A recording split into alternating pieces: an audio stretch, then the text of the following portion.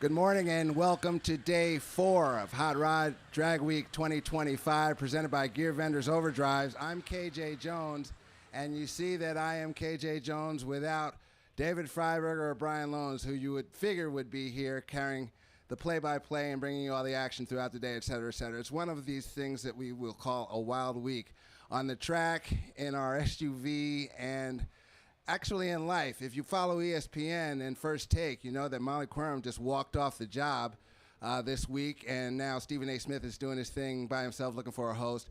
I guess I'm going to be looking for a host for this thing because we received a call from corporate. And based on some of the things that have gone on with David and Brian, their antics, some of the things that they've shot back at our audience on the internet, I guess someone did some snitching. And got quite upset, and it rolled down. You know, they say it rolls downhill, basically. So I don't know where those guys are. I'm not going to say they've been asked to leave, but they're certainly not here right now. So I'm going to wing it. You guys got me all day, and for the next, I guess, 2 days, today and tomorrow as we close Drag Week. I'll do the best that I can, but I can't promise anything. So sit back and let's get ready to rock and roll out here. I know the racers are out in the pits getting their cars ready, getting their trucks ready, getting themselves ready. As this is day 4, we came out of pivot day, and now it's time to really charge hard if you want to win this thing. We have a lot of, I guess you could say there's a lot of drama in some of the classes based on attrition and based on some of the mechanical nuances that have happened on the road and on the drag strip with people breaking things. Can they get them back in shape to continue on? We just got word that Mike Finnegan is looking for some Turbo 400 pieces, which is kind of odd because he's got a stick shift car, and you'd wonder why you would need a Turbo 400 transmission tail housing for a stick shift car. But anyway, we'll find out that a lot later on as we go through this. Maybe I'll let this mic be silent at some points and run downstairs, walk through the pit, get with Josh, and talk to some people as well. I really don't know how this is going to play out in the big picture. We might have to call in Al Tucci or somebody else to come through here and help me out. But I'll do the best that I can. In the interim, you guys get yourselves ready for a big day of Drag Week. Keep the stuff coming on the internet as far as the chat. I know the chat's probably going crazy now saying, where's David and Brian? Where's David and Brian? KJ, you're not David and Brian. Yeah, I'm not. But anyway, keep those questions coming in. I got Michelle over here who will help me out. Fellas, what are you doing here? Hey, you know.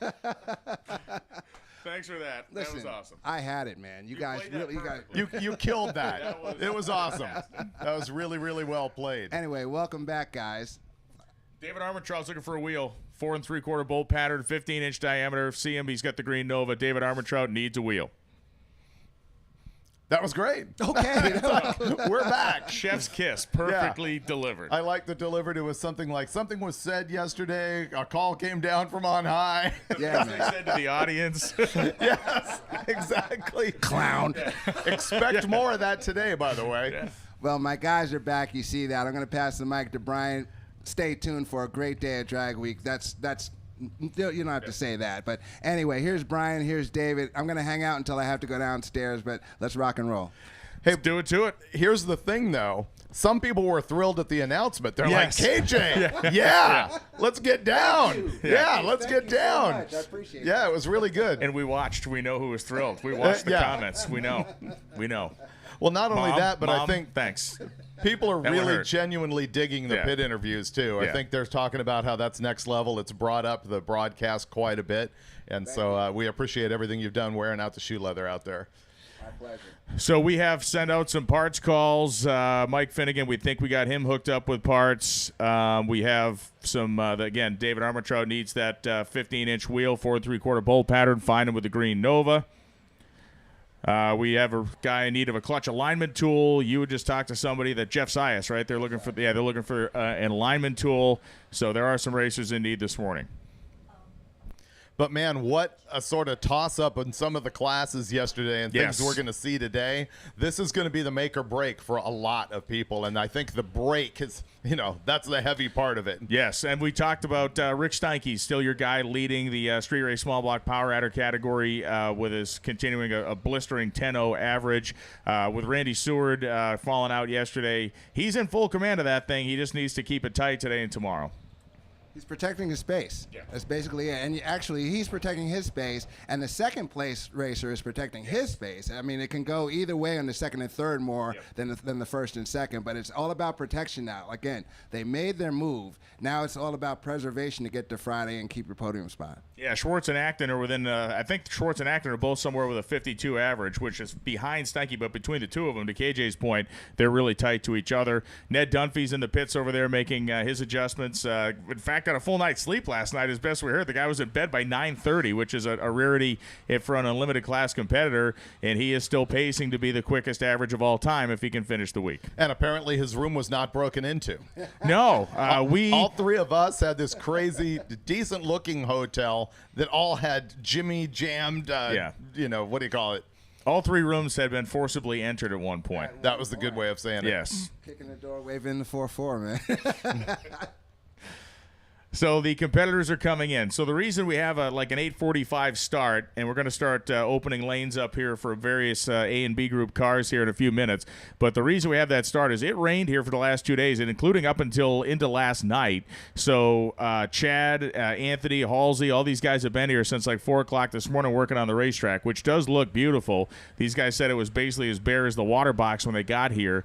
And between Jimmy and everybody else and his equipment, they have a beautiful surface prepared for us. It just takes a little time to get it seasoned up. So we're going to be opening the lanes for A and B groups in a little while, not right around the corner here, but the plan is to send cars at about 8:45. And when we do, it will be a one pass Yes. only for every car as we go through the A, B, C, D groups, and then we will open it up to all run. Impound will be lane number 1. Impound cars will be absolutely available to make their runs. That I believe the one-shot deal is going to stay with impound cars as well. You can run with any run group but D group, which is what we've done the rest of the week as well. So getting some texts from guys from home. Andy just called me to tell you got thrown off the air. Then a few minutes later, you guys are on the PA. So people were legitimately calling their friends saying, "You won't believe what just happened here." Yeah. That will go down as legend, KJ. That was a good one. We did. Yeah. That was a good one. You kept the straight face. I would have been doing the lip quiver about halfway through. I don't think I could have held it together. Well, a big thank you to Gear Vendors, Overdrives. Big thank you to Mickey Thompson Tires for the live streaming coverage, which we've been bringing you and will continue to bring you all week. VP Racing Fuels, Molly Pistons, NOS, and, of course, Summit Racing Equipment here with their Summit rig, getting parts ordered, getting parts delivered. They are hustling like everybody else this week.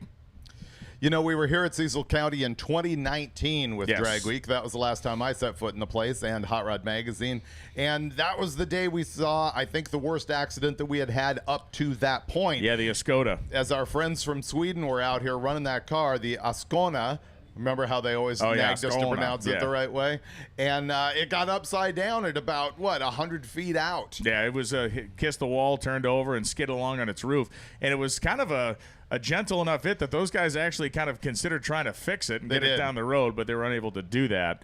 Of course, we reset the record for badness, which we never want to set again, earlier this week at New Media Dragway. But what a really nice group of racetracks we've had. Everybody's been on point, and the effort that these guys have put in since dawn is very visible. Let's just clarify the badness so that people who haven't been watching to this point aren't wondering what's going on. We did have a couple of accidents. We do not have a racer injured. No, that's Cody Helger and the Deal Boys had their accidents at New Media.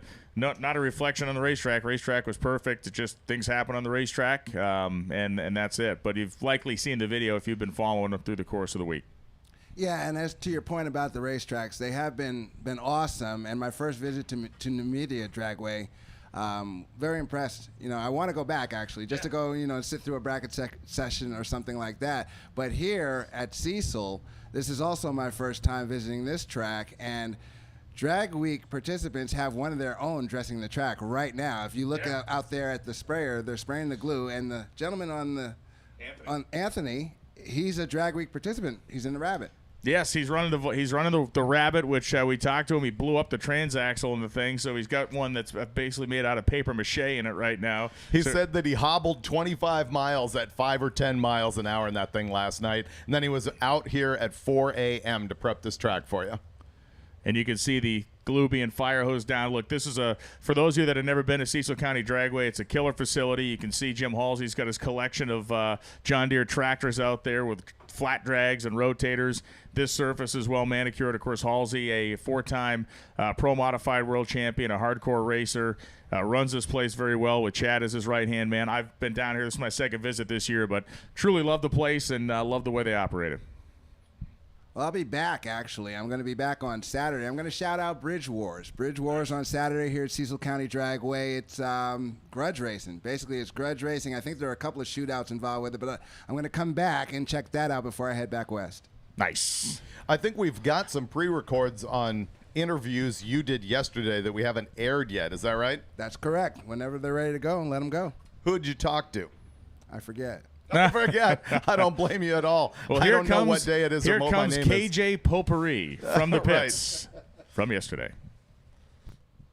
I don't know why you're throwing it to me. Well said. In fact, it's not coming. The files are not in the files are in the computer. We were kidding. Yeah. Today is a joke. Yeah. Well, we today. saw another guy we should shout out, Steve Speece. We saw him just kind of cruise by on his pit scooter a few minutes ago. Steve Speece, of course, in the Boss 429 turbocharged Nova, is in the best position he's ever been in that car, and he is a guy that, again, with another decent couple of days here, can leave with hardware and an accolade he's been working a couple of years to earn. Strong ultimate iron player with one of the, as we look at cool cars, one of the cooler cars, a pretty Nova.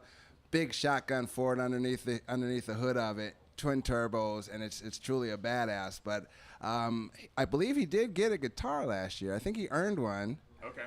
But as you're saying, to win outright in ultimate would be pretty cool.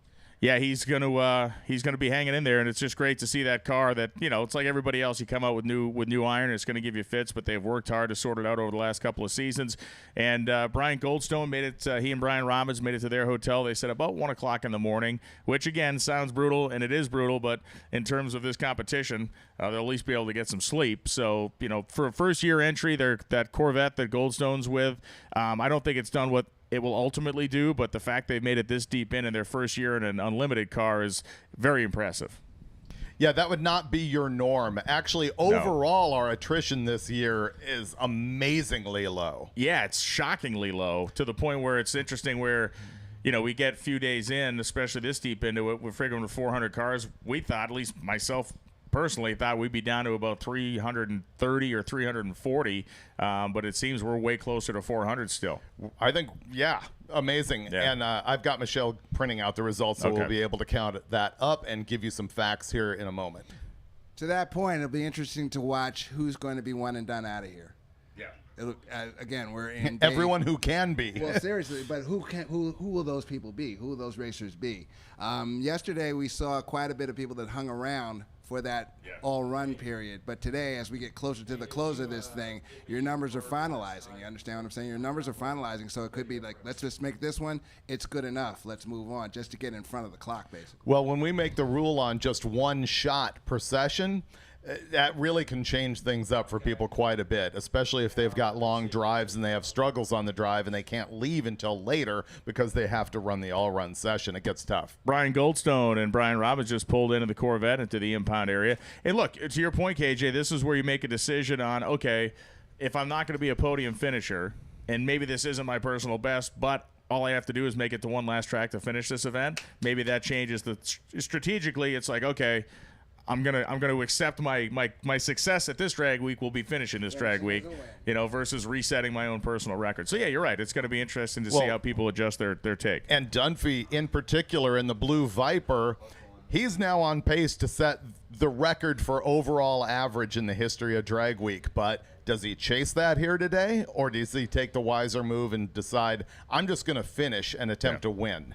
Yeah, and that's it. And, yesterday it was kind of cool when he said, they're going to try to run a 608, 249 in that neighborhood, ran a 16 somewhere at 240 something. 16. Yeah. And it's been a very impressive week for that car. It's impressive every time we see it. But if he's able to run in that window the next 2 days, and, it's an amazingly long-standing record. We had a little bit of this conversation yesterday, but when you think about it, I don't know if we gave those guys enough credit in 2016, 2019 when that happened, because it's like, it's a 9-year-old record that people are still trying to break, and things have gotten better in drag and drive, parts, technology, chassis, fuels. I mean, all the things have improved in almost a decade since that record was set, but those guys did it with, sticks and stones. Yeah, those guys being Jeff Lutz and Jeffrey Lutz, who were here on day one.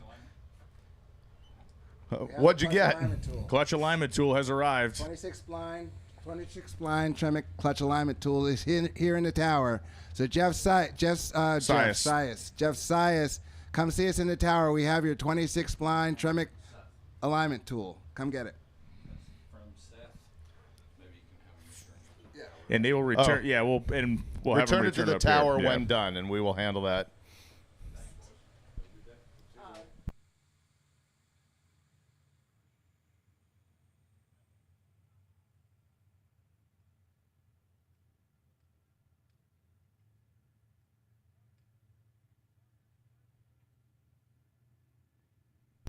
An awkward silence falls over the room.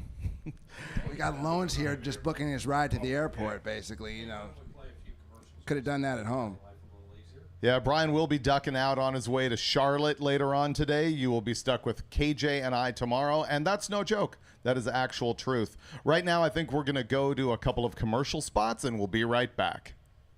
You know, primary sponsor of Hot Rod Drag Week. I hope we can retain that position forever because it's just a fantastic event. For those top products of people that really use stuff, you know, really people who are working on their cars and know about cars and stuff like that. Great support from these fans. We have probably 30% of participants out here running our product. Without gear vendors, you couldn't have low 6-second cars driving the street because, you know, the heat's immense and you need that extra gear to get the RPMs down. And when your RPMs go down, your heat in the motor also goes down.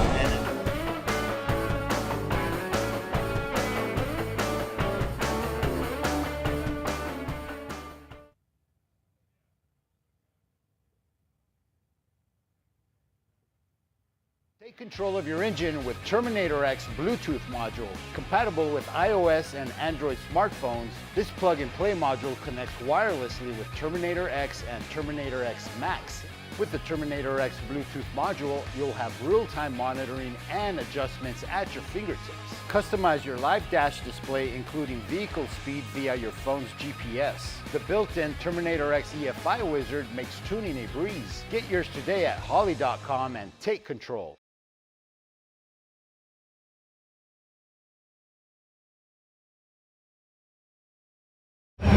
KJ here. It's Hot Rod Drag Week 2025. This is day 2. Live feeds brought to you by Mickey Thompson Tires and Wheels. I'm standing in front of the merch trailer. Merch rules the world. You got to get a shirt. If you're at an event, you got to get a shirt. You got to get a hat. You got to get a hoodie.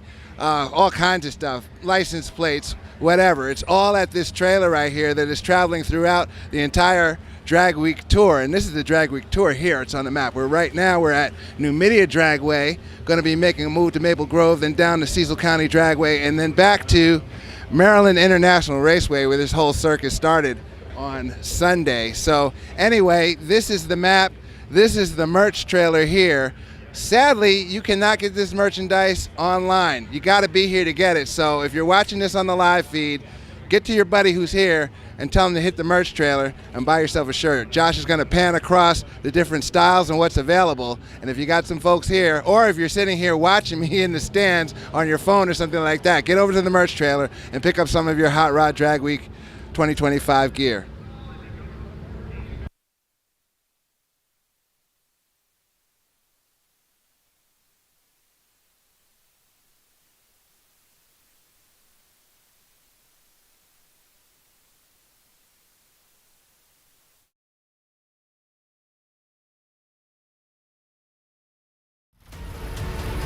The feeling of a car working is different than a feeling of a car going fast. We are running the Big Bubba ET Drag, and when we got it, we ran our best pass ever, but it's a shoebox 55 Chevy running 6-second times on a Mickey Thompson tire, and that's cool. When I think of Mickey Thompson, I think of legacy.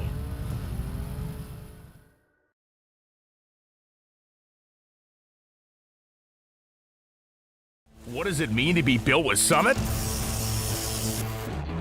It means turning some rust into rolling artwork. Built with Summit means you're making something that was already fast, even faster. It means that your project will be on the road or track long after you've bolted it together. And Built with Summit means you're doing it with in-stock parts, fast shipping, expert advice, and the best prices. Summit Racing Equipment. Let's build it together. SummitRacing.com.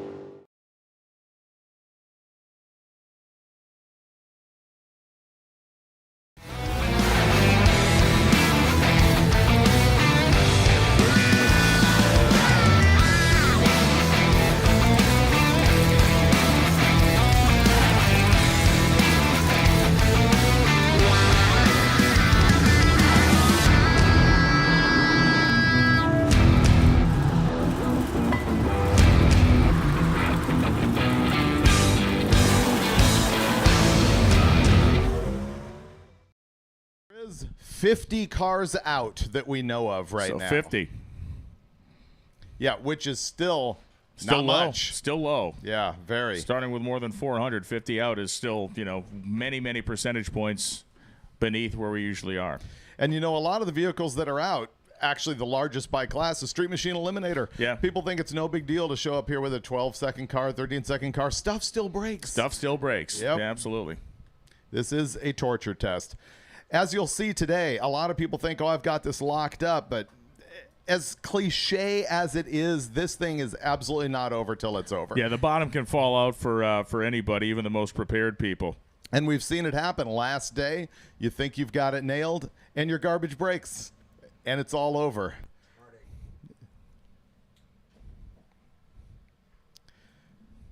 So what's going on right now is the track is pretty much prepped, but because we did tell all of the racers what our start time was going to be, we are holding to that.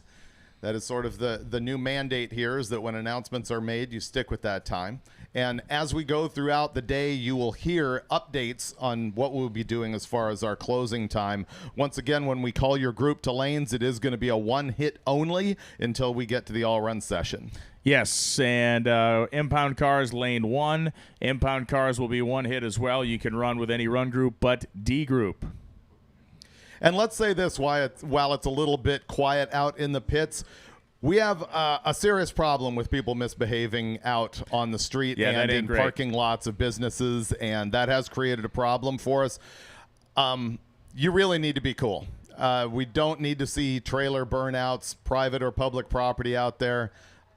You need to put on a good face and demonstrate what drag weekers are about, rather than being concerned about your social media clicks and views. Yeah, we, Mike and a couple of people got put in a spot, especially the Cabela situation where we police ended up getting involved in that kind of thing, and that kind of stuff can go up the chain of command, not just on the hot rod side, but certainly on the Cabela side. So there's unfortunately some conversations that have continued on that. So yeah, like David said, you need to be cool.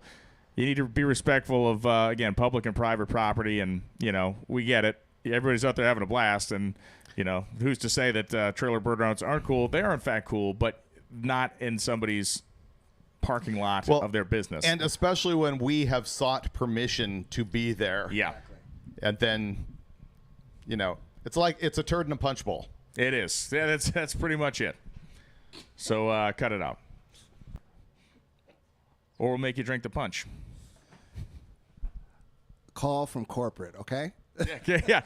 See, that part of what KJ said was actually true. There were actually calls from corporate. They just didn't have anything to do with us for once in our lives. People on the live feed are saying, explain Impound. The deal is, we want to make sure that all of these racers are traveling just with the car and that they don't have a crew chasing them, which was a legit issue for the first 5, 6, 7 years of this deal. You would see suburban loads of guys trying to help people out.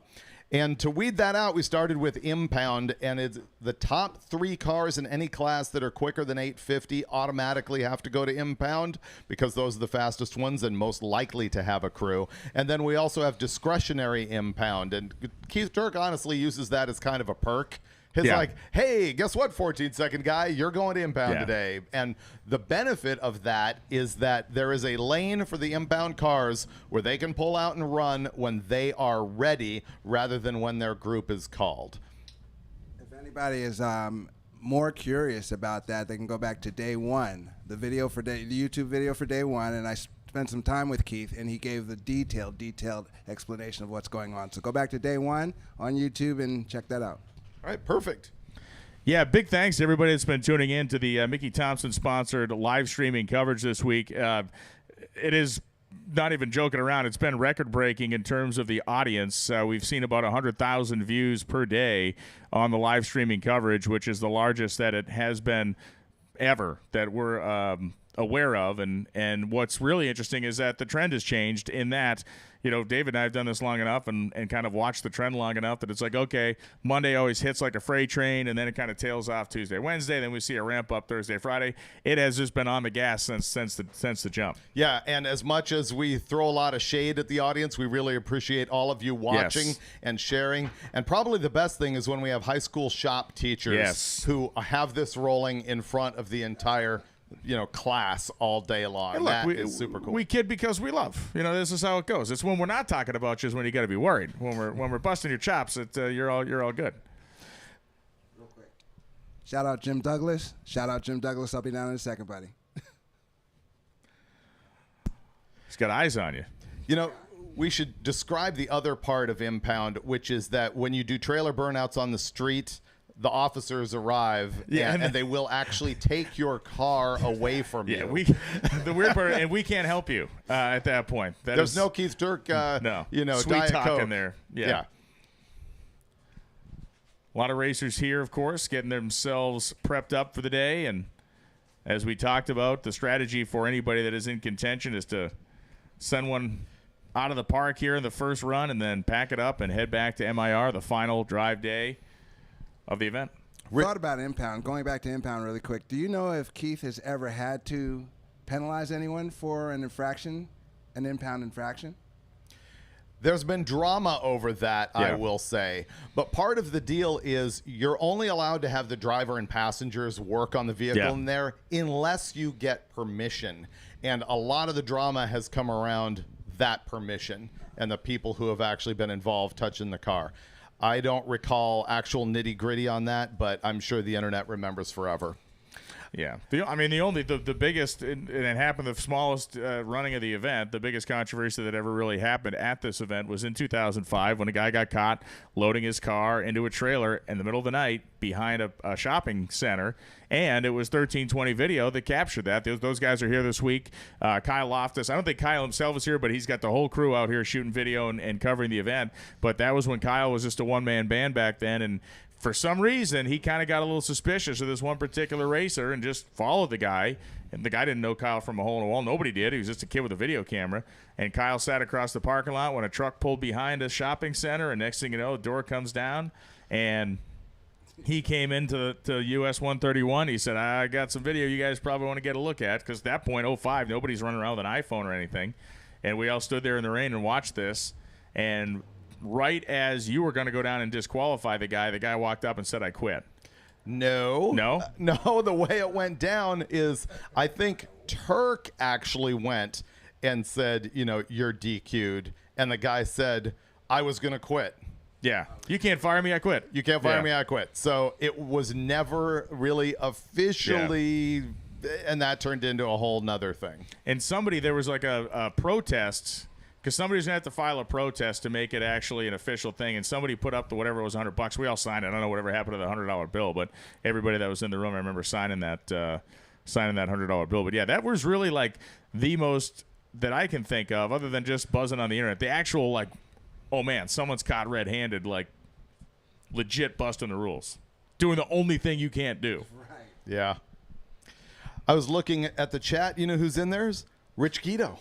Rich Guido, the man, the myth, the legend. To me, one of the kings of drag and drive. I love the fact that he drives that GTO absolutely everywhere, in the snow, down to every event. Yeah. I think it's a cool program. What did he just hurt? Maybe he'll answer in the chat. I think was it a transmission, or he's had something on online saying 850,000 million miles, and I finally broke something. So that GTO is a beast, man. I mean, it really is a badass to be able to drive from Canada into the U.S. and make all the miles that he does, and then drive it back after racing it. That is one of the baddest drag and drive cars on the planet. And not just during the nice weather. I mean, this thing, you'll see it crusted up with ice and snow and sleet, and it is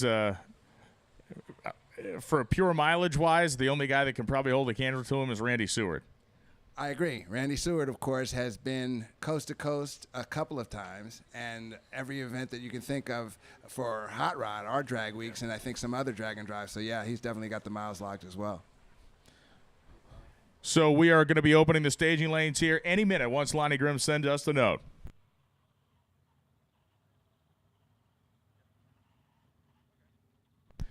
Keith Turk was referenced by KJ Jones just a few minutes ago, talking about Impound and that day one video. We have that day one video, so we're going to show it to you right now. Let's get educated about Impound.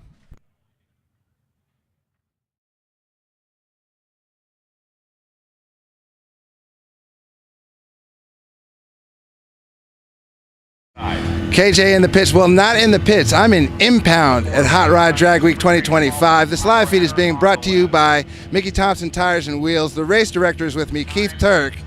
Keith, how are you, man? I'm old. We're good. Good. I'm glad everything is okay. I want to give the people that are watching this on the live feed an idea of what the Impound is about. It's actually like, I guess, a compliment to be selected or to earn your space in here. That's basically what you do. Keith, what's the requirement? What's required to get into Impound? You got to be 850 or better, 1, 2, or 3 in your class, and just because you're 1, 2, or 3, you still got to be 850 or better. So that's what they get to do to get here. When they get here, they get a sticker that's an Impound sticker, and at the end of the day, I'm going to give them another sticker that goes on that sticker. It's a I survived or an epic fail. All right, so in surviving or epically failing, what's the criteria? Are you going around checking what people are doing, or what's going on? Essentially, I'm not a police force. Anybody that's in Impound can work on the vehicles in Impound. Primarily, it's what we're doing is we're preventing people from having support crews. And is there cross-team support available? So like if... Yeah, one guy can work with another guy. Anybody in here can work on your stuff. Any parts can come into here as long as they come through me. Basically, we're not trying to prevent these guys from working on their cars. What we're trying to do is show off these guys, first off. And we're also trying to make sure that they're not doing anything screwy, you know? Understand. So within the classes, in a sense, again, this is almost complimentary that you've earned your space here. And then I guess the big deal is if you get that I Survive sticker. That's like a merit badge. Absolutely a merit badge. And a lot of these guys will never take the original Impound stickers off their cars. They'll be on there for 20 years. That's awesome. Well, that's what it is. So yeah, that's the deal. The big deal is that they're here, they're having fun. It's a great way for us to show off our fastest cars. That's what it is from Hot Rod Drag Week 2025 in Impound, not in the pits, Impound. It's another, outside this area, it's a whole nother world basically. Thanks a lot for your time, Keith. Thanks for watching. We'll have more later.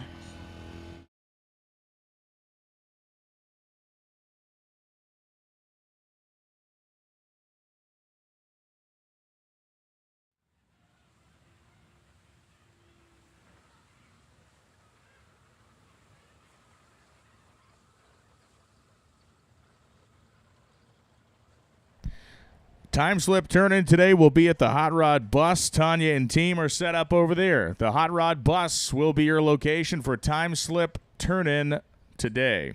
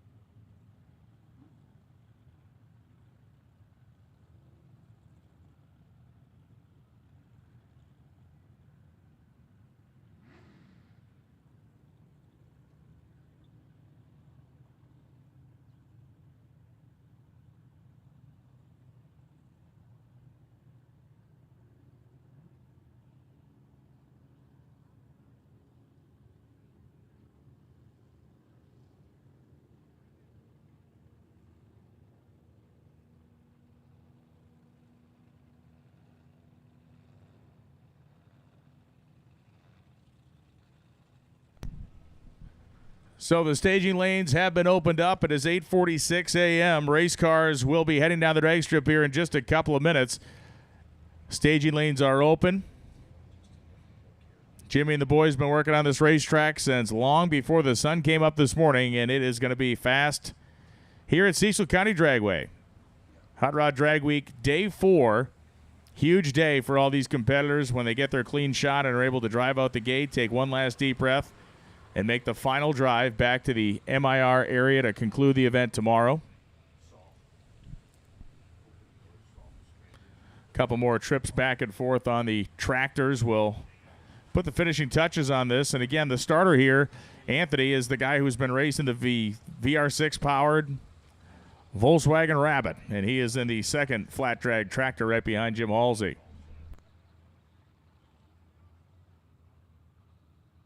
Thanks to the fans who made their way out this morning to come hang out with us at Hot Rod Magazine Drag Week Day 4. You brave souls that either had a little cough when you called into work this morning or decided to use a little personal time off. However you managed to pull it off, you done good. Yeah, man, Bloody looking a little pale out there. Yeah. Know what would fix that? Some delicious food from the concession stand, which they have here in spades. Food burger. What are the comments saying? Always a fun question to They're ask. talking about what a great guy Cletus is, actually. Oh, good. Yeah.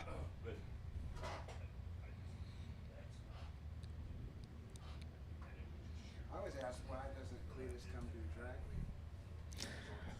The Pumpkin Spice Express in the lanes.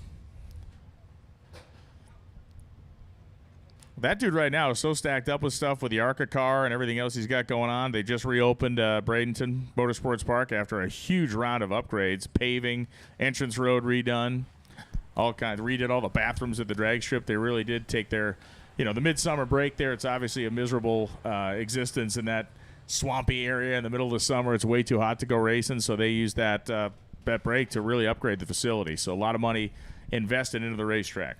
And if you got $900K kicking around, you can own a chopper. Yeah, and he's selling a helicopter, so collect them all. Buy yours today. A shareholder in Bradenton, or does he own Bradenton?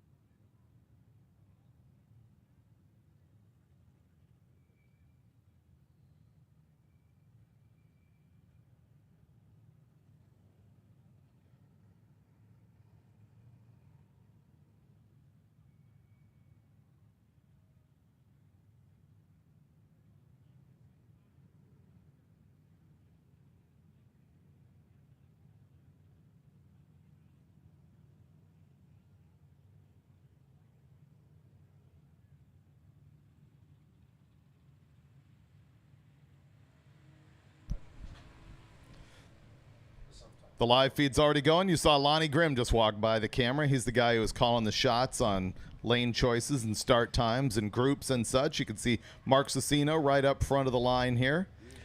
Yeah, you can see that Valiant. Cicino has changed the name of the car, the Pumpkin Spice Latte Express. I was provided some photographic evidence of him consuming Starbucks going down the road. I didn't necessarily have him pinned as a Starbucks guy, but here we are, Mr. Fall, enjoying that pumpkin spice.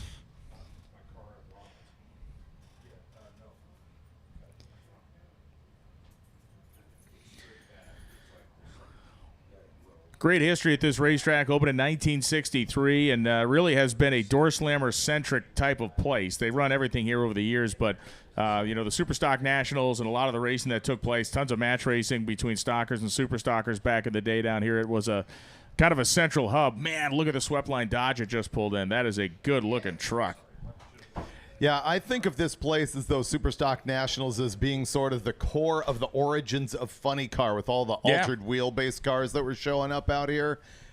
Reading about them in the old magazines when I was a kid, like I would buy older magazines when I was 15. And I remember looking through this stuff and just thinking, man, That's the best. Yeah. Those must have been. That was the greatest day in drag racing right there. Oh, absolutely. Malcolm Durham, a guy you hung out with his son. Malcolm was a regular at this place. Obviously here, Capitol Raceway, even Budds Creek he ran a ton at. And, guys, Tasca guys would be down here at match racing constantly. It was a spot. Bud Fauble spent a lot of time here. All the big hitters of that era. We saw Strickler, lots of photos on the wall over here, which means also probably Grumpy Jenkins out of York. Yeah, he was at that time. He was the crew chief for Strickler in the Alter wheelbase, and then the 64 Corvette he had, or 65 Corvette, whatever the heck it was. Grumpy was on that thing? Yeah, he was working. He still worked really? with Strickler while he was running his stockers at that time, and then he split off by himself. That was when Strickler had that 63 Impala before he went to the Mopars. Yeah. Yep. Z11. There is one Grumpy Jenkins Mopar. Yeah, he did run that car in '64, I think, and then he went to the Chevy 2, became his calling card. He never looked back. But yeah, the Black Arrow was that Jenkins competition logo is shaped like that Black Arrow, and it was a sailboat that was in the Jenkins family. All right. Sorry to interrupt that program. I was looking at Lonnie's text. We will use a right-hand exit at the top end today. It is a right-hand exit.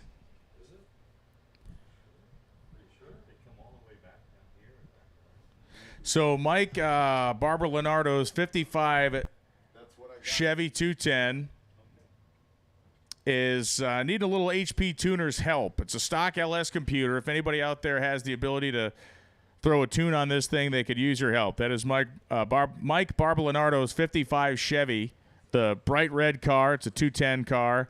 It has effectively a stock LS computer in it. It needs a little HP tuner's touch-up. If anybody out there has the ability to do that and lend some assistance, please find that red 55 and Mike and give him a hand.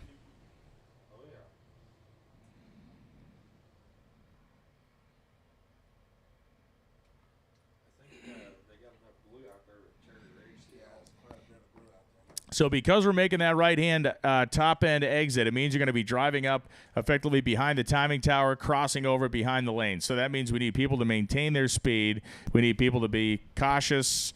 That goes for spectators as well. Head on a swivel. Always be looking in front of you. Don't be walking with your head down or head buried in your phone. So drivers and spectators, please. There's going to be plenty of cars rolling around in all directions here. Let's just be careful. Yes, okay, so you're going to be driving up the front tower return road. So you're going to be coming up the front of the tower return road here right in front of the grandstands when you make that right-hand turn. And the deal is, therefore, you're crossing in front of the staging lane. So we got traffic 90 degrees to each other out here. Just be careful. Mind your P's and Q's. You're making one shot in your group anyway. There's no need to hustle back. You can't hot lap the car anyway.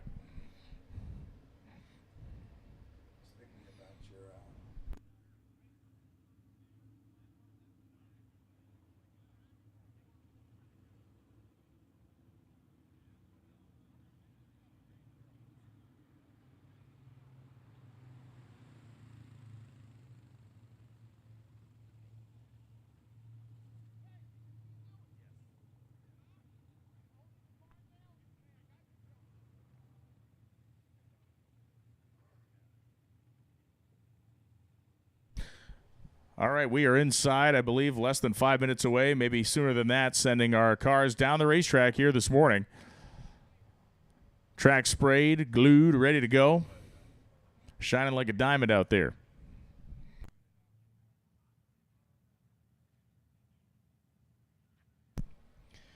The live feed, you can see Mike Javanis right there. Oh, no, over here we're looking at Cicino.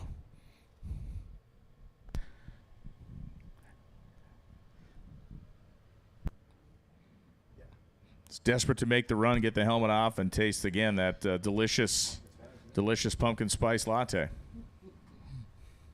Chomping at the bit. A cornucopia of speed. Put on a comfortable sweater, enjoy a nice toddy by the fire. Exactly. Yeah. He's kind of become known for being first in line. He has. He has been low ET of staging lanes, and Lonnie wants to strangle him this morning. Here comes Glenn Sheely, of course, the dominant small block NA car here.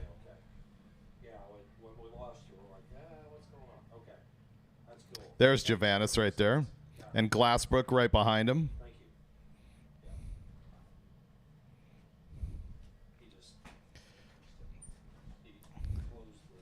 The 91 Eagle Talon, that red car right behind the Mustang.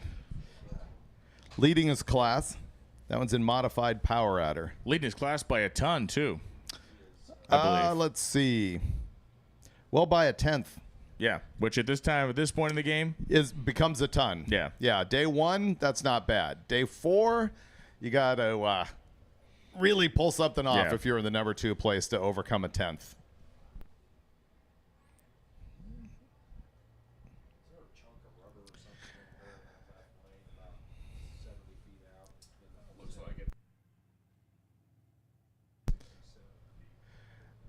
This is the day when everybody realizes that math becomes hard. Yeah. Start doing averages and a little algebra to figure out what you need to run to actually get around to the guy who's ahead of you. It brings me back to high school when it's like you're getting near the end of the term and you're kind of hovering there at that, break-even point between the C and the D, and it's like, what do I have to do for these last 2 quizzes to knock that 68 to a 74 average? Of course, here it's trying to knock it the other direction, but I've lived that life. I've lived that life. Well, you've seen me with math. Oh, boy. Howdy, have I ever, yeah. I failed algebra 3 times. Yeah. Yeah. But I can tell you how to calculate the displacement of an engine. Yes, you can. As long as you're able to count Look at you go. Cost $5, you give them 2. If you don't get 3 back, I mean, look, KJ knows math. He's talking to me about how he's going to go back and kung fu chop somebody for a $5 receipt problem at Hudson News at the LAX airport. They're in for it. 5,000 people watching now, and yes, any minute now they will see a car go down the track. Look at the crowd out here. Yeah, great crowd here at Cecil County Dragway. Fantastic fans lining both sides of the racetrack, filling up here. And they had a banging crowd, as they always do, at the Yellow Bullet Nationals here over Labor Day weekend. One of the signature, if not the signature event of this racetrack every year. Killer runs in Pro Mod. The radial stuff was flying. It's a race, especially a lot of the New England area guys that are out here come down for that race to either run class or just simply hang out for the weekend. But, yeah, Yellow Bullet National is always a big, big show here at Cecil County Dragway. There's the man himself. Halsey's going to take a little cruise in his John Deere tractor. Did you notice that, or is this maybe a norm? I was looking at the rotator a little earlier, and that has, in essence, slicks on the back of it. It's got a bald tractor tire. Yep. And it doesn't have. Yeah, so the interesting thing is what people have figured out is the equipment, when you see now with those bald kind of rounded tire on it, those come off of paving equipment. So they basically, with a treaded tire, like when you turn a treaded tire on a drag strip, a lot of times you can actually tear the rubber up. So, you watch some guys that have like a cleated tractor tire on it, and it doesn't do any help to the surface. Those tires that are completely bald, as you actually getting a shot of one on the live feed there, coming off of paving equipment, they actually don't mar up the pavement. They're just working on drying a couple of spots out the top end with the blower down there. Once they get those done, we'll be sending cars, and that's what Jimmy's going to go out to do with his tractor. Well, they told us they went through 2 sets of drag tires already this morning. Yeah, they were just wearing them out. Rubber back down on this deal. The coolest piece of drag strip prep equipment I ever saw was at this little drag strip called Pont Rouge up in Canada, outside of Montreal. I don't even know if it's still open anymore, but the guy that ran the place wanted to build his own flat drag and didn't have enough money for the tractor and stuff like that. So at an auction, he bought a used front-loading garbage truck, the kind that roll up to a dumpster, grab it, and flip it over backwards. So he built a static tire drag out of the front 2 arms on this thing. But the best part of it was he would get a running start and put this thing down at like 40 mile an hour. Oh, it's smoke. He'd be pulling gears. He'd put it down. There would be smoke rolling off this thing. And, that was just a totally neat homemade solution, and it worked good. But have you seen the FODMAT? The FODMAT, yes. Yes, so have I ever. Have you ever seen the rotator at Tri-State Raceway? No.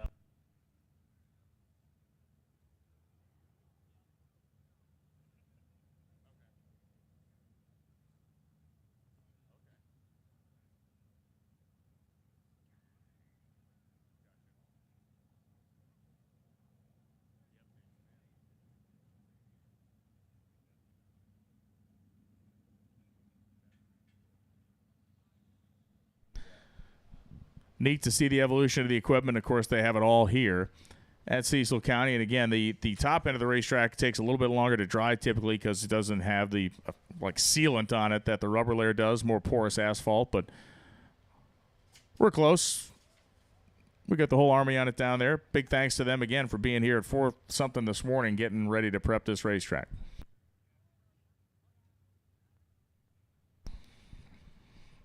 David has done his highlighter work this morning, which includes copious smelling of the highlighter, but he does use it. It's just there's a lot of olfactory contact with that. Yeah, the weird part is you had to get on your hands and knees for that.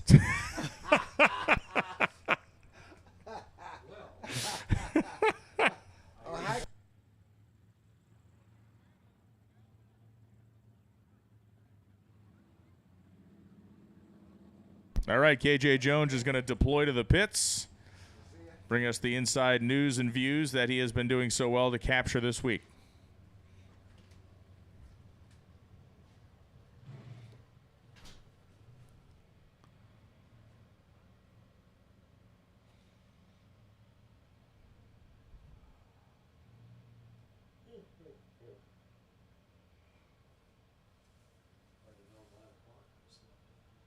Nice. Pont Rouge is still operating. That is fantastic to hear. Always love to hear the drag strips are open and rocking. Folks tuned in from Australia, from down the street, and across the world, watching our live streaming coverage here at Cecil County Dragway. So, yeah, we got the old Superstock Nationals or Funny Car Match Race poster up here in the tower, and one of the cars on it, you're like, oh man, this Dave Strickler Corvette, and it's kind of famous that they ran it. He ran it for 1 year, so you can see video of it, 8mm film of it at Epping, here, a few other places. I don't think they took it to the Nationals, maybe they did, but the car was so sketchy and so dangerous that rather than sell it, Dave Strickler legitimately cut it up into pieces and put the thing in a dumpster. He was fearful to sell it to anybody else. Most famous, many people would say the most famous car that Strickler raced with Grumpy Jenkins was that Aminar Smith old reliable Camaro that they had a lot of success with, and that really kind of established Grumpy as the master of all things small block Chevy back then. Tell everyone where Grumpy went to school. Purdue University, never graduated. Actually, it was Cornell. I'm sorry, it was Cornell, and he never graduated. Given an honorary degree from Cornell. Malvern, Pennsylvania, home for Grumpy Jenkins. Somebody here is repeatedly asking, is there a displacement cutoff for small block? Yeah, it is both engine family and displacement that sort of determines small block versus big block out here.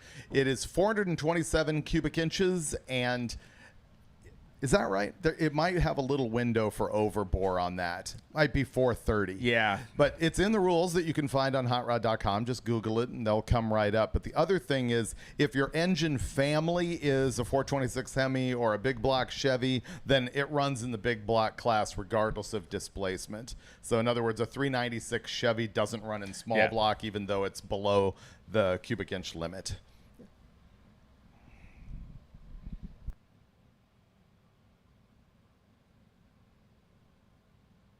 If there's any other questions, you can throw them out on the chat on the live feed. If you're in the grandstands and you're not going to make your way to MIR tomorrow, then you can go ahead and watch the live stream tomorrow on the MotorTrend channel of YouTube. And, of course, if you're a racer, you can go back and look at the replays of every round or every pass the entire week. Plus, you get to hear Loans and I just tear each other down.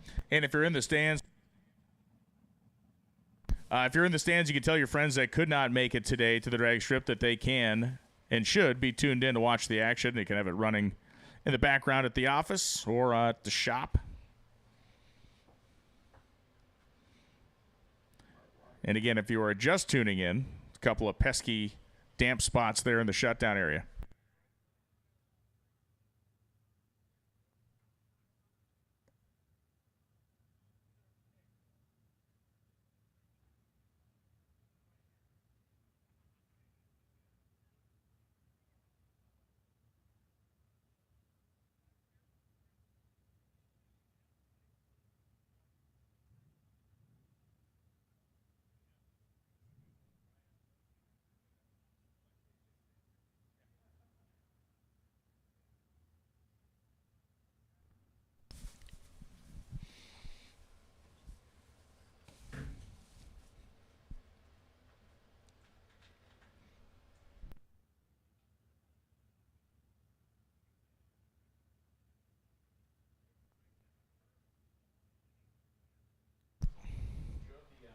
People asking, would we consider a hard tire class? No, because that involves way too much track prep back and forth between classes, or actually in this case, back and forth just between pairs. The way we run here is in run groups based on ET. So cars across from each other on the track are generally not in the same class. And remember, this is time trials. If you haven't seen this, if you're here in the grandstands, it's not side-by-side drag racing. And so things like red lights or hideous reaction times don't matter. These people are racing against their own numbers. The goal is to have the lowest average ET over 5 races during the week. You'll hear us talking a lot about what's going on with class leaders and what kind of numbers they need to run in order to get around the guy who's ahead of them, but those cars will not necessarily be side by side. Occasionally they are.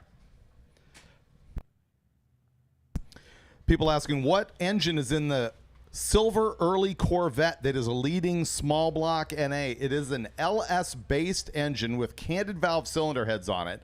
And we understand it does run to 10,000 RPM. Yowza. With all the compression. Hey, let's talk about the name that's been dominating the track for decades. Mickey Thompson Tires and Wheels. That's exactly what that thing is wearing down there, that Corvette. And if you're serious about winning, you need a serious drag tire that has gone through real-world R&D testing before it gets to you. The Mickey Thompson Pro Bracket Radial delivers undisputed consistency and quicker ETs pass after pass, while their ET drag tires deliver reliable performance and traction that racers demand. Let's not forget about their truck and SUV products. Mickey Thompson offers a wide range of truck and SUV tires and wheels. Whether you're upfitting your rig to tackle the toughest trails or simply want to stand out from the crowd, Mickey has the premium tires and wheels that are sure to turn heads wherever you drive. Stop by your local authorized retailer or visit MickeyThompsonTires.com to find the perfect setup for your ride. Because legends aren't born, they're built. It's time to forge your legacy with Mickey Thompson. For decades, NOS has set the standard for nitrous power. From weekend warriors to all-out race cars, NOS continues to be trusted by racers everywhere. When you want instant horsepower, when you want throttle in a bottle, there's only one name: NOS, the official nitrous sponsor of Hot Rod Drag Week. For 50 years, VP Racing has been the choice of champions, delivering high-performance race fuels, lubricants, coolants, and additives to give you the power and performance you need. Whether you're on the track, mowing the lawn, or driving your daily commuter, VP Racing Fuels has victory at every turn. Find VP's championship-winning products at your local retailer or online at vpracingfuels.com. Win every race with VP Racing. Before your next pass, be sure to stop by the Summit Racing Trailer for on-site inventory of performance parts and safety equipment from leading manufacturers. All on display and ready to purchase over there at the Summit Racing Trailer. A Summit Racing representative is also there to get you the parts you need to get back on the road or help you place your order at summitracing.com. Hot Rod Drag Week drivers and co-pilots are eligible to win a $500 Summit Racing prize pack. Just drop your entry off at the Summit Racing Trailer before Friday. Don't wait. They must be submitted before 10 a.m. tomorrow, September 19th, and then you stick around to shop for the performance parts you need from your friends at Summit Racing. They're getting restless on the live feed, wondering why we're not sending cars down track. They can't see that up at the top end we do have some equipment on the track. Remember that it had poured rain on this track for a couple of days. This crew has been here since 4 a.m. trying to make it happen, and they did notice that they had an issue up there. Looks like past shutdown or maybe right in shutdown, and they're working their way off. Yeah, there were visible damp spots, and now you can't see them anymore, so they're almost gone out there. The Reinhardt Nova has pulled in, heading over to the impound area.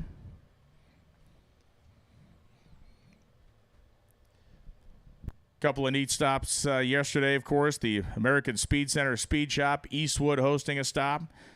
Big thank you to Tony Angelo for buying those 100 pizzas that were provided for competitors and co-pilots when they got to Eastwood. Very cool to have a snack on the road.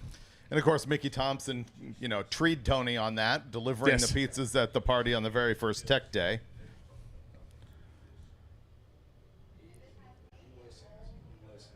Chevelle rolling in, Dart rolling in.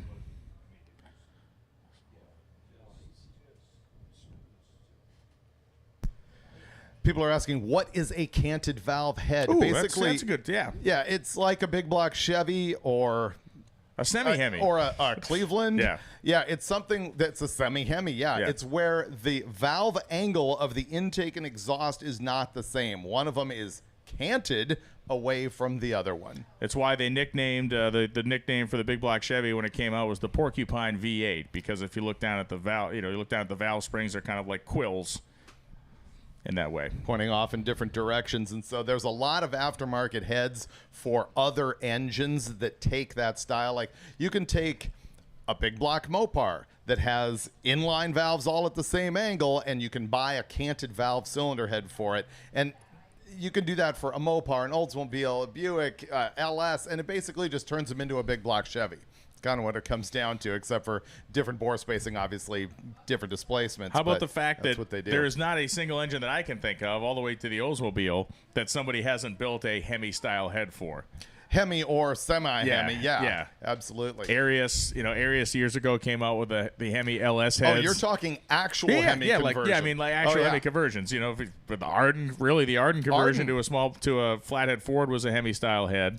The Arius heads that they built for all different types of things, and John Belts and those guys at Oldsmobile built that Hemi headed Oldsmobile engine that never went into production, but it was they built one of them. Did you know you could get Arden heads for a V860? I did not know that. Yeah, super rare, super cool. Arden, obviously.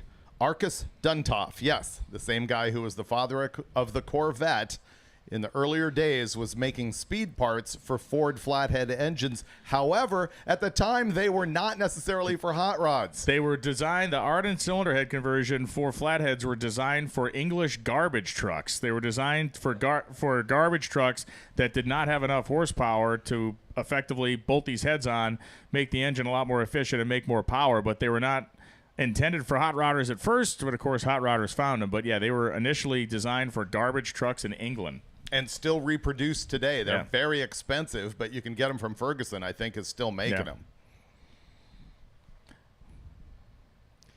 The Camry Ford is a hemispherical cylinder head. Yep, it is.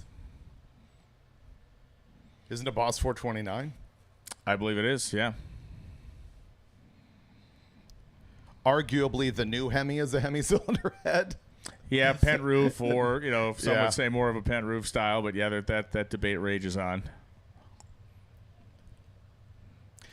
So one of the reasons why the Chrysler Hemi became the standard for nitro racing is pretty simple. I mean, first of all, obviously it worked, it flowed, it was better than anything else you could get in the 50s. The bottom end tended not to blow up quite as frequently, but a big part of it and why they survive today is you can take the whole valve train off with 4 bolts and then slam it back on. You can service that thing really quickly just by taking off the rocker stands. Yeah, erector set style.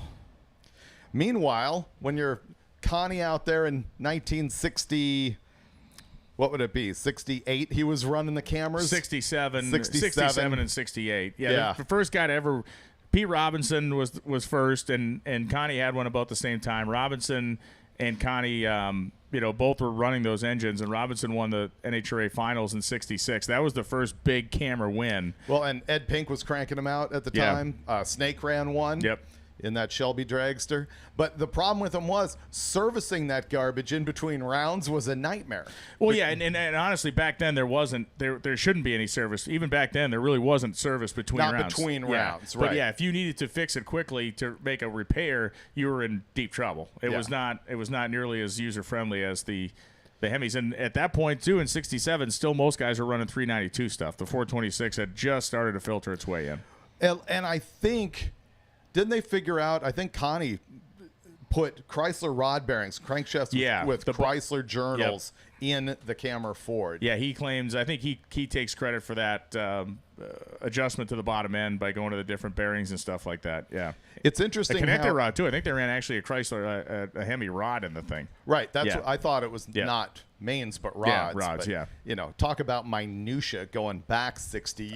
Oh, yeah. I mean, we're standing here pounding this and then trivia Ford made him run the Boss 429, which was a disaster that never worked right, and that was pretty much the death knell for that. My favorite Ford ad of all time is the ad for the Boss 429 Mustang that shows the Camry dragster in the background. Bizarre. Yeah, did you guys not figure this out? Anybody proofread this thing? Larry Larson says 9,200 RPM on the Corvette. 92. Yeah. Yeah, 10,000 had been the quip. I guess 9,200 And he agrees with all the compression. Yeah.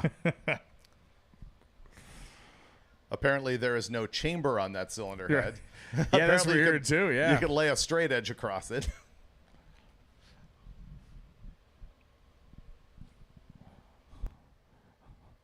So again, the drying operation at the very far end of the racetrack continuing and hopefully drawing to a conclusion as quickly as possible.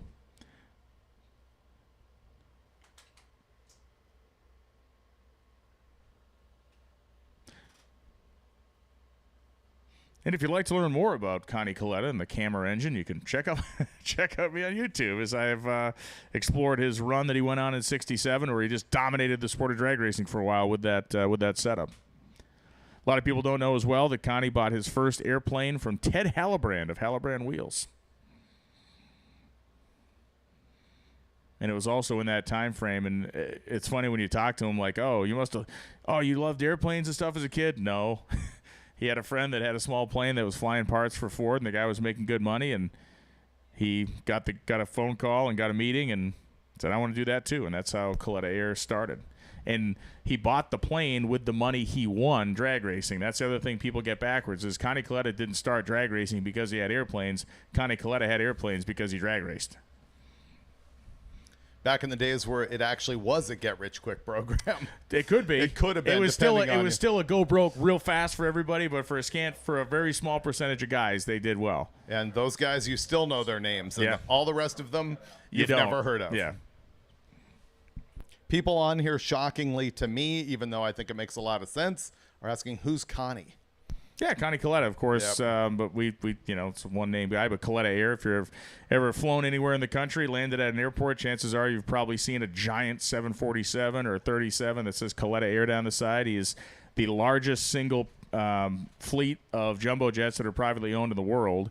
And he's like the third largest cargo airline in the world. And it's all privately owned.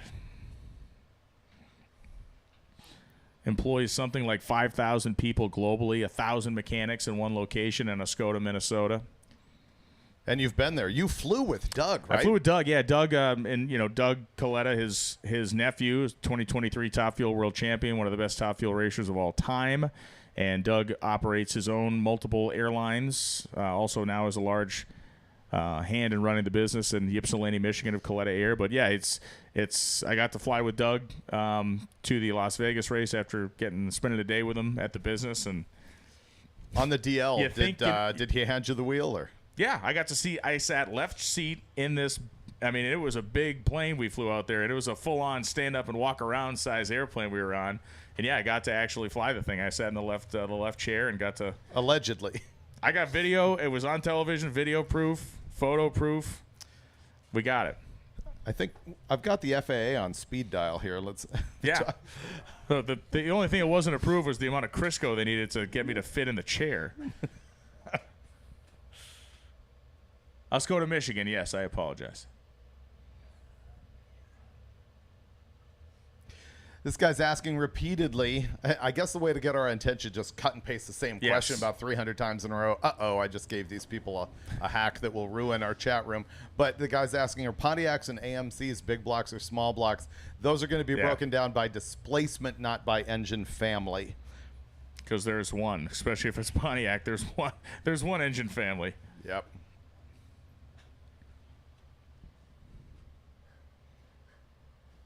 Is it Gen 3 a big or small block? Somebody go online, Google the rules, and find me the cubic inch brake. I think it's 430 cubic inches. I think you're right. Brake. Yeah. But I haven't read the rules in a long time. So, yes, the Blasphemy Bounce House will be back.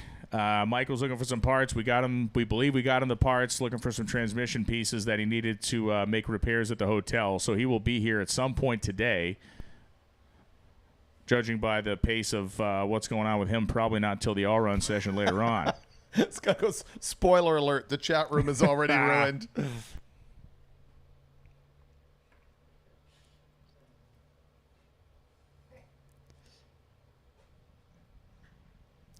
This guy keeps asking, Big block classes have no displacement limit. Why do small block classes? Because boy, oh boy, reasons. Because a small block wouldn't be a small block if you put together a 500 cubic inch LS. Right. Right? Yeah.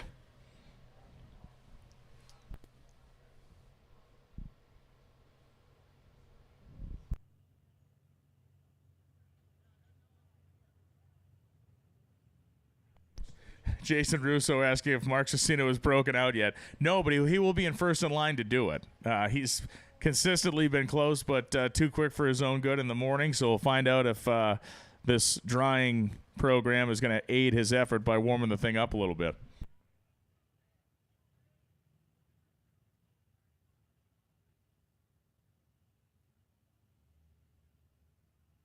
Jesse Harris is in need of a welder for Mild Steel. He's in the orange and white diesel Chevrolet. He is across from the concession stand on the concession track side. So Jesse Harris, he has the diesel-powered C10 truck in need of a welder for Mild Steel. So if you find the pickup truck over there, find Jesse if you can help him out. If you got a welder or you know one close, he needs help.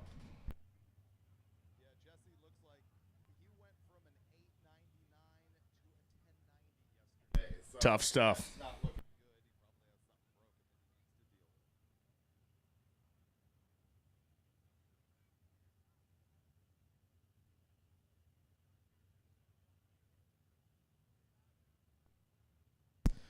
Do we document traffic tickets on Drag Week? No, and it's been surprisingly low. Yeah. However, I will say burnout antics this year have become a thing. Yeah. And that's probably going to lead to issues because I think probably some people at a corporate level who have been complaining about that have looked online and looked at the Drag Week routes and checkpoints for tomorrow. Yeah. And there are very likely officers standing by to serve you. Right, that's And not so good. you want to be Don't- respectful on the burnout program when you're out there on the drive.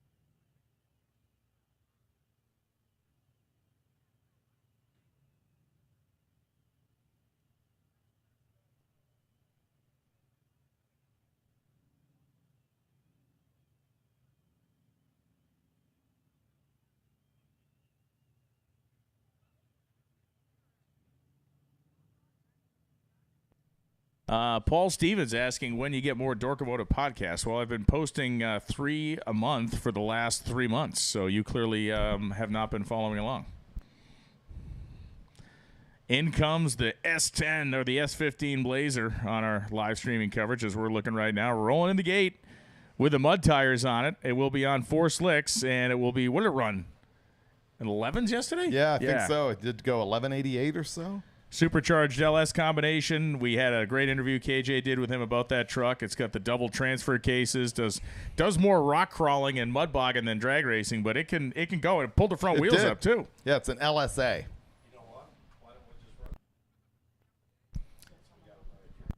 So they are pulling off the tractors right now at the top end. We just got word from Jimmy and the boys down there. Thank you very much. They are done with the drying work.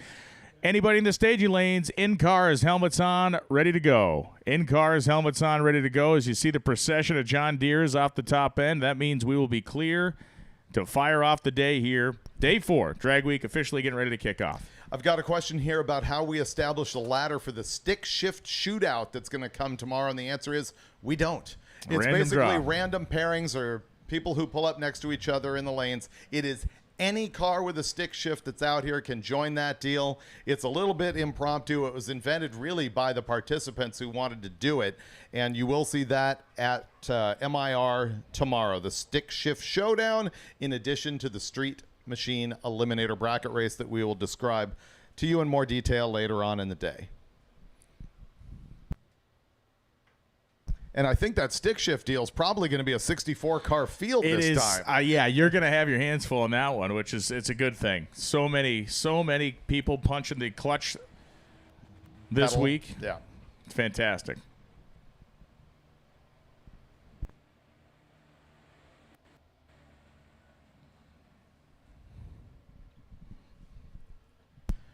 People are suggesting new drag and drive events that should be added over here. Yeah, like? I'm going to go ahead and disagree with that. You can find one virtually anywhere that you live. Yeah, there's 40, They're all over the 41 place. of them, somebody I think quoted this year. Some of them in specific states, regional.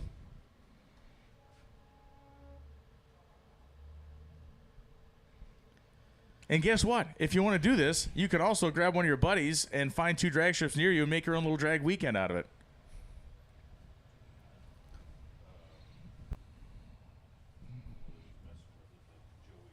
Huge thank you to the staff here at Cecil County Dragway for the effort and the hard work to get this program started. What it's starting now is, I do believe we're going to be rolling cars ahead.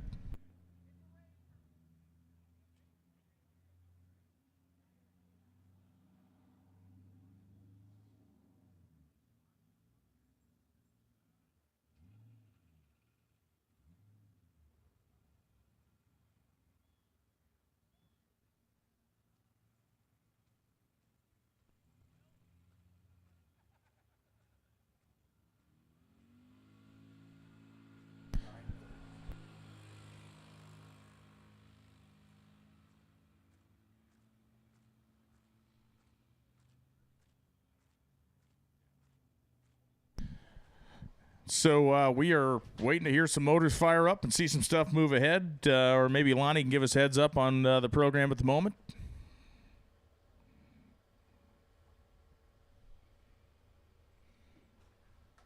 They're going to go, I think, likely clean off the beams. And maybe had their indicator up here at the tower, maybe tell them there was a misalignment or whatever with the timing system. That'll just take a moment.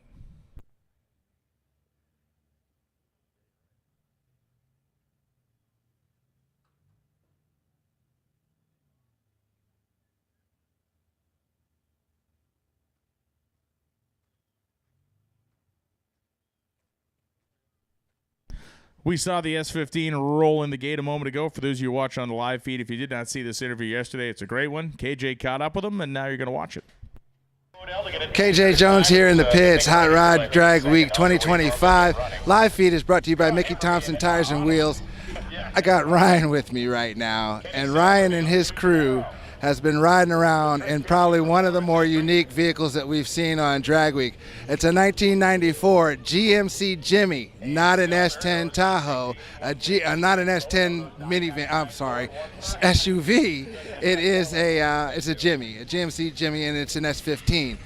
Ryan, what do you got? You got a lot going on, man. So we're just going to walk around this thing. First and foremost, LSA. LSA, I like to party, so, you know, we got to usually turn the 37, so we had to add some torques behind it. So, of course, I went LS powered with the 6.0, Brian Tooley racing cam, and a blower on top. Can't get any better than that. This thing is straight built. It's ready to go. And you're lifted. In normal times, is this something you have wheels on it and you're showing it and you're kind of cruising Carolina leaning and stuff like that? Oh, no Carolina leaning here. I'm going down fire trails. I'm rock crawling, mud bogging, anything I want to do. Drag racing, I'm on it. Right on. I see your lights under there. Let's just walk around the car, man, and you tell me about it. There's a suspension there. He's off-roading it, and then you come inside, though, and this is where the game changes. This man's got grass. You talk about riding in grass. He's riding in grass. Finest fescue around, man.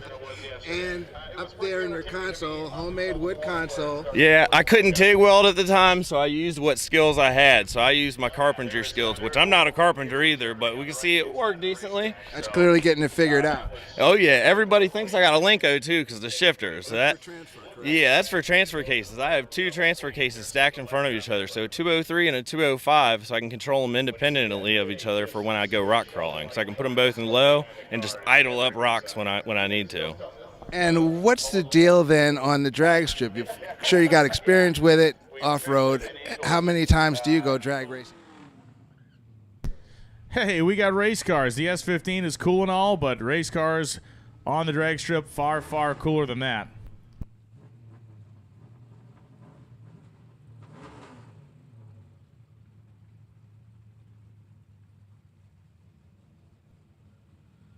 Mark Cicino and Frank Romano on the starting line right now.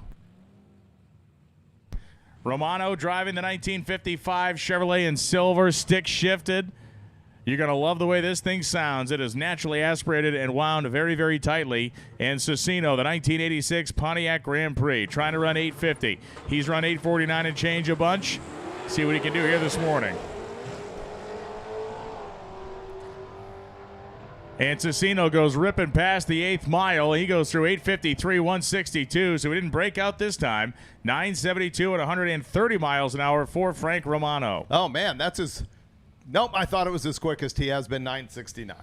So for Cicino, I'm guessing he'll turn that slip in. He's not necessarily in the running top shelf wise in the 850 category. The only reason I think he stuck around later for the last 2 days because he ran 49 and change, and he couldn't leave and hand that slip in. The Hot Rod Bus is where time slips are to be turned in. The Hot Rod Bus is Josh Norris and Brian Goldfarb come up. Norris is always a one-and-done style guy, unless the car spins. But, man, this thing typically wheel stands like a super stocker every time he leaves the starting line. And Goldfarb running in the G category in the left-hand side in the silver Mustang.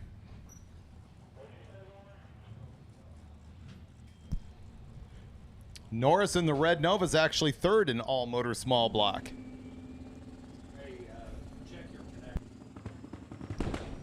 Goldfarb popping and banging up there. There goes Norris. Slightly lower flying wheel stand, but that may actually be a quicker pass that he's on right now on the right-hand side of the racetrack. Whoa, Goldfarb sideways through the lights. 881 at 132 miles an hour. He was hanging on to it down there. 961 at 139. Man alive, Goldfarb had his hands full.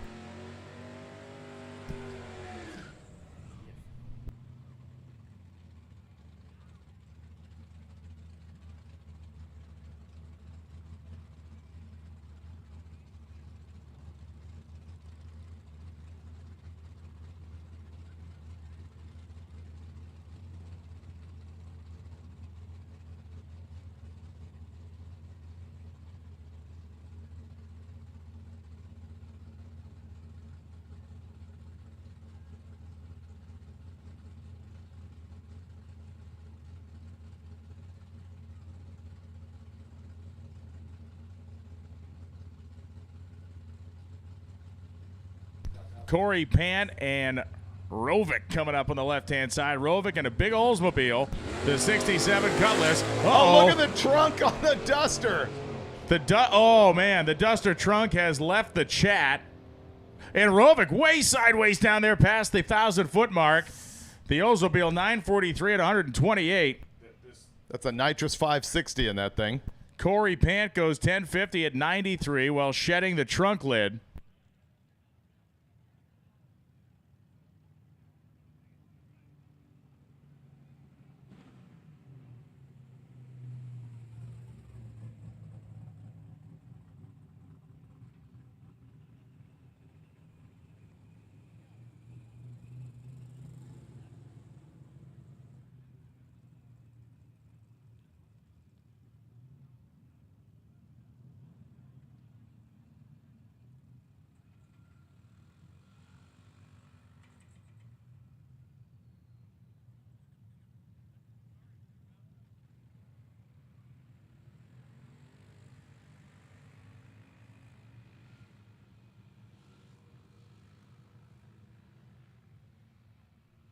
And so we're going to run down there at about that 800 to 1,000 foot mark and take a peek as we saw Rovick get pretty loose down there in the Oldsmobile. Jeff Moll and Rick Steinke will be up next. A reminder, single run session here. A and B cars in the lanes right now. One hit, then park it. If you want to make another one, you'll come back in the all run after D group.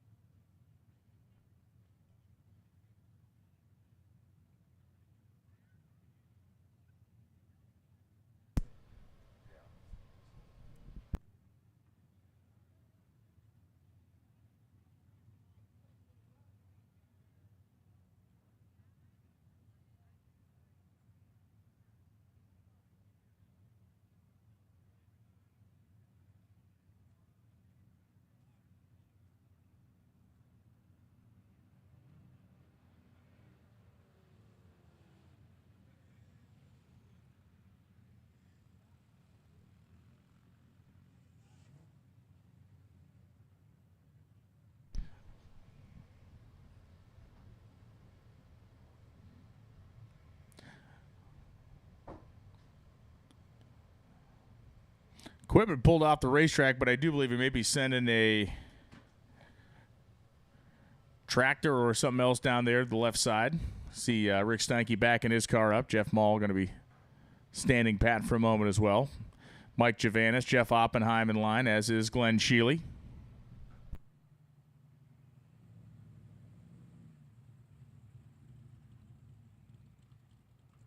I like we got our cars returning in front of the stands today and the crowd that we've got out here. Yeah, it's super cool. As you can see, Anthony's going to run down there in the tractor.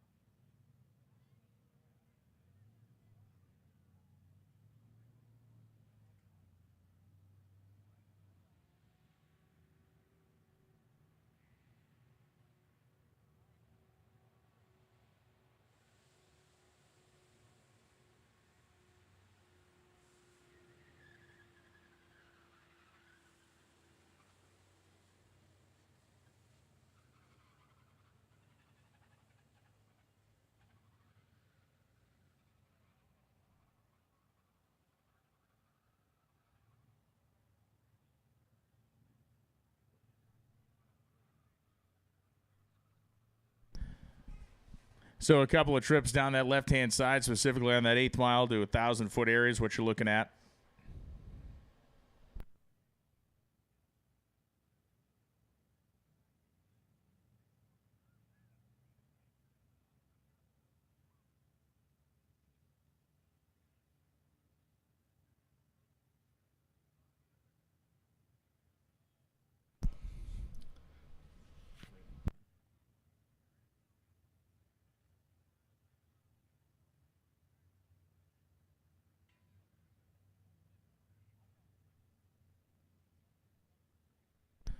The Hot Rod Drag Week merch trailer is open for business over there. We got hats, shirts, tchotchkes aplenty. You can check it out over there, the Hot Rod Drag Week trailer. Official merchandise being sold all week long. Not online. You can get it here at the racetrack.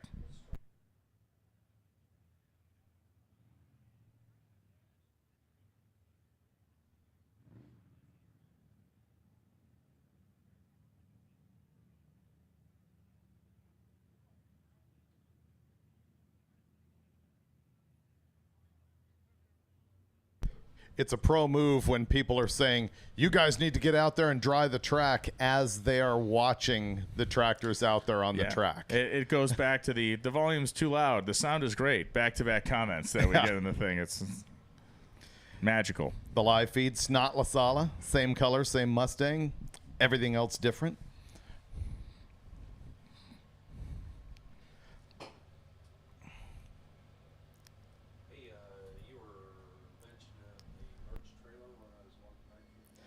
There's Harris. What was he looking for? Jesse was looking for a welder. Okay. Looks like he's got one. He's in the staging lanes.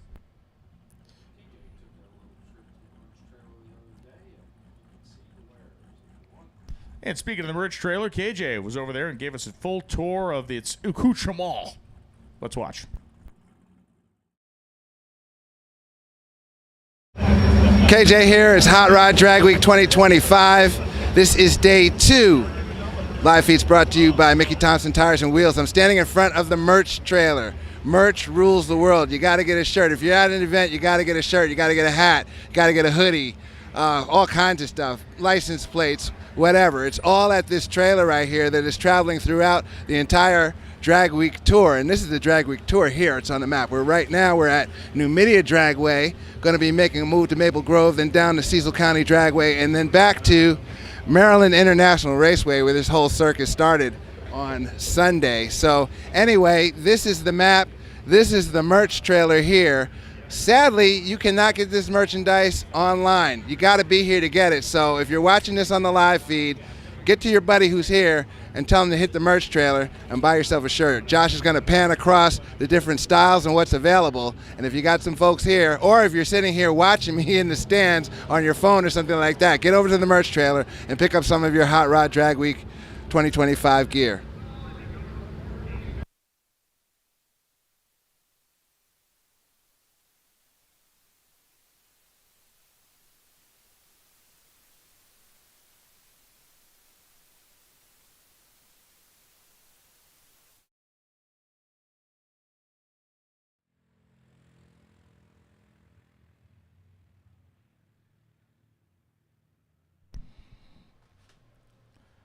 back out as the tractors, I believe, are making their last trip up the drag strip. Yep, making a swing around once or twice more.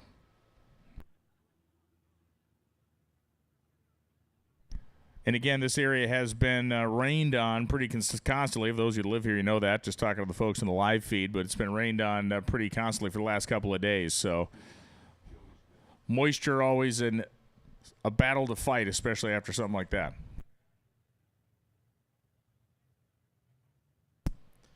Someone on the feed's asking us to describe what deep staging means. You'll see a pre-stage and stage bulb at the top of the Christmas tree, which represents two beams that are going across the track.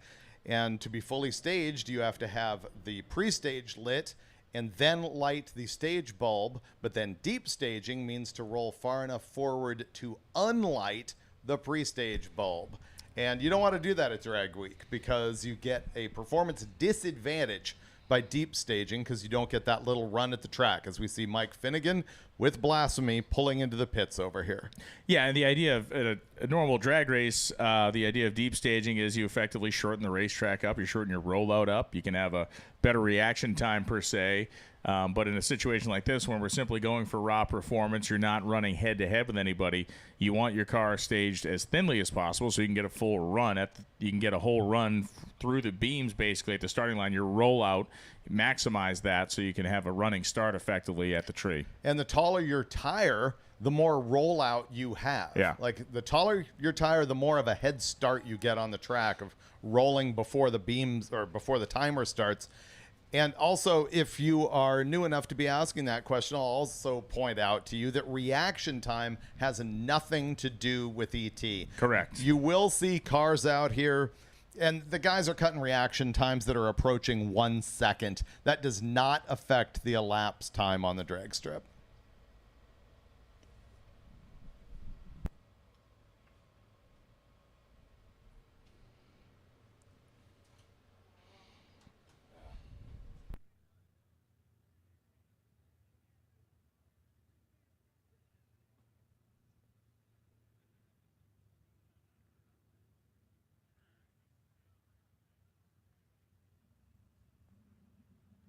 And yes, dropping tire pressure is a trick as well. When you drop the tire pressure, you're going to get a little more rollout out of it as well. The more inflated the tire is, the less the beam is going to see it, so to speak. Well, it puts a longer footprint, so there's a longer, I don't know, trip how through. do you say a trip through? Yeah.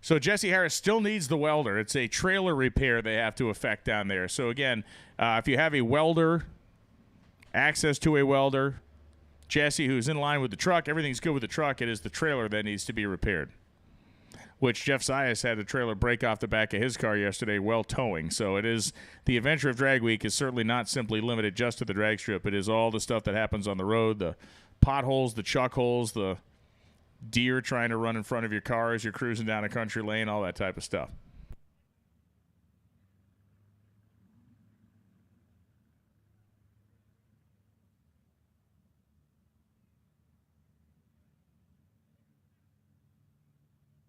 Yeah, we've definitely seen over the course of time a lot of deer hit in various ways. Mike Crow, who was a racer, Mike Crow, a stick shift racer, one of the OG stick shift guys. Chrysler guy had a killer E-body style Challenger. He ended up wiping out a deer one time. Garrett Larson's a guy who had a Galaxy, and David and I were driving one night on the route. It was getting late at night. We were in the middle of nowhere, of course, as we always seem to be, and we started seeing all these red streaks and stuff on the ground looking real bad. It's like, oh, it looks like transmission fluid. It's like, oh, that looks like guts. And he had a 65 or 66 Galaxy. Remember that, David? And we pull up on it, and he had hit the deer. The deer had gone under the car and basically torn all the transmission lines and stuff off of it. And as we pulled up, a guy in a Volkswagen Squareback little wagon thingamajob. He was trying to pull this giant Galaxy down the road. Maybe I missed the first part of your story while I was trying to block people off of the chat. Do you remember we pulled up and we're like, oh, what's that? Looks like ATF on the ground. No, that's deer blood. Oh, that's deer guts. Yes. And yes, that is ATF mixed in with the deer guts. Not unlike liquid chicken stirred in with a little guacamole. Jansen Kelcher, vehicle 314 with a 2005 GMC Sierra. You need to see Tanya Turk. Jansen Kelcher, entry number 314, the 05 GMC Sierra. You need to go see Tanya Turk, who is at the Hot Rod Bus. You ever notice the first ingredient in a Slim Jim? It is mechanically separated chicken. Hey, listen. I mean, hopefully it gets divorced someday. Technology today is amazing. Mechanically separated chicken. I mean, in theory, when you use a fork and a knife, it's mechanically separated too. But yeah, I'm sure their method is far more efficient. It's automated. Yeah.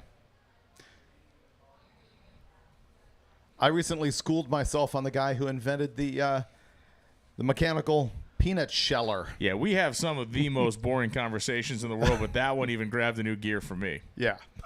Yeah. This is a guy who reads books about the history of air conditioning. Yeah, that was actually it might as well have been an Agatha Christie novel as compared to the peanut guy. Really? I thought the peanut guy was pretty good.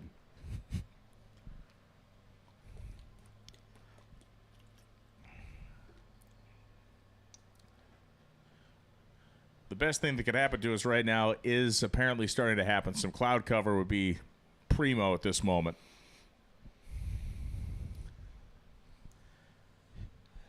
I could use a pigeon McNugget right now. I guess that's probably what they are anyway. They make a lot of that pink slime stuff. Exactly. It's deep fried liquid chicken. But it's so good.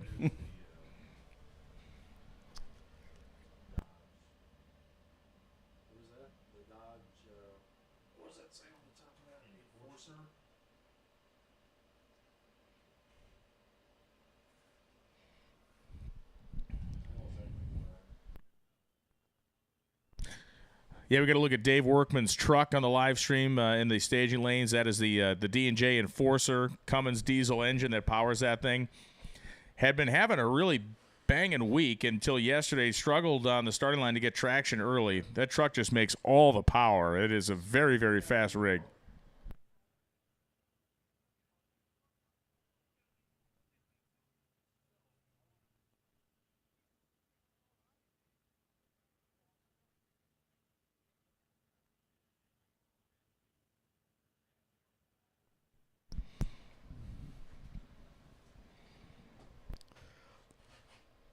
I really like when our crew gets down there in staging lanes, has a few moments to give us a deeper look inside some of these vehicles. You can see sometimes engine compartments, sometimes inside.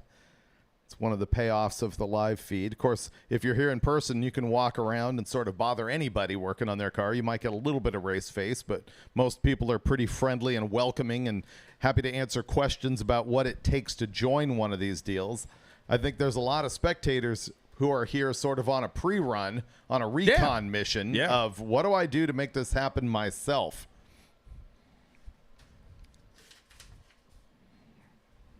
There's that 57 Ford loaded with the 12-valve. What's the engine combination on that thing that you and KJ are aware of? Okay, guys, just so we can document this has happened again, right?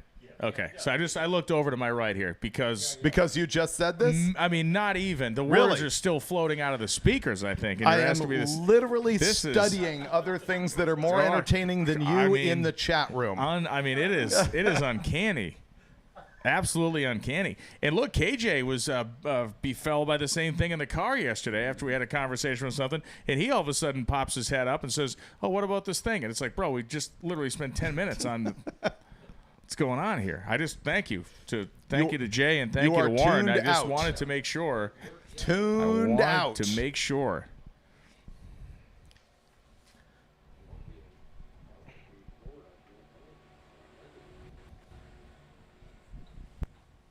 It's weird if I'm reading something.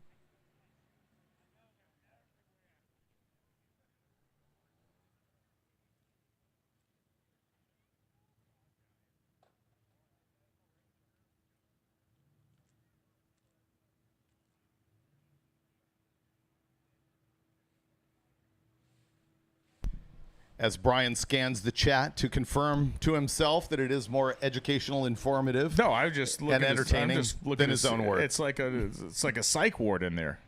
I'm just looking to see what's going on. Mike Carlton, New Zealand, out of that Corvette that you're looking at on the live feed. The VP Racing Fuel trailer located by the Impound area will be rolling out at noon. So if you need fuel from VP this morning, sitting right there, the Make It Power trailer, truck and trailer will be rolling out of the gate at noontime.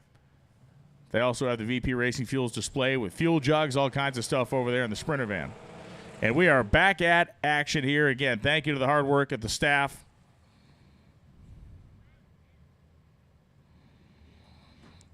Not a milquetoast type of event here. Full throttle, hardcore, full commitment. Except me. Well, there is that. The toast has never been more milky when it comes to you. Oh, chunky part off the left side there. Stanky's car right there. He what? Well, Steinke's car ejected what appears to be a kind of a header extension or a piece of the exhaust, and, you know, he doesn't need that yet. Yeah, he's going around 849 now without that restriction.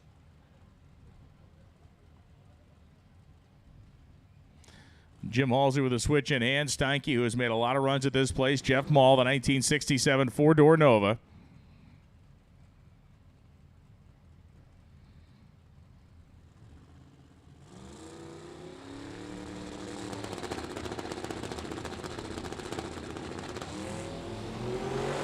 They leave. We want to see Steinke in that 46 zone in the 8th mile. He's 200s underneath it. Parachute out, 55 at 154. 918, 148 miles an hour. So Steinke through the 8th mile at a 548. When he's on pace to run 50, he always runs in that 546 zone. Jeff Mull goes 918, 148.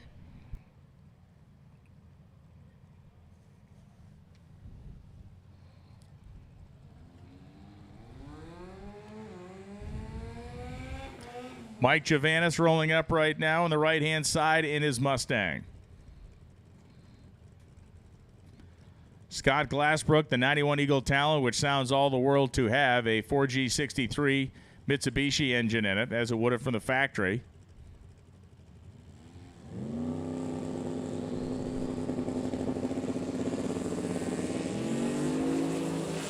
Javanis trying to run down in that 770 bracket. As Scott Glassbrook takes the Eagle down through there, Javanis goes 764 at 177. He really uncorked one. Glassbrook goes 855 with a 2. That is Javanis' quickest run of the week. He ran a 68 earlier, but then he had a bad day yesterday, 926, that took him down and put Chris Welch up in the lead in Super Street Small Block Power Adder. And Glassbrook in the Talon also leading his class. 855. Where does that fall on his average? Let's see.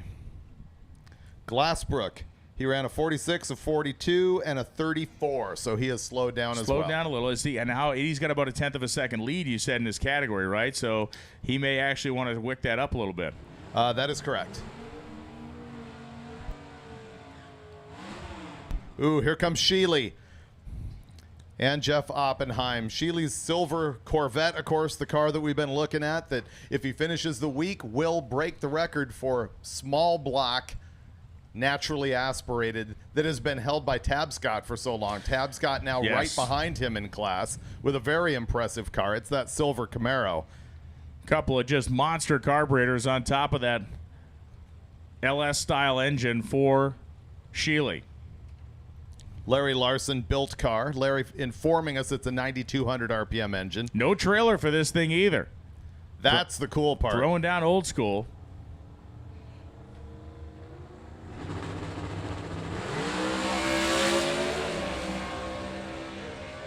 The 9,000 RPM shifts being made, 129 in the 8th mile.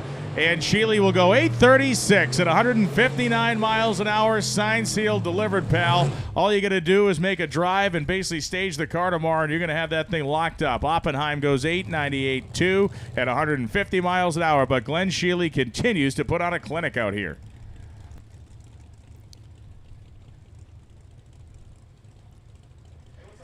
Here comes Grabiak and Scott Miller. Grabiak in the 55 Chevy, running in the gas category. Grabiak currently 4th in that. The 55 Chevy should be running in the 980s. Now look over in the other lane, Scott Miller, who sadly we've been claiming this is an FE engine all week long to this point. It is not. It is a enormous Sonny Leonard deal in that thing, and he has been running in the 7s naturally aspirated. He just goes 810 at 174. Grabiak slows down 1106, 133.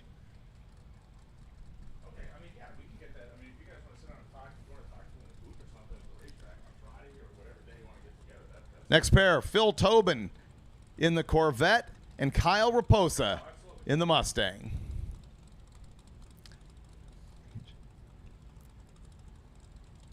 Tobin, your leader in all motor big block.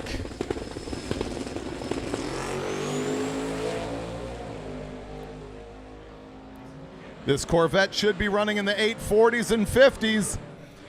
This time 858 with a 9, 153 miles an hour. And Raposa, 832 at 166.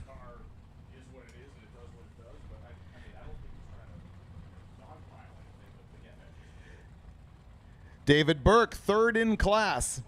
The same class that Tobin just went down there in that Corvette. He's a couple seconds behind him, or a second and a half behind him. However, Randy Bellahar on the right-hand side, nitrous big Pontiac motor in that deal. He is the leader in his class of street race big block power adder. That Bellahar Firebird should be good for an 850. Look at this. This thing has run 52, 53, and 54.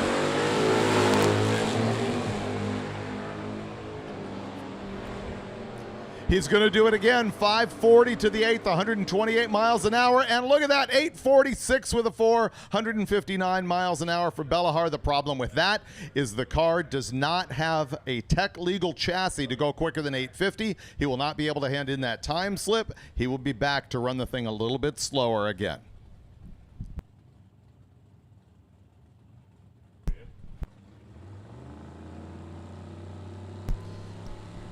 Weigert and Acton. Acton here in street race, small block, power adder, and he's actually in the chase. He's number 3 in class.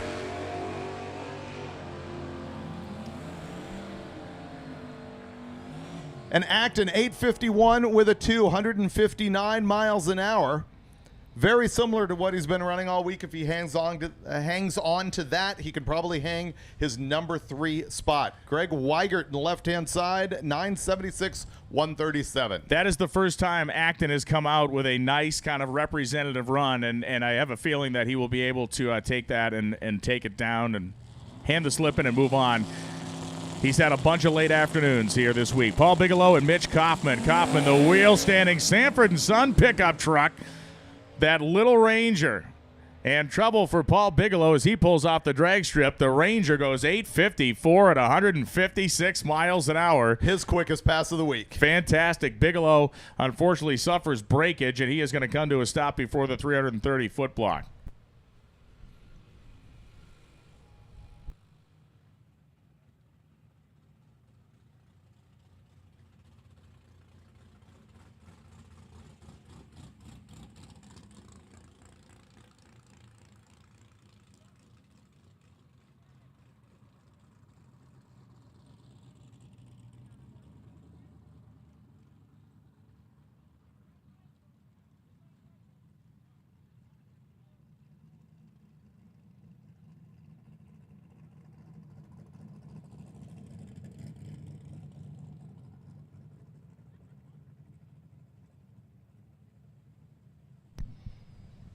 Rick Steinke driving up the return road. The honk of parts fall off Chevelle. Which in fact they did. And yes, in fact, it lived up to its nom de guerre as parts did fall off during the burnout. Beep, beep. Yeah. And so Paul Bigelow being pulled back up the drag strip. Hopefully it is a repairable issue.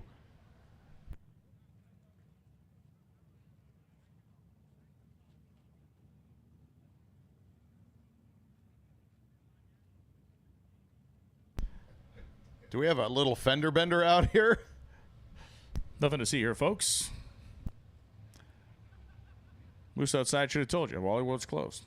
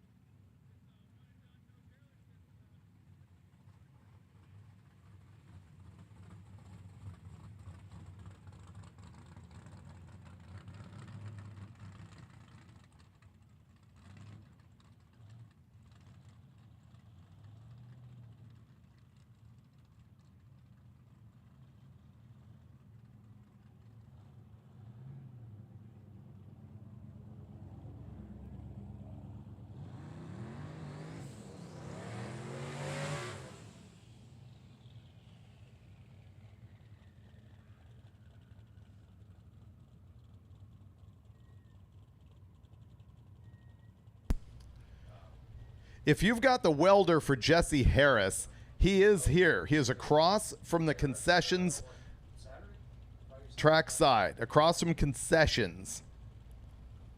So if you've got the welder, head over there. It is orange and white or red and white square body short bed. Chevelle bumps in. Gomes and the Mustang bumps in.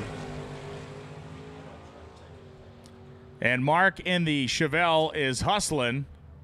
Goes through at an 853 at 159 miles an hour. Gomes goes 864 at 160 in the Mustang.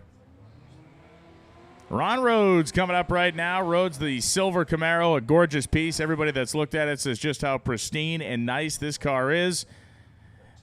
And young Mr. Moss in the AMC Eagle wagon.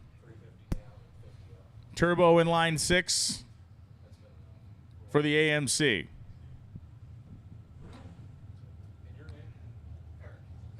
Ron Rhodes, legend in this part of the world, the Delaware-based small tire Hall of Fame level drag racer. And Brian Moss, the wheel-standing, ripping fast inline-powered AMC. This thing should run 970s.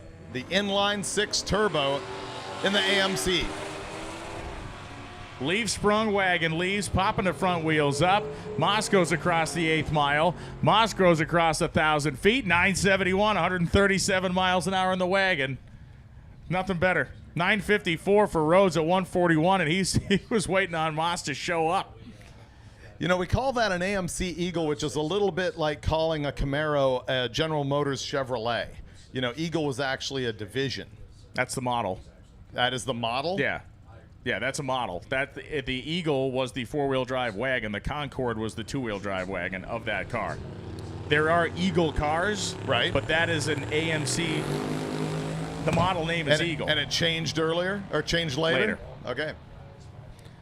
Ed Schwartz goes down the right-hand side. Schwartz goes 850 with a 2 at 155. He was running third behind Acton. Maybe Acton is going to have to stick around. Or maybe Schwartz might be in second in that class right now. He is second in that class with an 851 average, and he has run 8.509, so that's his best pass of the week. Wow. Rich Woodward on the other lane, 1365, 81 miles an hour. Yeah, you had cars like the Eagle Talon, the Eagle Vision, the Eagle this, that, but that is an AMC Eagle. Copy the U. Pretty good side-by-side rip here. 994.7, 143, and they had made mention in the comments about how to pronounce Mike's last name. I think it is. I've been going Tallarico, which is wrong. I think it's Tallaricio. Tallaricio. Yeah. Scott Mandela goes 981.5 at 137 in the Corvette.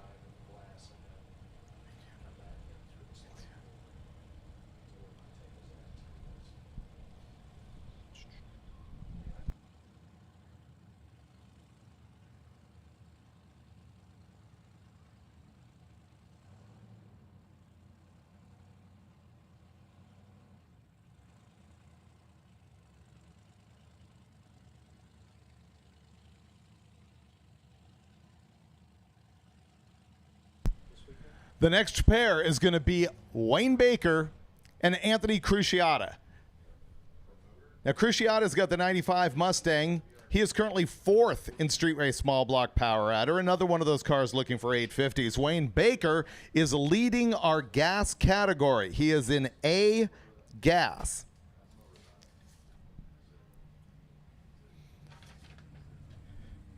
And the Nova has run a best of 861 to lead the class. Now, he's trying to stay ahead of another blown Nova and Mike Finnegan.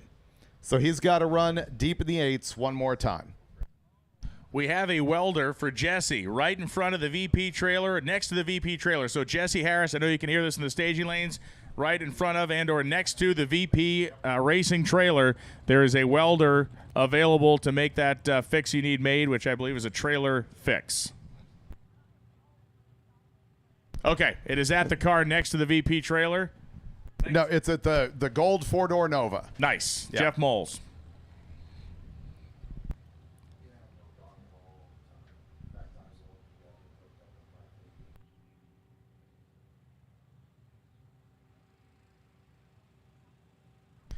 Jim Halsey touching up the starting line out here. As we mentioned, the high-riding Nova will be coming up next.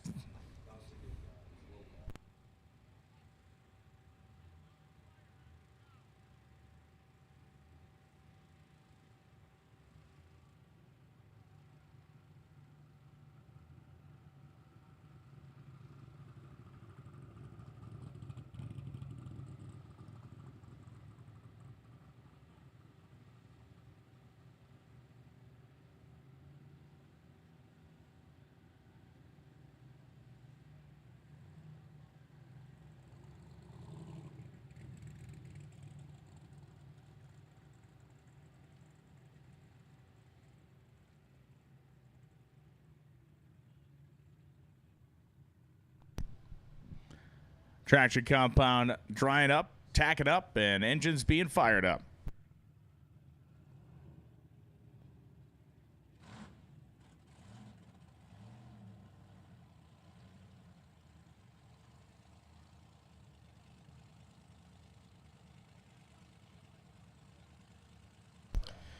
There's Wayne Baker. Look, it says AFX on his license plate. Factory experimental. That's because it's an altered wheelbase. Our gasser category is a little bit of a misnomer because it is a mashup of AFX looking cars, like the early funny cars with the altered wheelbase, and also the gasser cars, which would have been gasser cars back in the day would have been stock wheelbase with engine swaps. Yes. In theory, yeah, this is more of an AFX type of situation. A mashup, if you will. Appropriate for here at Cecil County. It's kind of more of an early funny car, to be honest, right? If we're talking about that type of program.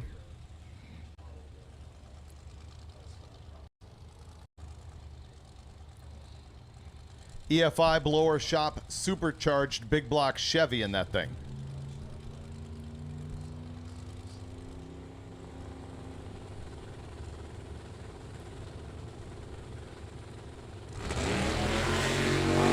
Oh, the back no. window flies out of the Nova. That is an absolute flipping disaster. That's a big cleanup. Meanwhile, he does go Oh, my 862, 156.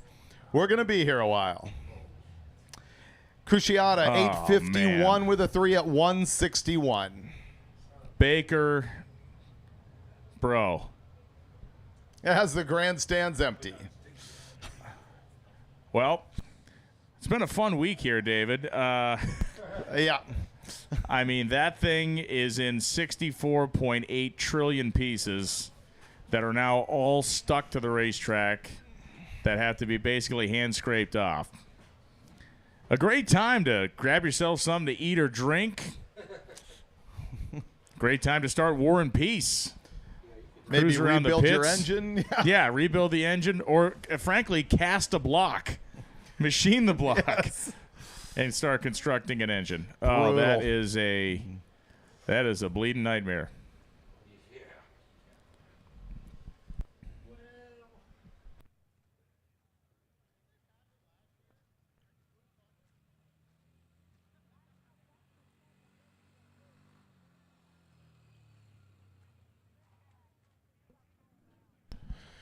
And so the drag mat, you're actually going to see one of the great examples of how good a drag mat can work when they're going to put this on the back of the thing. And that is going to be the best way to start getting this cleaned up.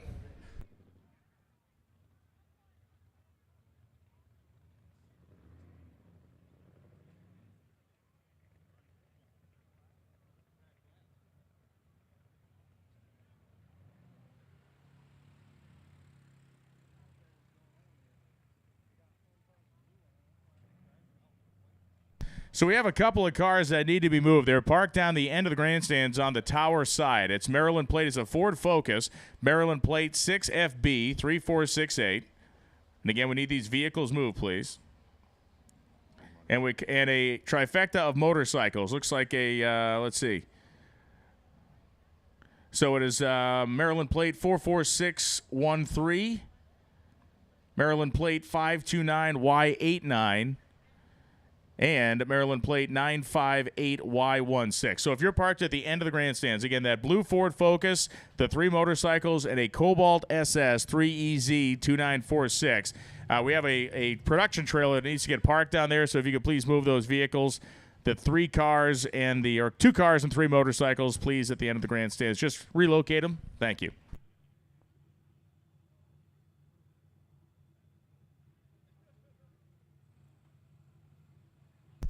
Here's a note that will not be of concern for a little bit here, but if you are running down track and you take that right-hand exit, cars are ending up somehow going through the gate out to the street. Sean Fling told me it's like a third of them are going out to the street, and then for whatever reason, whoever's at the gate's not letting them back in. And so watch where you're going. You are going to turn and come back right in front of the grandstands. And so the mat is doing its work out there. We made a joke about the FOD mat, so maybe we are responsible for this, David, after joking about the FOD mat. But you're never going to get a better example of how one of these things works.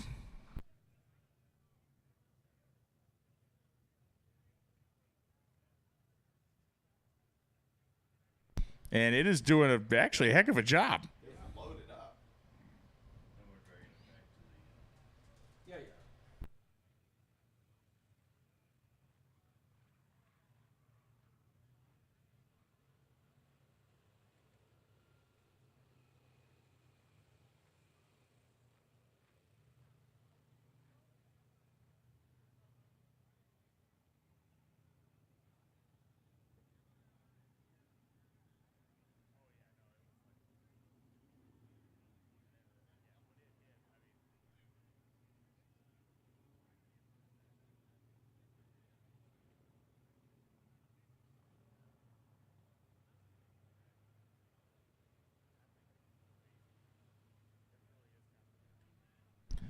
So we are reveling in the efficacy of the mat because it is making, I'm going to say short work of this because there's going to be a lot of handwork to do after, but as far as getting the big stuff out of the way, that thing is next level, and I think it's full.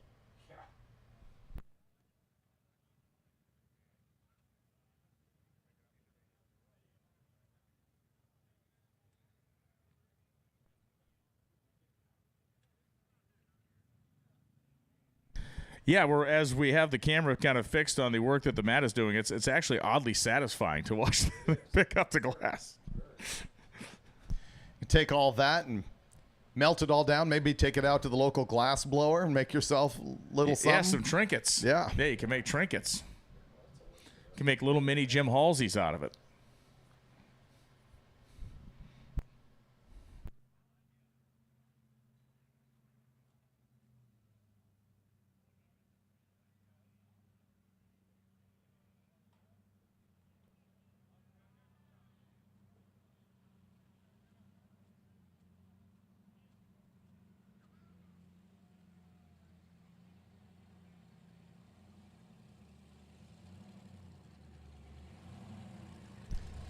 Guilty. Do. I see nothing.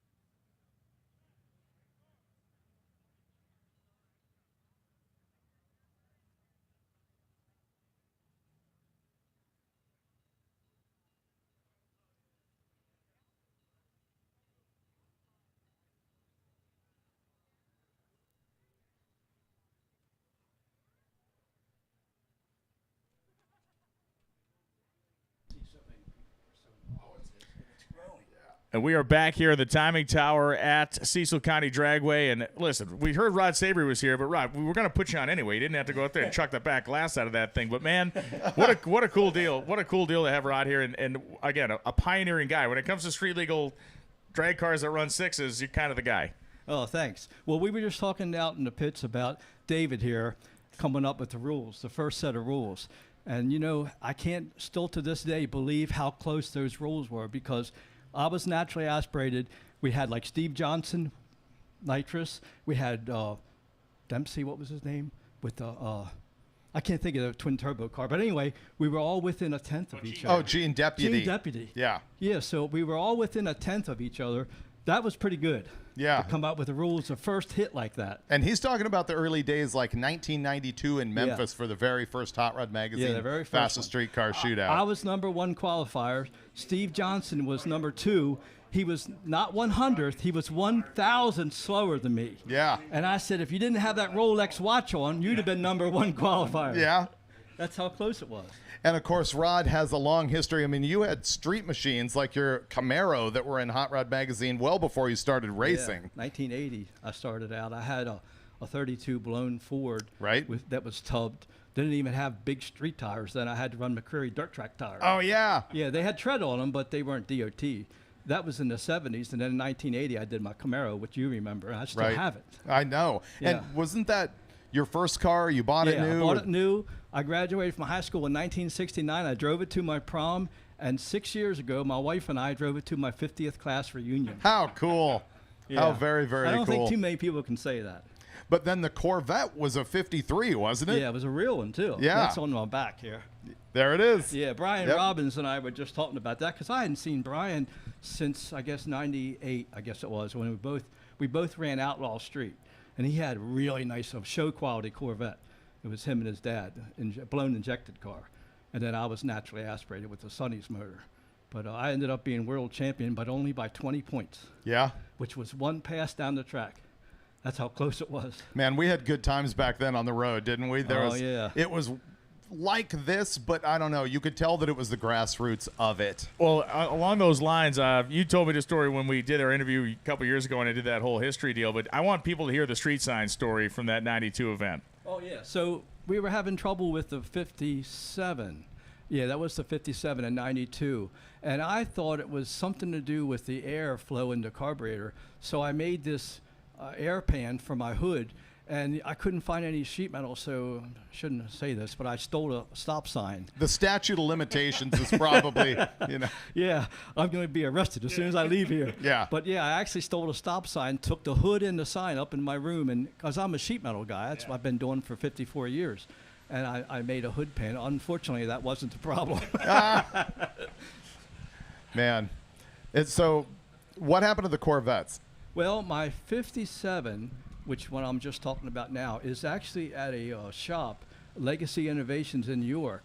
I sold it to Ronnie. Anyway, he got killed in his Pro Mod car. And the King, Ronnie Hood. No, he had a yellow Mustang. Okay. I'm sorry, I can't think of his name. But anyway, he's in Texas, and then it's up there now. They're redoing the car for his son. For the street. So it's still going to be around. It's going to be different colors. It won't have all those crazy rainbow colors on it. And then my 53 that I was world champion with, that's actually sitting in a trailer in a field about 40 miles from my house. It's been in there for 6 years. Really? Yeah. And it's all good. It's a friend of mine, Matt Courage, who built the V12 LS for David Kindick's car. Yep. Okay, that was kind of secretive because it had to be at the time. But he's brilliant. I mean, this guy's brilliant.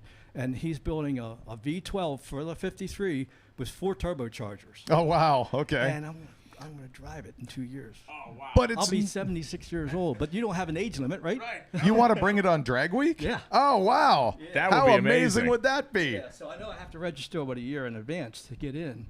But anyway, that's the plan.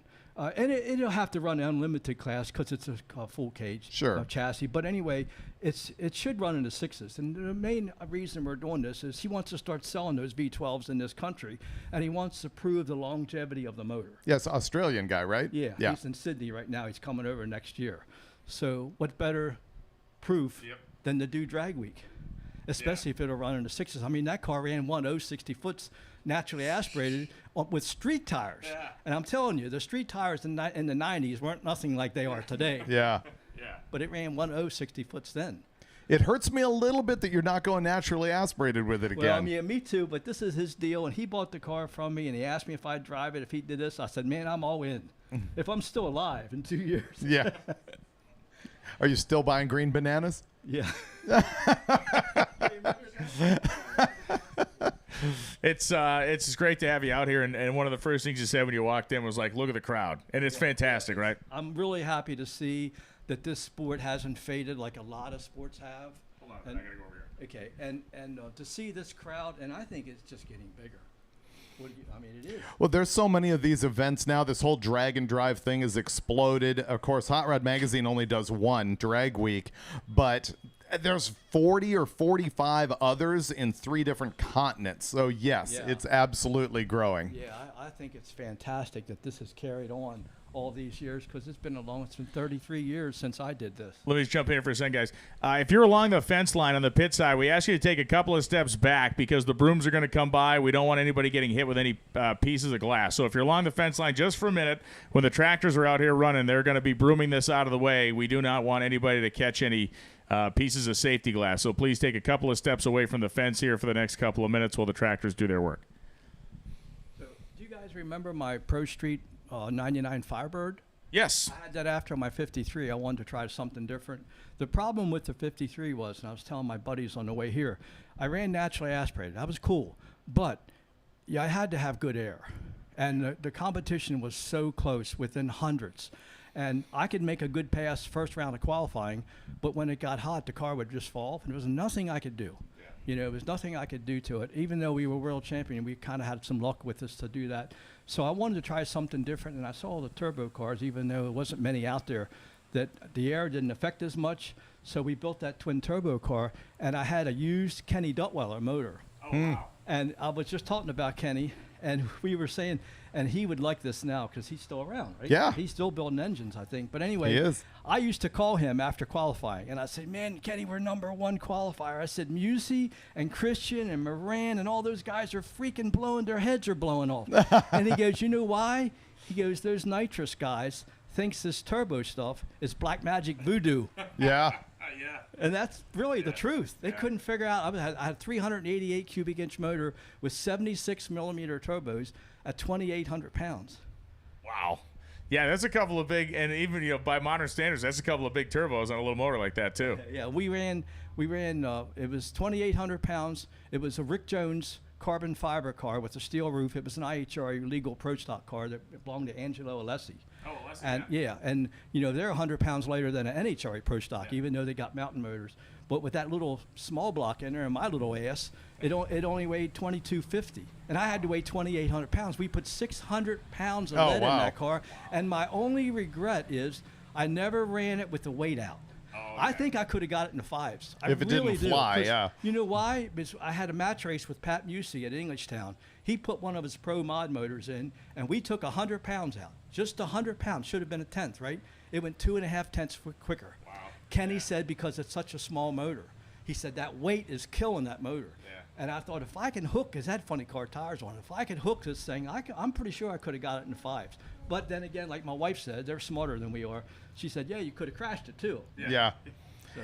And what did your Corvette weigh? And I recall it had a 632 in it. Yeah, my 57 at Memphis was pretty light, 2560, I think. It was 25 something. And I took advantage of that because we really couldn't afford a lot of parts. And I thought, I don't want to run a nitrous motor. Nothing against nitrous. They've got it figured out now. But back then, they really didn't have it figured out because I know Tony Christian blew a motor every time he ran my Firebird. Every time he ran it, he blew a motor. And he wasn't very happy down at the people don't see what goes on down the other end, right? It's just you and the guy you raced usually. I usually put my parachutes in the passenger door and drove back as quick as I could. But anyway, yeah, I didn't want to run a nitrous motor, so we ran a 632 Charlie Garrett motor, who's still building sprint car motors for the Outlaw guys right now. And I think it made like 900, something like that. It was a good car. Only it was a 2x3 car, and we ended up going 750s with it. It was a single carburetor and a Paraglide. Was it a symmetrical port deal? Yeah. Yeah. Yep. And we did put Big Chief heads on it when they allowed them in the rules. And I was just talking to your rule guy here. I didn't like the fact that they allowed sheet metal intakes and Big Chief heads. But everything progresses, right? You can't stop progression. The deal here is there's really not many engine rules at all. Because other than displacement. It's just show up and have a nice day. And the guys drive them. I give them so much credit. The average person has no idea what it takes to be able to drive a car like these guys are driving and come out here and put some really good hits down. Yeah. They have no idea. The technology on valve train in particular has gotten so much better than it was back in the day. That's what would have hurt me with my 53 with that Sonny's motor. The valve train wouldn't have lived for the first 20 miles, I don't think. Yep. My 57 might have, but the 53 wouldn't have. Yeah, so I think it's just awesome. But you're coming back, and you heard it here first. Yeah, that is phenomenal. Yeah. Phenomenal news, and especially in such a car as that. Turbocharged V12 LS-based or LS architecture style engine. That's going to be one for the books. Yeah, it's the same motor that's in David Kindig's Riddler car. Right. Only it's a little bit modified. But those motors really don't make a lot of power. They make a tremendous amount of torque, as you can imagine. And that's why we're figuring the car, I don't know what the weight's going to end up being with that setup. But anyway, we're figuring it'll run high sixes. And if I can run high sixes, I'll be happy with it. It's a 35-year-old car. Yeah. But it's a good car. I don't know if anybody's ever seen that car, but I'd put that up against anything built now.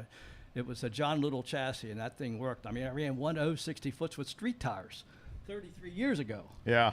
Wild. The good news is I think we're almost done here as the tractor's now going toward the top end. Rod Sabry, guy is awesome, a legend. It's fantastic to have. Thank you, Rod. Enjoy the day. Thank you very much. Thank you. See you guys. Very good. Have fun, guys. One of the good guys. Yeah, we were just talking before we got on mic. It's like, I don't think I've seen you in 25 years. He goes, no, it's 35. So that was a lot of fun. Of course, back in the days when I was working at Hot Rod Magazine, and this whole thing really started with that Hot Rod Fastest Streetcar Shootout in Memphis. Yeah, if you're interested in exploring any of that history, I made an episode of a Dorkomotive podcast series that I contacted and interviewed all the remaining living guys that were there from the top 10 at the 92 race. And the whole thing's put together as them basically telling the story in their own words. So Rod was a great interview. A bunch of those guys are just fantastic with their stories. And those stories cut in a couple of different directions. And I'm glad I did it. Max Carter, who won the race, recently passed away. So, just to have that kind of record of these guys sharing the memories is a big deal. They brought earthquake cake. That's what I was dealing with there behind the curtains. I have not heard of that before, but you will eat it later. I understand. Yes, I have witnessed it. I have witnessed it. Yeah, it'll be like a Hoover vacuum cleaner. Hey, listen, Yeah, Brian is the FODMAT for cake. Yeah, I am. I am the FODMAT for cake. Yeah. Yeah. You thought it was satisfying watching the FODMAT pick up that glass. You will want to avert your what he eyes. means is I break it into pieces, sprinkle it on the ground, and eat it that way.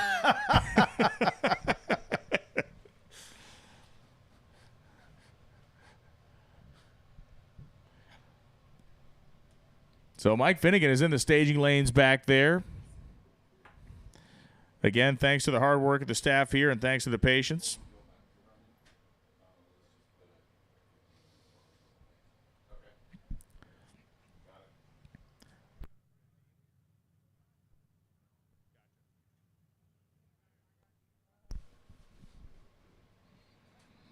And once those tractors make the turnout, we will fire up the next pair.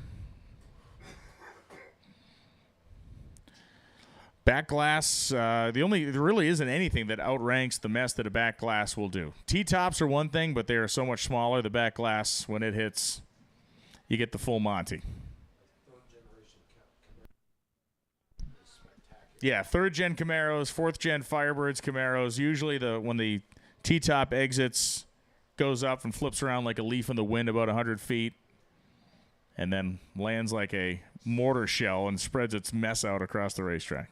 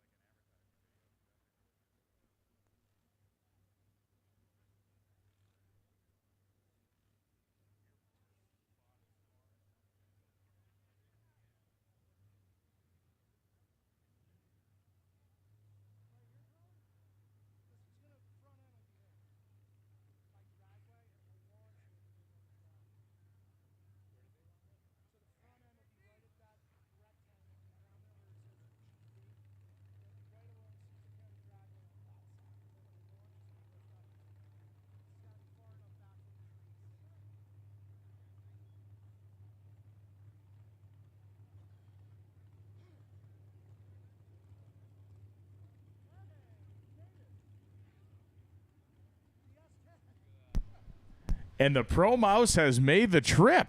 Nice to see the Pro Mouse here. Wow, didn't expect that after what we saw on track yesterday with that orange S10 Pro Mod looking thing with the blown small block in it. I'm describing that for the people who are not seeing it on the live feed. Now they can see it driving through the pits up there in center right, middle of your screen. Yesterday had so many troubles with the transmission. We estimated that it had rolled a sprag. We don't know, but it did not want to go forward or reverse without maybe groaning. KJ and his combing of the pit area, maybe KJ can get us a definitive answer as to what was malfunctioning on the S10. Yeah. Thing was grunting like Brian after too much cheese. Come on, man. I've never had a lactose problem, so that's inaccurate. Swing and a miss, man.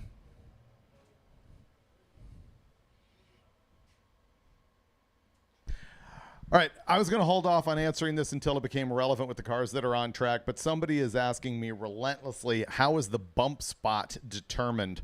Well, Street Machine Eliminator will be a 32-car field that is based upon the 5-day average ET of the cars that are running. So the quickest 32 cars get in.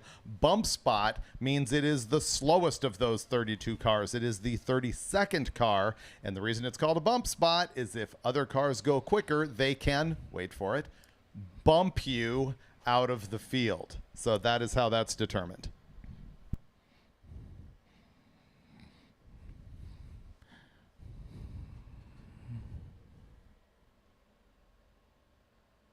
So are these two people in the blue lawn chairs?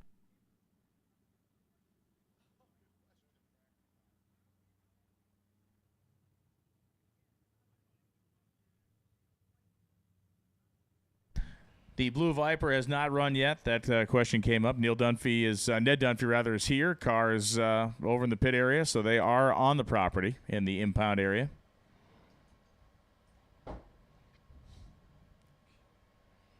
What track would you like to take Drag Week to that it hasn't been to yet? You know, we've never really done the West. Alaska Raceway. Alaska. That would be very west and north. Go up and see Michelle up there? Yeah. Absolutely. Santa Pod. Heck yeah. We can just loop out and back a bunch of times. The Global Drag Week. So this is the way to go. Oh, just ship the garbage. Start and end in Santa Pod. Okay. So you go Santa Pod, you go Tierp Arena in Sweden. Then you go down to the UAE. We've been there. We've done that. Then we go, let's see, from the UAE, where would we go next? I mean, there are a bunch of active drag strips in China. There are active drag strips in Russia. Japan, of course, you can go to Suzuka. Then you land in the U.S. You go to Pomona. Then you go up. Canada, then you Montreal. then you go up to, let's see, Montreal, Toronto. We pick one of those, and then you ship back across the ocean, and you end at Santa Pod. Let's get on that. Right? Yeah, right, Galimi, boys? did you take notes? Listen, they used to do the Paris to Peking rally 100+ years ago. Why can't we figure this out? The Paris-Dakar of drag racing. Yeah. Now, we've looked at the West Coast quite a bit, and the tracks are really far apart, and there aren't as many as you think for the area of the country that arguably expanded the news of drag racing. This gentleman was Like you did on purpose. We got some guy up here talking about, I don't know what he's talking about, glass. I never heard about any glass. Have you heard about glass? No. Admission of guilt up here. But, man, you ran a good number. Yes. Yeah, you did. And look, the breeze on the drive today is going to be unbeatable. The cross-flow ventilation you've created is going to be unstoppable. What Finnegan and I have determined is that you remove the back window or the trunk lid, and that's when you get all the fumes feeding right into the back of the car. The low-pressure area. Yeah, sucks it right in. All right. Bob Perry and Kanan Hall actually making noise with vehicles out here. 15 minutes. Lanes will close in 15 minutes. Lanes will close in 15 minutes. Which puts it at roughly just before 11, just before 11 a.m. Couple of square bodies this time. Perry and Hall.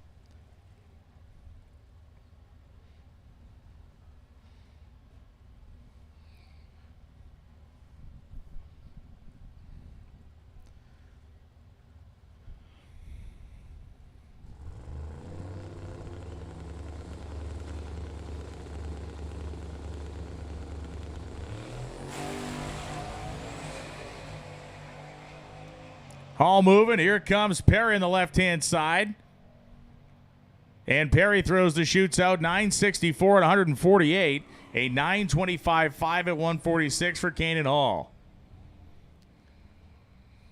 Third and fourth gen Camaro is going to line up here. Matt Thierrett and Charlie Leapart on the left-hand side.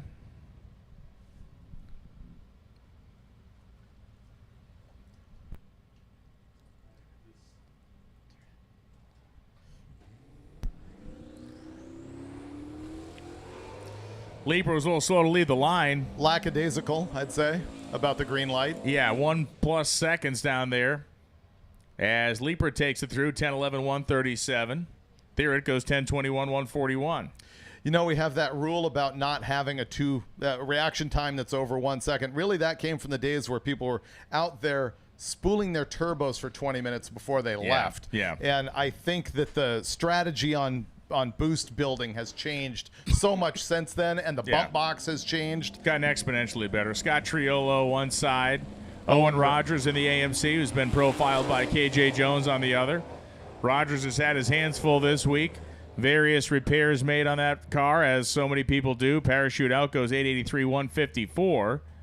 Triolo goes 971.2 at 144 miles per hour. That was a cool red, white, and blue parachute down there. Nice little patriotic laundry. 3-pedal cross-form style chute. Anthony Leone in the Mustang, and will be Keith Baker coming up in the 79 Malibu.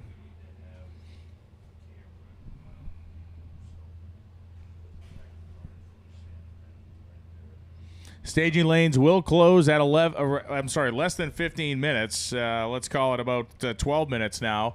Will close at about 12 to 13 minutes for A and B groups.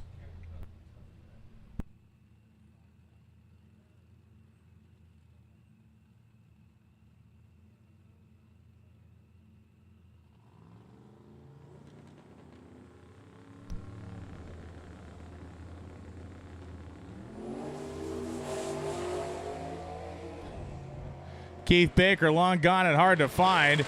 Clear across the 8th, and Baker goes 852 at 158 miles per hour. Anthony goes 1066 at 127.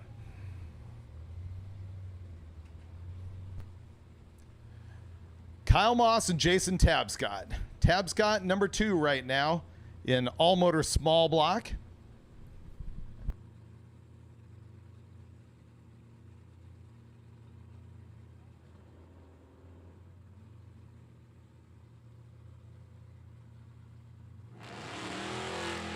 So Jason Tabscott, Chad from the racetrack, saw something going on with Jason Tabscott's right rear tire.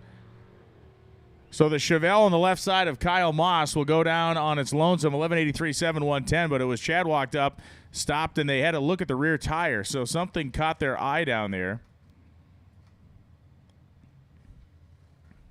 As a reminder, lanes will close just before 11. And Mike Finnegan is a pair behind. We got one pair at the ready line, and Mike Finnegan will be in the next pair following that for his continuation of the flying circus that's been going on all week.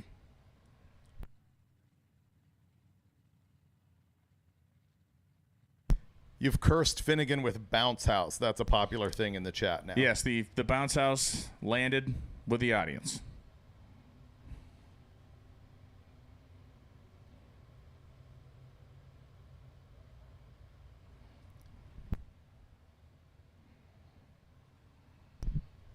How many times did it land? Like Mike, multiple times.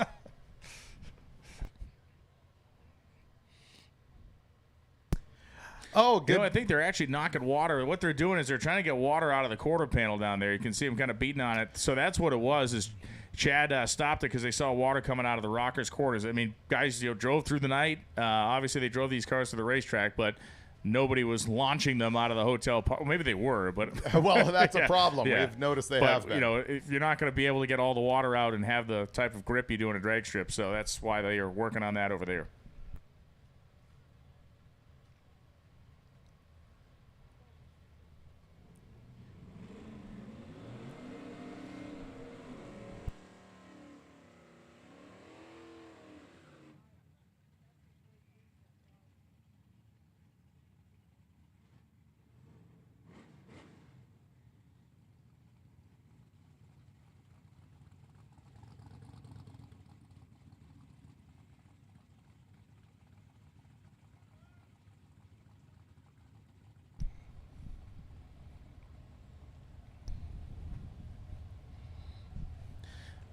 So the good-looking Trans Am rolling up on the left side, late second-gen car, and Lynette Jankuski in the Monte Carlo. Mike Delaney in the Pontiac. Nice little side-by-side run here. And Delaney goes 9:33.143 as Jankuski goes 9:38.144. Which is her best pass of the week.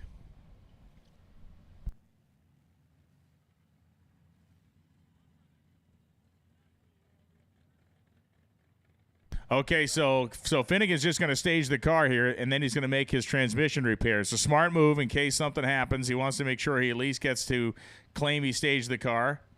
And note that he's got the hood scoop turned around backwards For at the driving in the injector rain. scoop Yeah. for driving in the rain.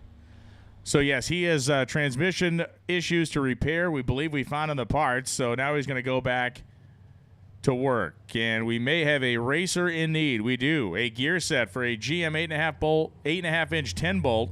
Looking for 410s ideally, but we'll take anything. If you have a ring and pinion for a GM 8.5-inch 10-bolt, Jeremy Heiser is looking for your help in his Pontiac. You know, we've said you can't go back on the routine. You can't call back to prior years. But what's going to happen is tomorrow at MIR, we're going to see Tony Angelo bench pressing a transmission into blasphemy. Yeah. Yeah, that was so Yes. popular the first time. Yes. Actually, one of the greatest, if not the greatest, episodes of Roadkill was when Finnegan and Tony did Drag Week together and ended up winning class. And I'm pretty sure the T56 is in there now is a bit heavier than the G-Force that Tony was slinging around back then. He can do it. He's been working out. Those pizza slices, you know, they've been getting heavier. You get the thick crust. You get a good workout.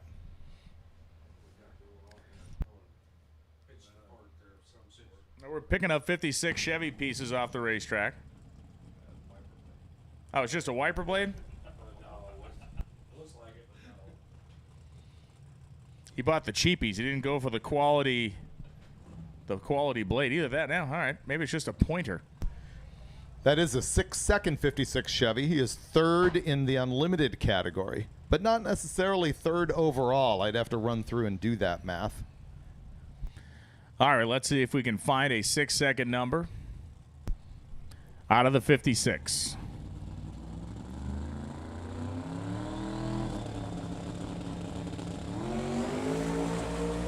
Wow. Oh, power wheel stand through the middle of the track.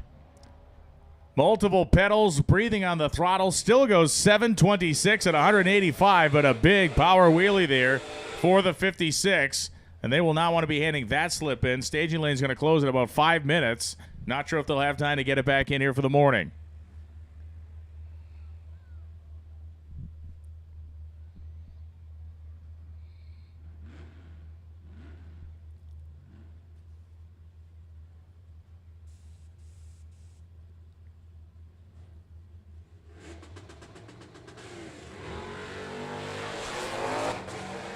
And the trailblazer of Derek Tody and Craig Steinbacher in the Nova. Steinbacher goes a 9:57.140. Tody's car rolled, or the trailblazer kind of rolled through the beams, runs 10:72. Look at the head-on shot there, the wheel stand. If you're watching the live feed, brilliant view of that thing trying to rise to the bumper.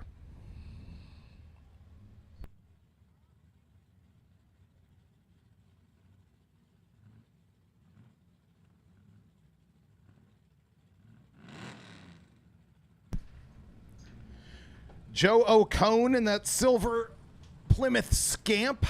Gen 3 Hemi. Chris McNeely in the right-hand side in the F-150.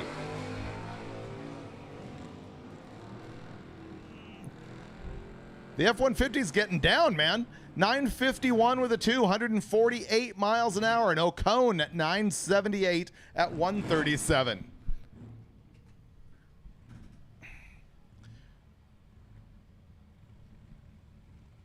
Brandon Schaefer's S10 and Chris Boyce with the 79 Malibu.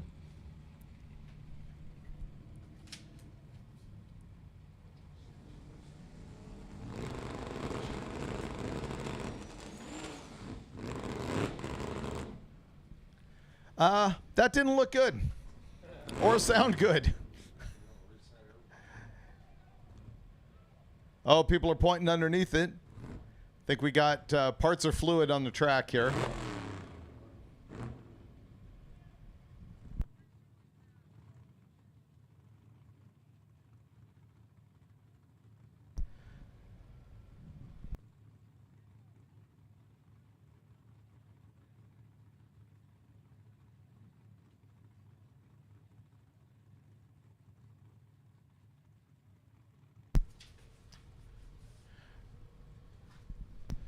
Man, we are pushing him off. Left, right. Oh, and sideways out of control, back on the throttle.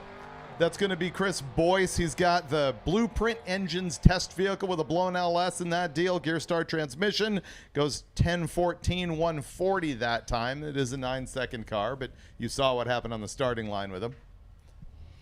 And we are down to the very small numbers before we close the A and B lanes.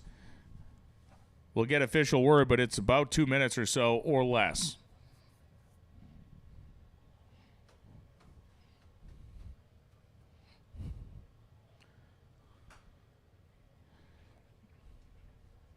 Thank you to Gear Vendors. Make sure you stop by and see Rick Johnson at Gear Vendors here all week long. Always is.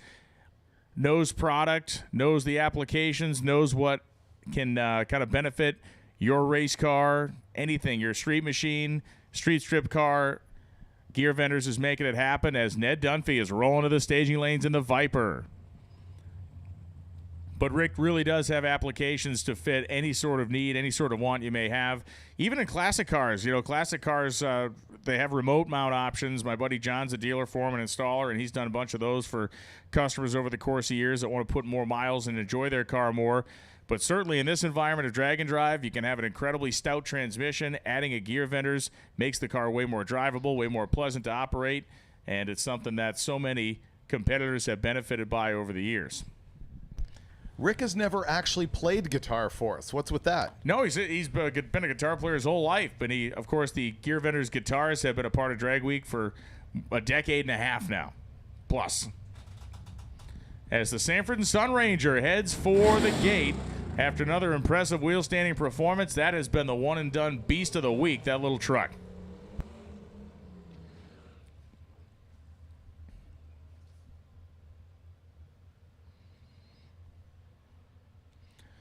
Seven-second Mustang convertible on the way, and Sean Cooper in his 92 Mustang will be opposite that car.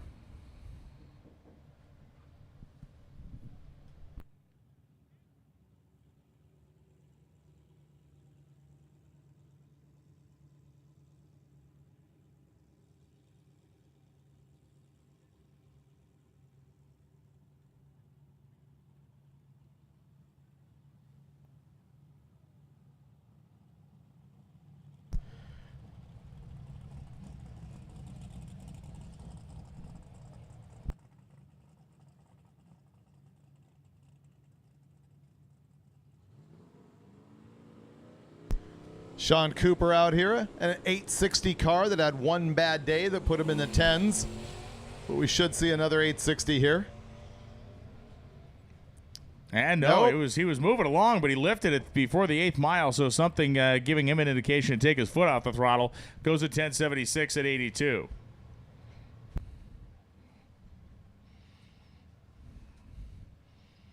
Jim Halsey rapidly working his way in order to operate every piece of equipment at the racetrack today.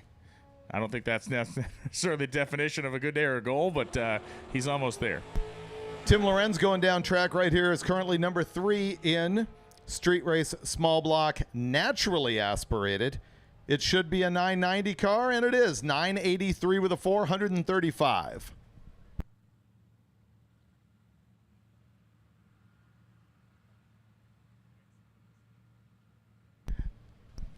Little scrubbing going on across the racetrack. We're running right lane singles for that reason. Jason Tapscott coming up now.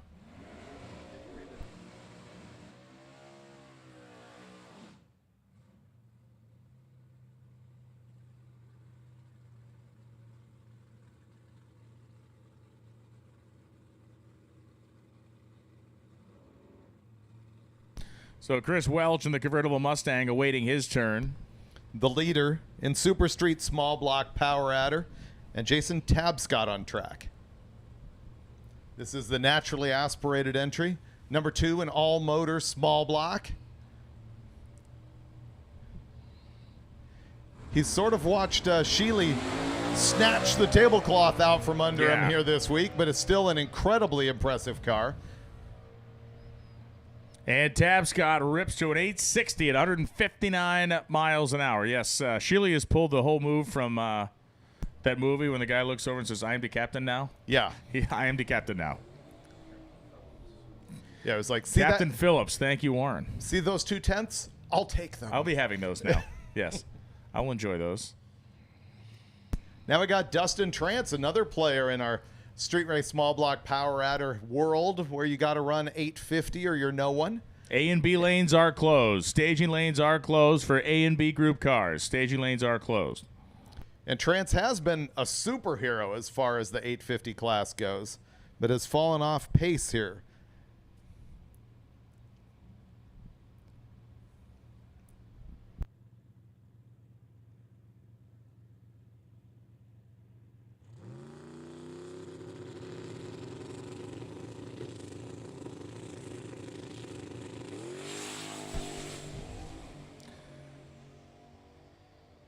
Trans past the 8th mile with a 5:36. He's tracking in hot. 8:42, 160. Got to slow her down a little bit. This is what we saw kind of happen the other day. He was 5 or 6 slow, then he was 5 or 6 quick, and then he just about got it right. Yeah, it leaves you not being able to hand in a great slip as you chase it all day long to try and get that perfect 850.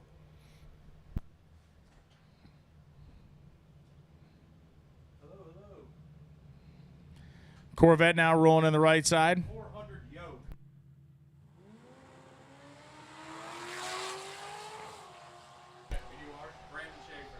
Rocco DeRigo goes down. 599 to the 8th. Thank you, guys. And he goes 947 at 143. Brandon Schaefer is looking for a yoke. Turbo 400 yoke. He can get one from Mike Finnegan. Apparently, yeah. So Brandon Schaefer is looking for a Turbo 400 yoke. You can find him in the pits. If you got one, we'll get you put together. Once again, Turbo 400 yoke. Schaefer needs one. Bill Jordan in the Darge Dot. Do what now? That's finally it. He's finally lost it. Gen 3 Hemi it is. Confirmed. Turbocharged Gen 3 Hemi. Making tracks at 851, 8161.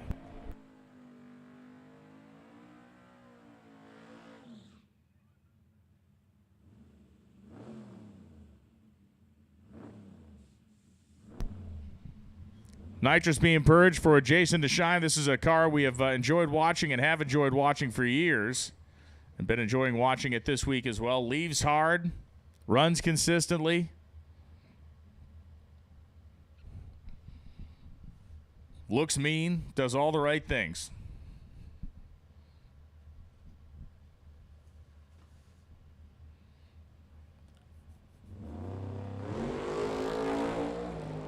Check that box with a hard leave.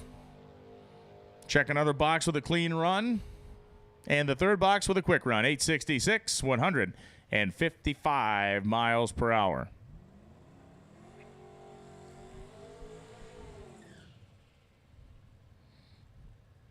Nick Turner, the 83 Malibu.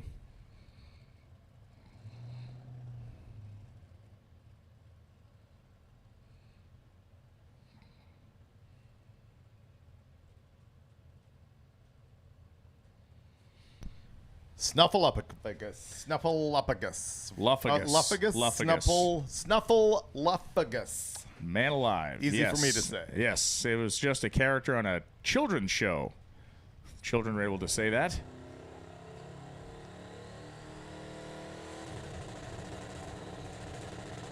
Bumping in, Nick Turner. Snuffleupa gone, baby gone, as he goes through the 8th mile at 128 miles per hour. And the wagon, 865, 159. Just clicking him up and knocking him down here. Brian? Oh, God. Snuffleupagus. It's Snuffle Up, I guess.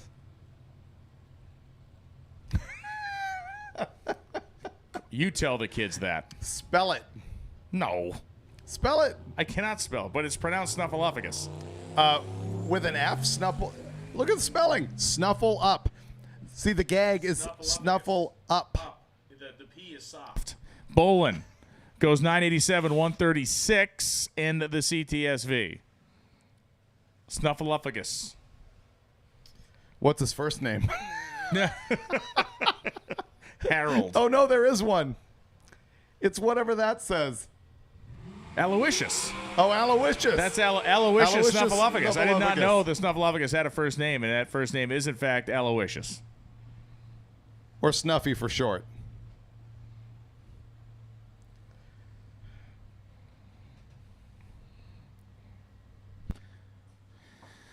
Great moments in Drag Week history. Jeff Butlin and Chris Welch coming up. Welch, this is a very fast car, 7-second convertible, full funny car cage underneath the rag top. And for Jeff Butlin out of Massachusetts, just been another solid, consistent week for his Pontiac. And the Mustang out of power just past the 8th mile. Butlin is going to motor on down the line. Butlin goes through a 9:73 140. Meanwhile, Chris Welch coasts to a 10:59 at 77. Car was doing what it do early, making that 135 short time and was tracking well, but then before the 8th mile, Welch shut it off.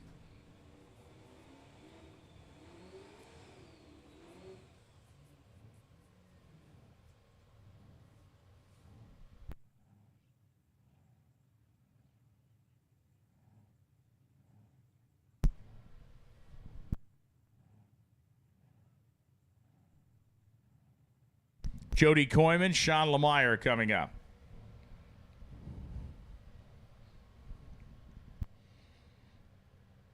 And we are checking the racing surface down there just past the 8th mile. Going to take a quick rundown on the scooter. Could you be the Chuffdolupagus? I could be. And who knew that meant happy? I didn't know yesterday. Gross misuse of the word. So, therefore, it could not be you. You would be the Chafedolupagus. I am a happy guy most days. Except for at Drag these Week. days, Yes, yeah. except for this particular 4-day stretch every year. I find myself to be a satisfied, generally happy person. A and B lanes are closed. A and B lanes are closed. That is not a license for anybody else to pull up. We've not opened the lanes for anybody else. So do not approach the staging lanes. Looking at you, Bob Nimzik. Aha, yeah, the message has been received. Carl Barhorst and others, do not approach the lanes. They are not open. I will call you up by name as I'm doing right now. It's happening. Christian Damgard, I see you. Yep. I can pronounce Big Bird. Yeah, that one you nailed. Yeah. Absolutely nailed that. And he's your friend because he knows you would never eat him. That's correct. That is that doubles down your relationship with Big Bird. There's no risk. No risk. Nope. And I never have to eat a liquid Big Bird. Nope, none of that either.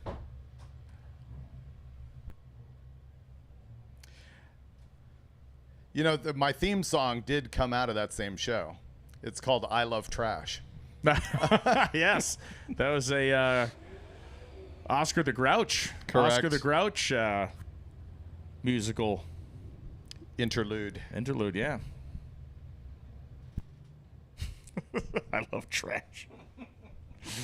Anything dirty or chuffy or something else.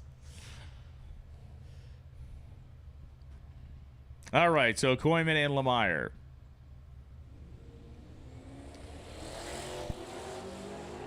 So, yes, if you are a non-AB car that has tried to drive to the staging lanes, you've officially caused a big backup of traffic in the pits. 857, 162 for Lemire. Koyman goes 951.7 at 137.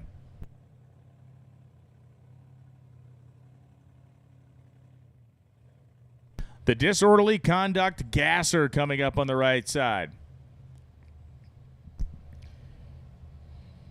Trying to inflict disorder on the A-gas class. He's number 2 right now. Robbie Weissoff and Nick Deleno in the Hellcat. Biggest wheel stand we've seen out of that thing all week long. Weissoff, and he was square down the racetrack. Makes it to the stripe, 880 at 153 miles an hour. Nice pull. You know, they say it's not the flying, it's the landing that counts, Yeah. and he did it right Yes. just there. There was no pogo stick action. Just set that thing down and went.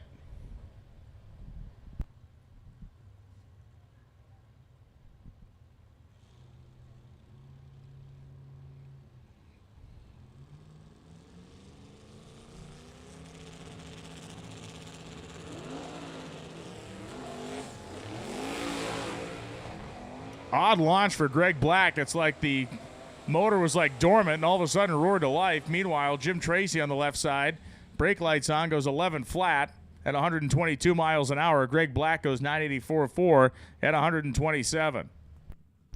I think we've been seeing that out of that car. It's almost like it's got the throttle stop. Yeah, it's strange.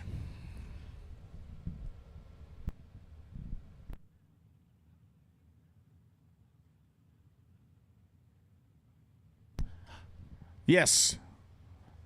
The Hemi-powered Challenger. I made reference. We were joking around earlier, I think on Tuesday, about how with the high rim on it, it's like, uh-oh, what's under the hood of that thing? And we were getting told with no uncertain terms that is 100% a Gen 3 Hemi that's rocking the Holley high rim. They've expanded that line, of course. Small block Fords, they offer that intake 4, among other combinations.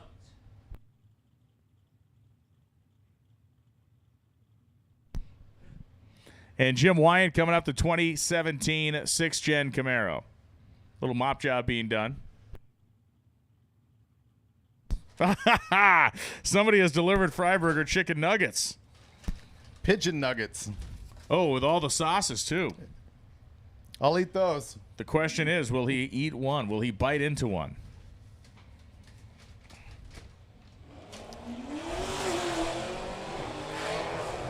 And the Screamin' Hemi on the left-hand side and the Challenger starts to make tracks, but Jim Wyant was off and gone quickly. Wyant goes 965 at 150. The high-rammed Hemi goes 1254.9 at 73. Oh, it is a Hemi.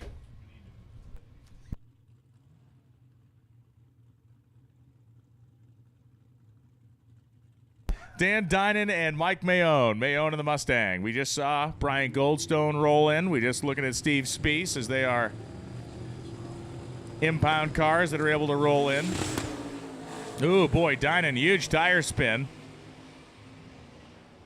Mayone has no such troubles as he is going to take an 854 at 164 to the stripe. Dinan goes 1017 at 162.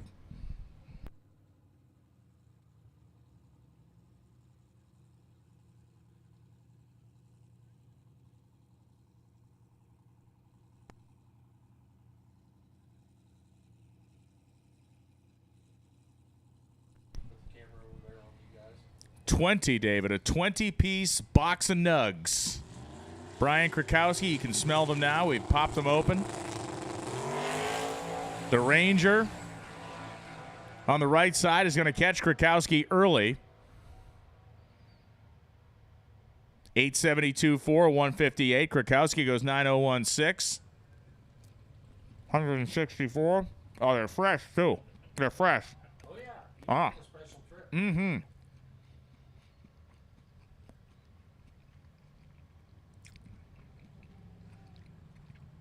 David eyeballing the box like a guy who's about to defuse a bomb in a movie. I'd rather it blew up in my face. Except this time they're Put me out of my both misery. they're both red wires this time. Somebody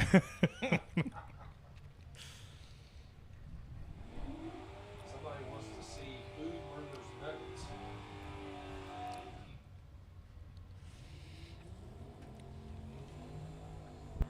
So we can illustrate the validity of the nugget delivery here, just so you show this is not a total gag. This is real. The threat is present.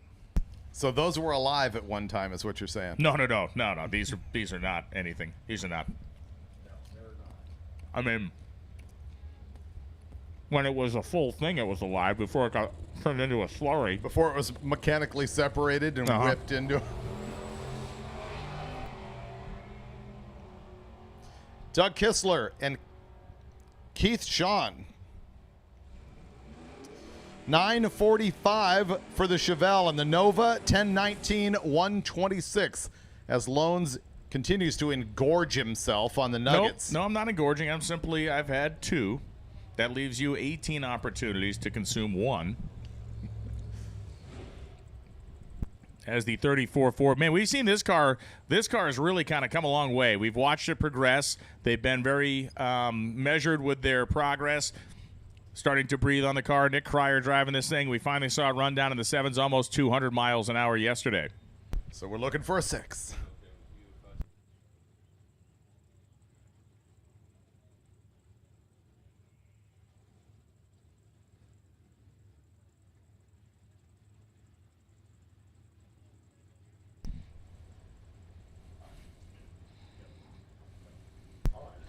Can Warren Nick Evans. Cryer in the coupe run sixes?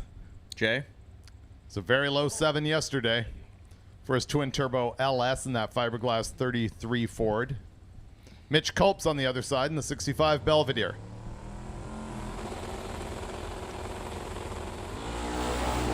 Cryer spins the tire just a little bit out of the hole, but it's looking pretty solid. 154 in the 8th. There he goes again. 724, 194 in the coupe. A 998 and 137 in the Plymouth. Nice run for Cryer. And like you said, he gave up some early, but man, that thing was definitely making good steam. 154 at half track is big time.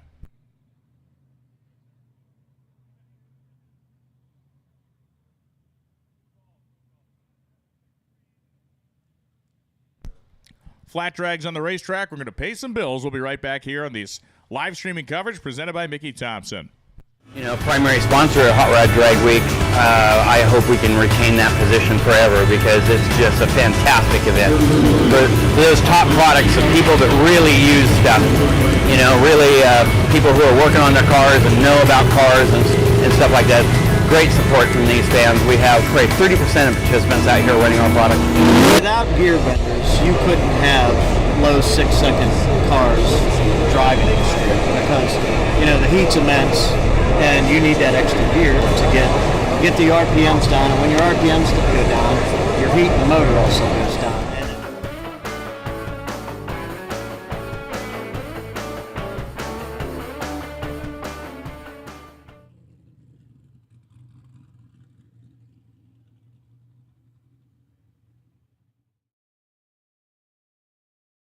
Take control of your engine with Terminator X Bluetooth module. Compatible with iOS and Android smartphones, this plug-and-play module connects wirelessly with Terminator X and Terminator X Max. With the Terminator X Bluetooth module, you'll have real-time monitoring and adjustments at your fingertips. Customize your live dash display, including vehicle speed via your phone's GPS. The built-in Terminator X EFI wizard makes tuning a breeze. Get yours today at Holley.com and take control.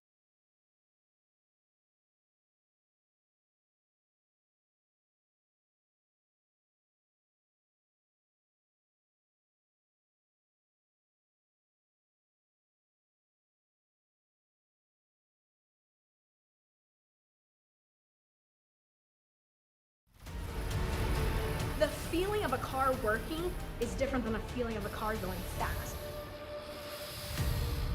We are running the Big Bubba ET drag, and when we got it, we ran our best pass ever, but it's a shoebox 55 Chevy running 6-second times on a Mickey Thompson tire, and that's cool. When I think of Mickey Thompson, I think of legacy.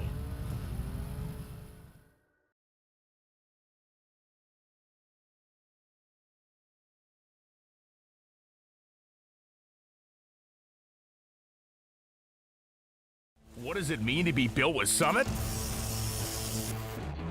It means turning some rust into rolling artwork. Built with Summit means you're making something that was already fast, even faster. It means that your project will be on the road or track long after you've bolted it together. And Built with Summit means you're doing it with in-stock parts, fast shipping, expert advice, and the best prices. Summit Racing Equipment. Let's build it together. SummitRacing.com.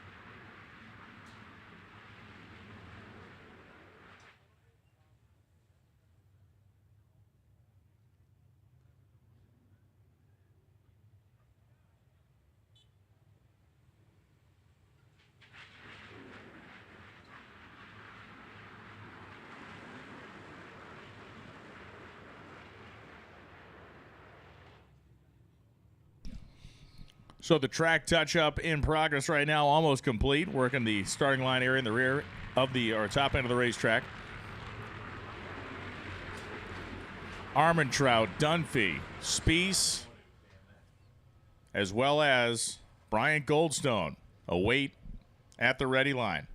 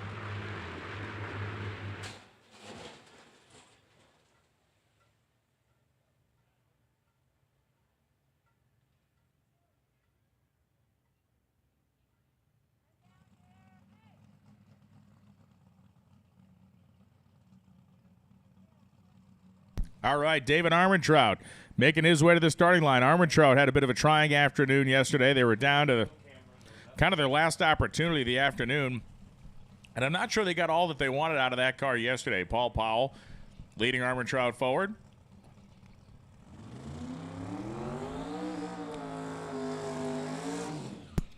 Yeah, yesterday slowed down to a 718, his prior best having been 685.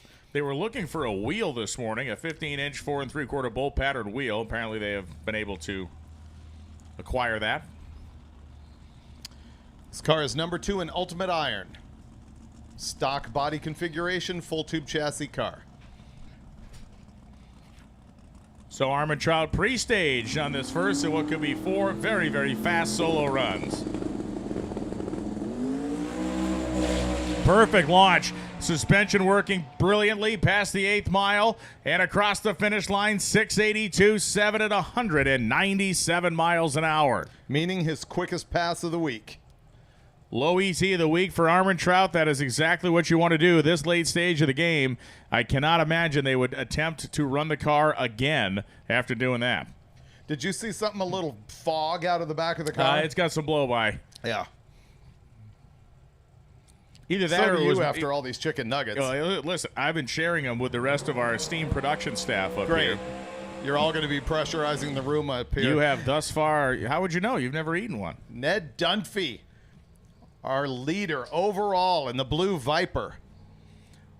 So what we just saw, the thing we got to look at here is Armentrout's car on a smaller radial tire. You watch that thing leave. You watch the body and tire separate. You watch the car drive down the racetrack. It is going to be a much different game here for Ned Dunphy with the big tires on the back of the Viper. So avoiding the tire shake is going to be the big part of the program here, and then pouring the coals to it. This is a packed house, man. Killer crowd here at Cecil County Dragway.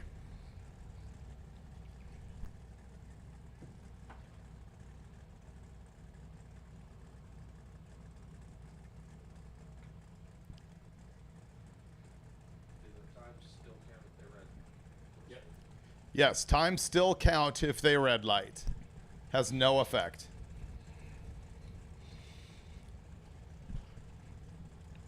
Times do not count if they cross the center line. Dunphy's like, thanks for bringing that up right before I'm about to run. I was thinking the same thing. Yeah. All right, Dunphy now. Solo shot, left lane. Trying to maintain what could be the quickest average in the history of Drag Week.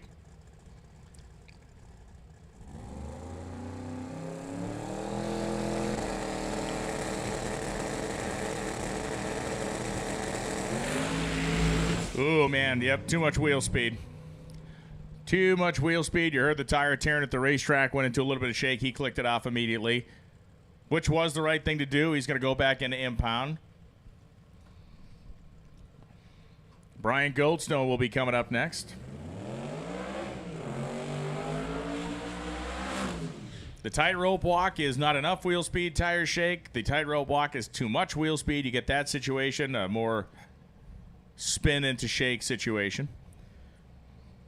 Goldstone has a brand new car here. This is the first time out for it, and he has had some shakedown difficulties. But yesterday ran his best number thus far, a 627 with a 7.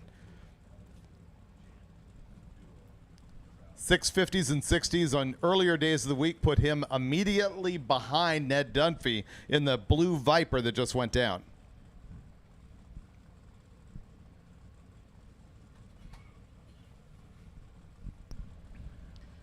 Goldstone, our past champion at Drag Week. They got to the hotel about 1:15 in the morning, or this morning, which you think, oh my God, but it's like, no, that's actually kind of good. It's actually okay.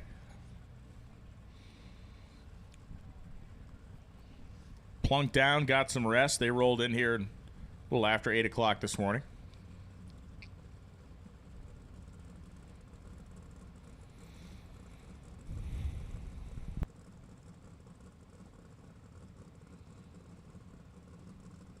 Brian Goldstone, here we go.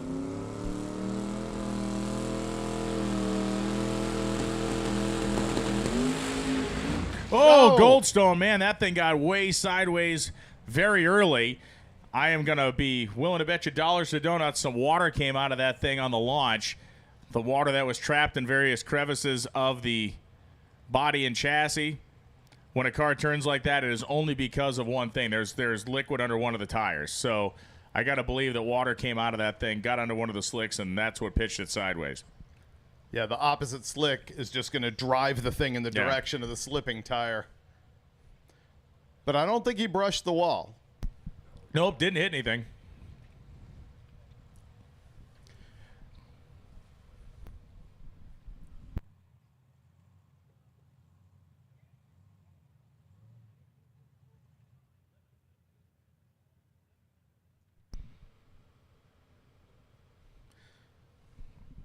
Man, good experience there for Goldstone because that thing was just rotating on its axis. So another half a second on the gas, and that thing would have been piled up into the concrete.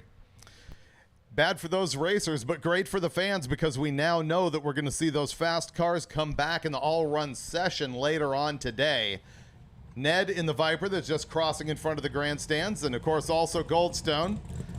They're going to have to come back for other passes. Ned, always in a great mood. He is. You notice that? Yeah. Yep.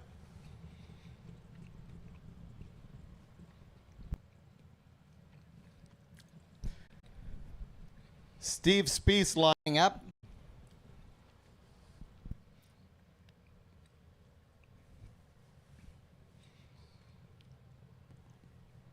Speece is in good shape this week. And by good shape, you mean leading Ultimate Iron. Yes, I do. Yep. He ran a 684, a 679, a 685 the past 3 days while driving from track to track.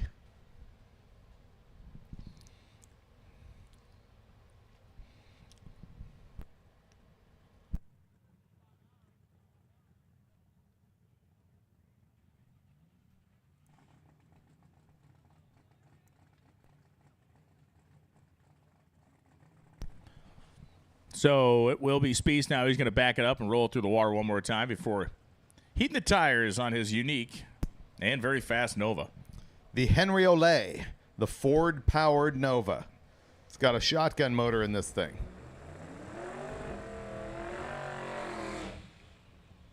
Yeah, Ford Olay, Chevimoco. Chevimoco is the name of Bobby Lagana, the senior's first funny car. It was an altered wheelbase Falcon with a Chevy big block in it. Hence the Chevimoco.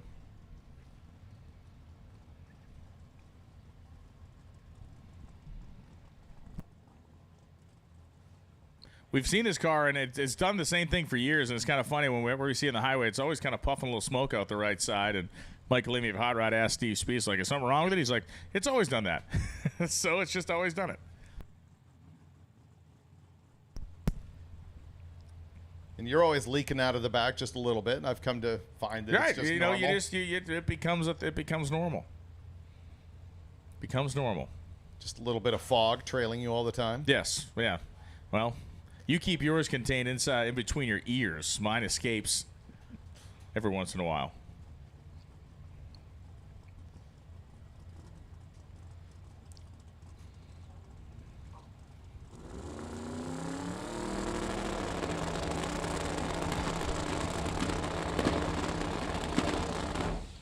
And Spieth, would not bump forward, apparently. I'm not sure what's going on there, but the car would not bump forward to fully stage, so Spieth is just going to take it down the left-hand side. No time, so Spieth will be back as well. Jesse Helger coming up, the supercharged small block Model A.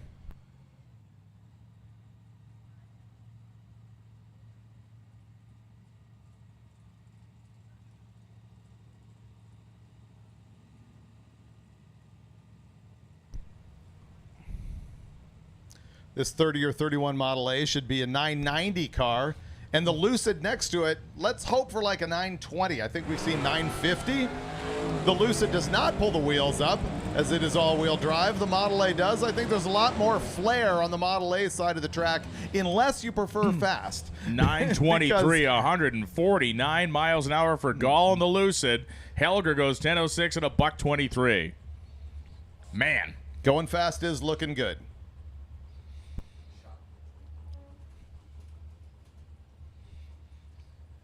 Model A productions year to year, what were they? Model A year, production years. 1928 to 1931. Yeah. Yep. Two sort of generations, 28, 29 being the one with that carriage line in the front, 30, 31 having more of the full cowl shape. Okay. Different roof line, different body lines in the back of the body.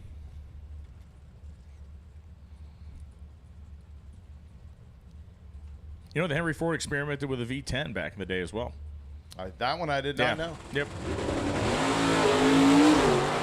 Andy Starr, clutch out, wheels up, and Devin Madison in the pickup truck. Starr at 119 in the 8th takes that big, heavy 56 Chev to an 899 at 149 mile an hour lapse time, shifting his way down the racetrack as Madison runs 918 at 145.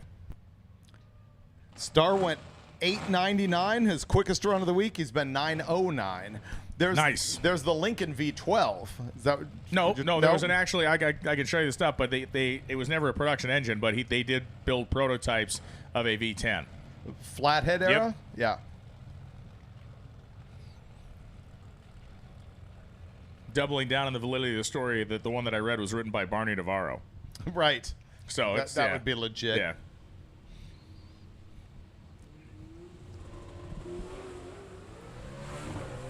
Listen to the screaming NASCAR motor in this thing, also the smoking NASCAR motor, and he's got a Lenko in it. 985, 137. That might be the quickest run for that car as well. C lanes are open. C lanes are open. The C lanes are open. Correct Amundo, the best pass of the week for that Dodge Dart. Racers cannot go to your trailers or motorhomes tonight. You cannot access your rig until you turn in your time slip tomorrow. A very important designation. Racers, you cannot, upon arriving at MIR, go to your truck, go to your trailer, go to your stuff. You cannot do any of that until you hand in a time slip and conclude your drag week tomorrow at MIR. And finally, C lanes are open. C lanes are open. There's an echo in here. It bore repeating. It did.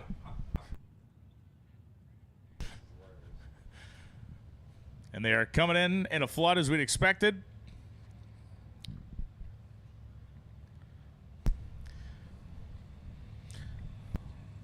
Here comes Jesse Helger up the return road. I love that thing. Neat car. It's pretty great. Steel body, too. You don't see a lot of fiberglass Model A's because they are so plentiful and you can still buy them cheap. Okay. I just got a nice 29 Model A that was probably restored like 20 years ago. It was $5,000. Yeah. Yeah, that is a nice car.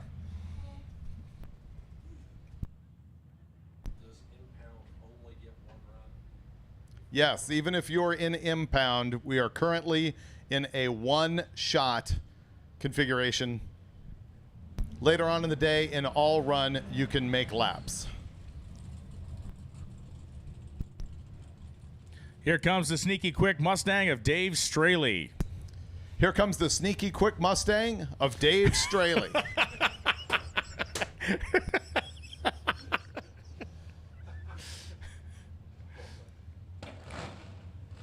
Je suis un nana. Means I am a banana. Not much of one. The Divco's coming in. Nimzik's coming in. The C group is rolling in droves.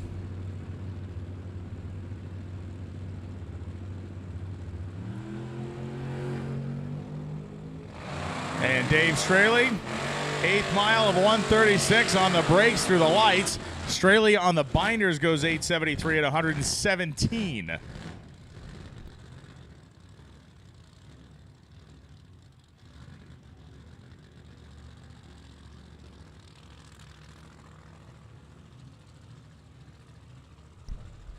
The Kiwis coming up on the left-hand side with their supercharged 73 Corvette. Mike Carlton and Dustin Hasse coming up on the right side.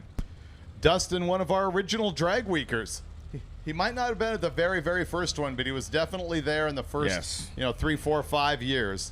He had that blue 72. I feel like he was. I think he Cuda. was. I think he was at the first one.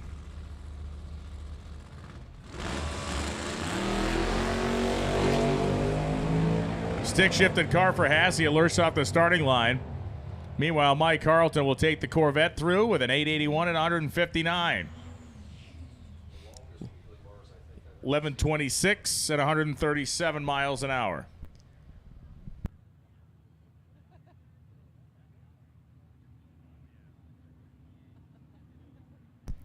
According to the chat, apparently whatever you attempted to say in French, you actually said, I am a banana. Yes, that's what I said. Is it? Yeah. I thought you said, I don't listen to you. That's We've what I established said. that. Again, now you can't even listen to me when I'm speaking in foreign tongues. That's right. Andy Stark is very excited here. He's slapping fives, hugging his buddies down here. That 899, I'm guessing, is the first trip that car has made into the eights. Sure looks like it. Yep, pretty awesome.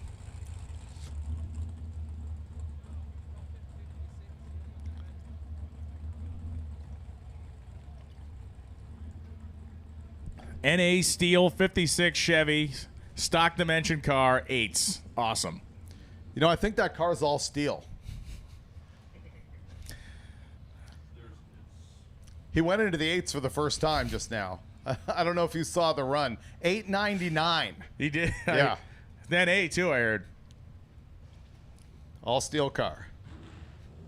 Stock dimensions. Jesse Harris, who about 4 or 5 hours ago asked about a welder. But he's been in the staging lanes ever since, but now he's going to free himself of that. Here comes Harris's truck. They were looking for a welder for their trailer earlier in the day.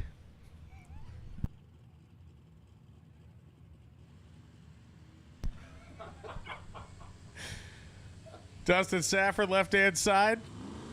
Good-looking tan Mustang. Safford knocks it in there, and here comes... Ooh, Harris spins the tires rear for that truck.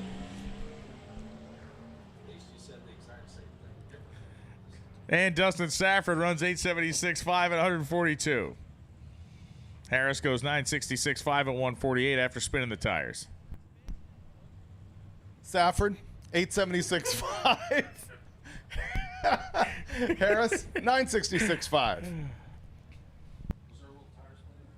He might have spun the tires on that one.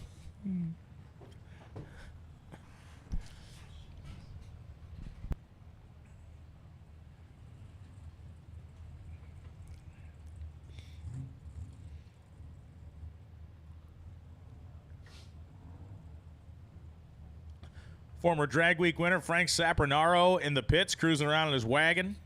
Cool to see that he still has that car.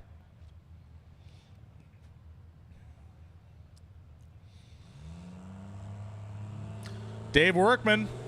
Tire spinning Dave Workman yesterday.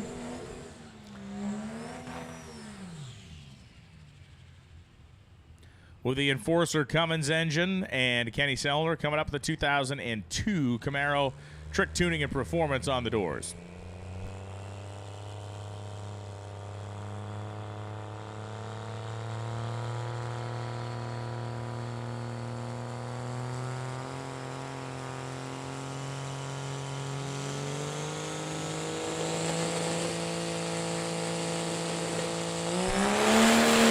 And Workman is, didn't want to shift. Workman got it out the starting line cleanly, but it just ran out of RPM, and the gear change didn't happen, so he is going to mogate down there to an 11:57.7 at 80. Sellner, 12:98.9.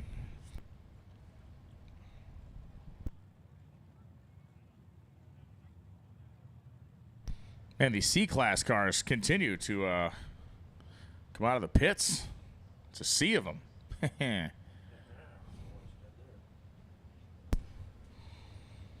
You know what the problem is here, Freiberger? You're a complete tool. Oh, did you say that off mic? Oh. Yeah, that is, finally repeating something worth listening to. Engel and Anders coming up.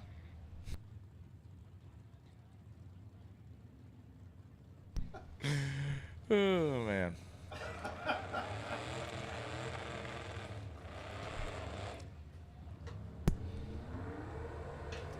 We got a couple of wheelie kings here coming up. You see this? You got Brian do. Anders and Chris Engel. Yeah, the Engel-Anders connection here. Engel's wheelie yesterday resulted in oil, but was then repaired. Anders' wheelie resulted in a nearly squash front suspension in the Chevette. And the Anders car not able to do a burnout. Looks like he's just going to stage it up maybe to get a record of staging here at Cecil County. Now, Chris Engel in the blue car is third in class, so he's got something on the line here. He's in Ultimate Iron.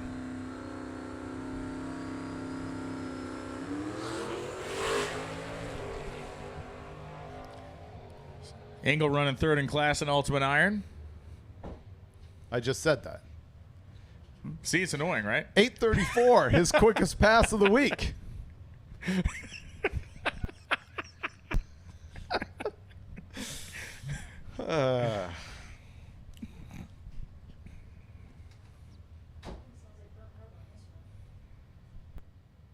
It smells like McNuggets and victory in this room.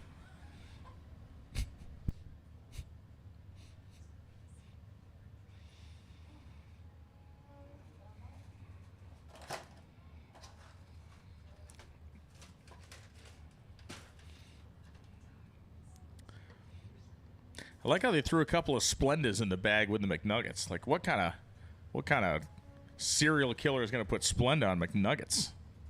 That is a government list type of move right there. It greases the evacuation. This is the Splenda does? Yeah. Oh, I thought that was more the job of the honey mustard, sweet and sour sauce, or tangy barbecue. Well, they all have a Lestra in them. Oh, yeah. Oh, wait, what? I'm going to see myself out.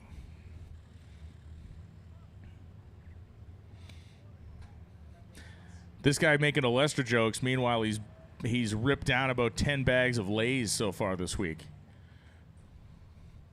At least I get Lay's. Yes, you do. Yes, you do. Yep, you do. You do. You guys are laughing. Yeah. I mean, it is technically my last day, so I'm If only, Brian. Rick Dorn and Neil Torbett coming up next. I hear Neil Torbett's got a Lenko in that thing. Yes. Under no uncertain terms are we to forget that truck does have a Lenko in it. We talk highly of all Lenkos, including those in Torbett's truck, which has been running very well this week. Okay, let's review the age jokes here because you always call me old. I glance down and I look at 20 Ford Mustang and I think, that's a mistake. They didn't make a Mustang in 1920. Rick Dorn in the 1920 Ford Mustang. Thing doesn't even have wooden wheels. What's up with that? 1052, 135. I'm not falling for that twice.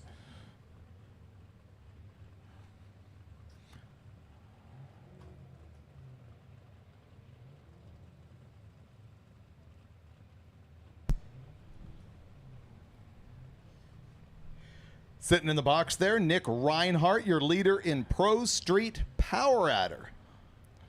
Thing ran 7:04 yesterday. 7:12 day 1, 7:15 day 2. We need to see 699.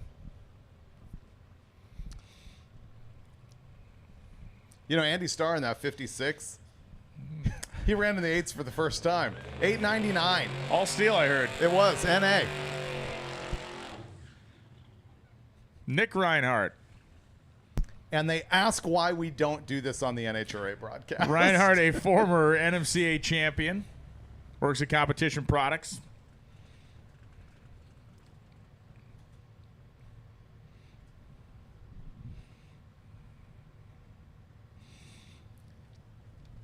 You know, the weird thing is when I'm in the booth with Galvin, I'm actually paying attention to what he's saying. So I think it's a you problem. I would be too. It's a you problem.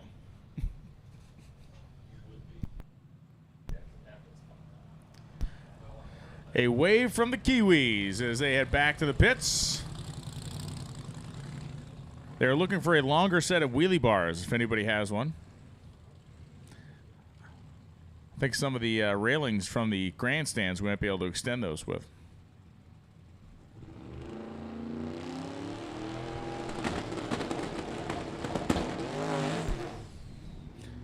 Nope, nothing doing for Nick Reinhardt there. The car immediately went into tire spin, and he is going to idle it down. We'll be waiting on the all-run this afternoon as Jeff Sias, Neil Torbett, and a handful of others work their way out at the end of this AB group.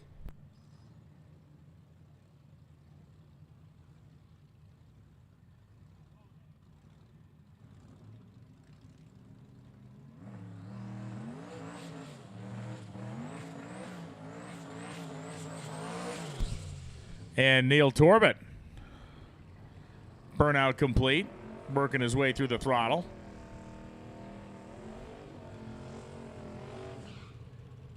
And the fun part of the Lenko going in reverse is you slap all those levers forward again and pull your reverser handle. Get yourself backed up.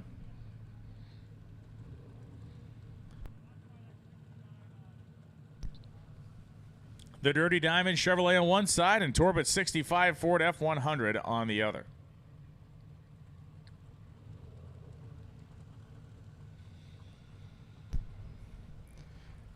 He says putting us on NHRA would be doing for NHRA what Cletus did for ARCA. Like, we'd crash out the whole field? No, he has not been the problem there. He has been victimized, but he's done a heck of a job. Oh man! Wow! Tire shake, axle wrap, parts falling off, and Torbett is still going to try to get down ahead of the Dirty Diamond. Does so 874 at 161, 883 153 for Chris Conlon in the truck. That was violent. That was violent.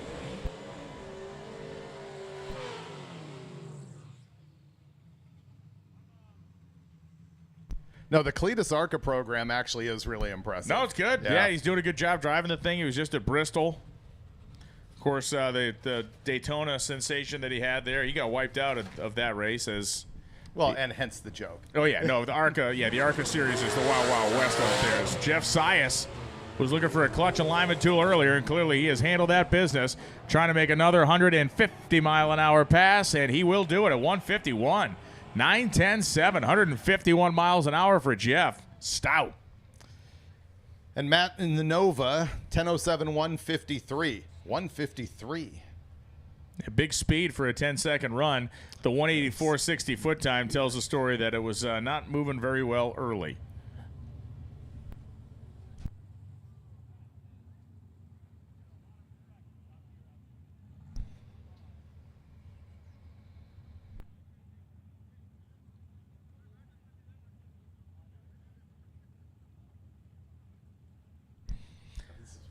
Significant audience, 9,000 people watching from around the world, waiting the next comedic genius that will strike the two of us. Who knew that anybody wanted to hear what you had to say twice? Dean Teppen and Mike Tanner. And Mike Tanner in the dart will watch Teppen go across to 10-17, 129. Tanner goes 10-69, 124.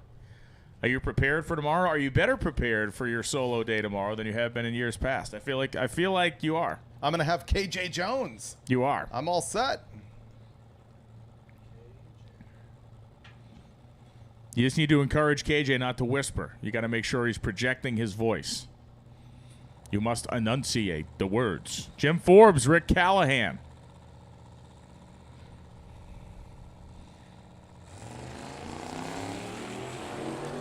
Jim Forbes out of Arizona, the home-built turbocharged LS Jeep Cherokee.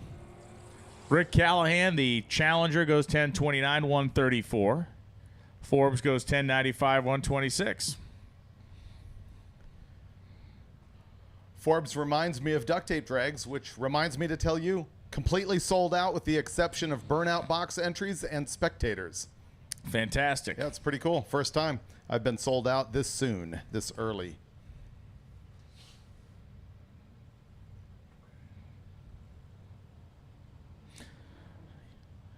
You may notice that many of the folks that bought tickets are named Seymour Butts and IP Daily. So I broke into the system last night. A hacking attack.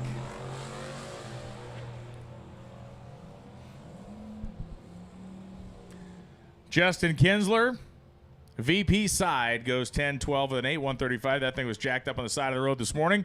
They made the necessary repairs. Sean Fitzsimmons, 10-12, 5 and 138. All right.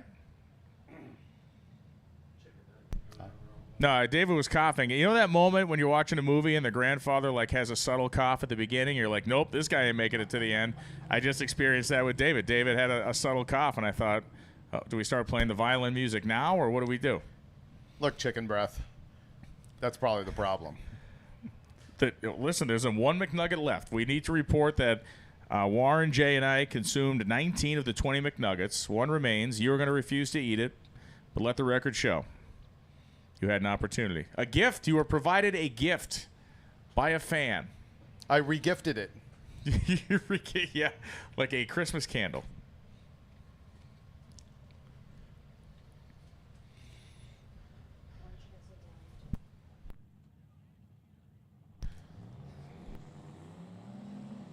We got Wawa food. Italian roast beef. Fantastic. Thank you, Michelle. Has anybody seen KJ's approval level of this food? Turs, have you received any approval level of this food from KJ? I have not seen it. Okay, yesterday was tough. It did not meet his culinary expectations. Aaron Green, Dave Studley.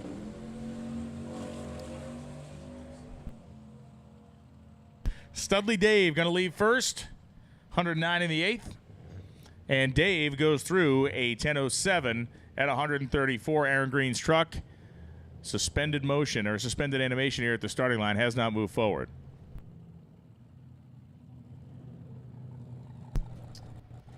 Like my career as of about a year ago. Yes. Well, I would say there is motion, just not of the forward type. Right. There's definite motion.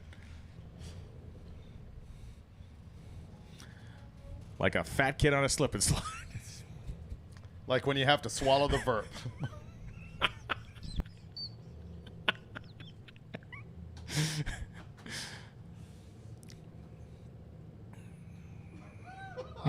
Aaron Green.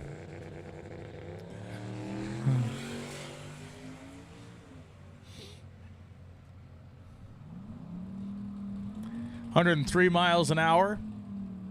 Green going to go 1061, 130.95 miles an hour. I have to ask Warren Evans if our work will be submitted for a potential Webby consideration this year. Yes. Best live broadcast. Yes, it is. By two lead paint chip eating idiots. That is the category we are competing in. We also are going to get a special nod for a Razzie. Oh, we're going in for a Razzie as well. Joshua Bartholomew and Sean Meikle coming up. I'd probably go Michael. You would.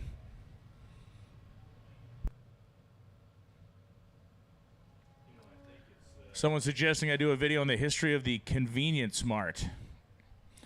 Well, hey, you could step up the entertainment value at your show, but I don't think you're going to go there. I don't think I'm going to go there. That's too intense. That's too intense for me. Too many plot twists.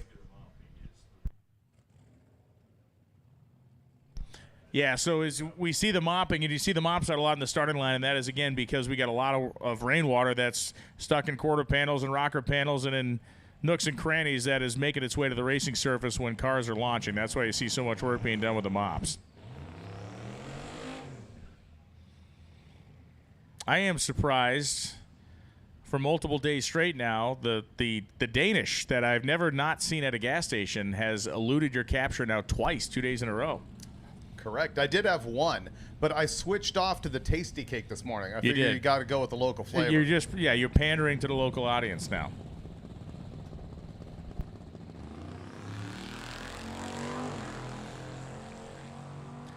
Seriously dig Sean's long bed pickup truck because it makes good power, 110 in the eighth, and that big old truck goes 10.082 at 138 miles an hour.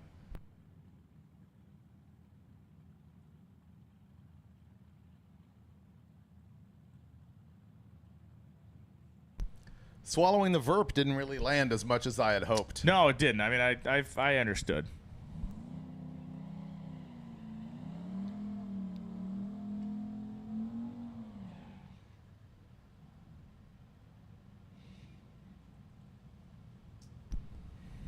Is the rabbit going to run today? Absolutely. Once Anthony's done running the starting line, he'll hop in his car.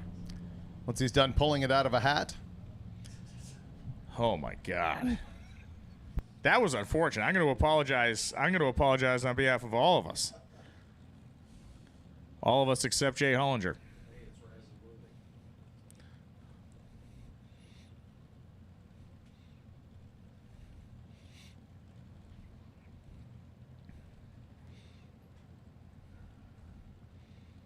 Chris Johnson and Jot Bartholomew waiting on the clearance from up here at the starting line or the timing tower. Once we get that, we'll send Josh down the racetrack. This guy's pointing out, hey, Freiberger, I thought you got let go from MotorTrend, so am I volunteering here? Yes. Yeah, no, it's part of your community service. Like all folks that live in the Hollywood area, David, once his star began to fade, descended into a madness, a mania of bad things, and this is helping him to atone for those bad decisions he made. 10:06, 138.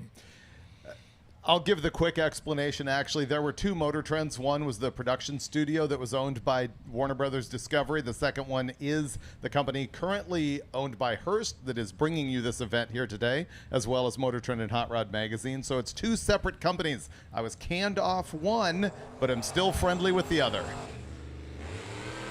Think of it like East and West Germany during the Cold War. And David is like Hasselhoff singing on top of the wall as it came down.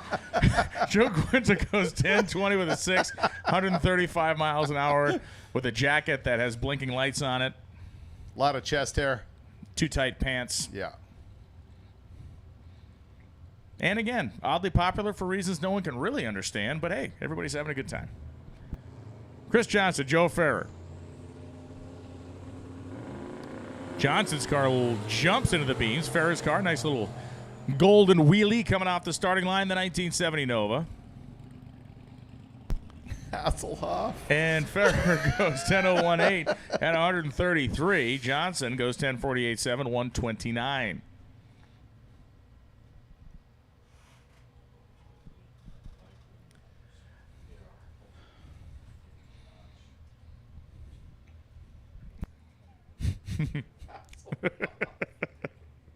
See, the thing is, Hasselhoff's inherently funny. Oh, don't hassle the Hoff, man. Right. Yeah.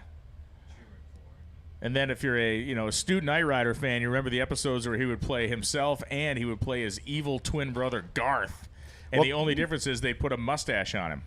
Little do you know that's exactly what's going on here at the booth at Drag Week. It's the same. It's one person. Yeah. With a mass of two. With a lot of self-loathing. Josie Kirker. The Angry Prune goes 10.005 at 138. That's as good as you can get in the Street Machine Eliminator category. You can't run in the 9s there, so 10.005 is perfect. It could be 5 thou quicker, Brian. 12:32.9, 113 miles an hour. Nobody likes you or anything you stand for.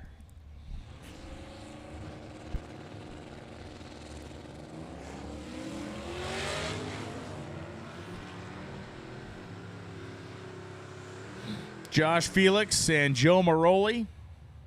Felix goes 994.2, 137. Maroli goes 11.006. The 994 too quick for the class.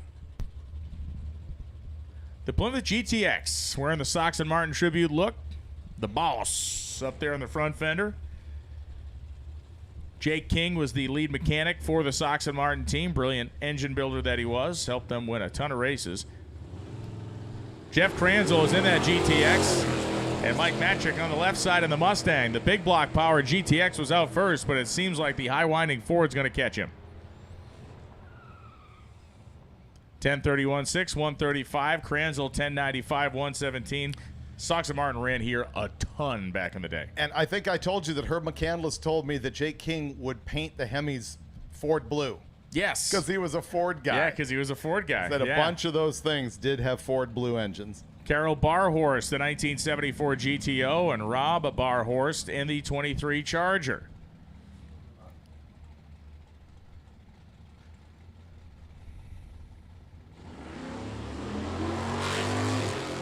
Rob wins the reaction time challenge, and then everything else going Carol's way.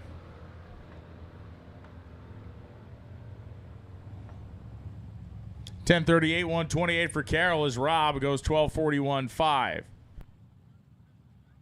And yes, good pull there by Dennis James Speed Shop. Kit's evil twin was called Car. Also, seminal moment of my childhood, the episode where monster trucks were on the show. Listen EVs. to this pass. Listen to this pass.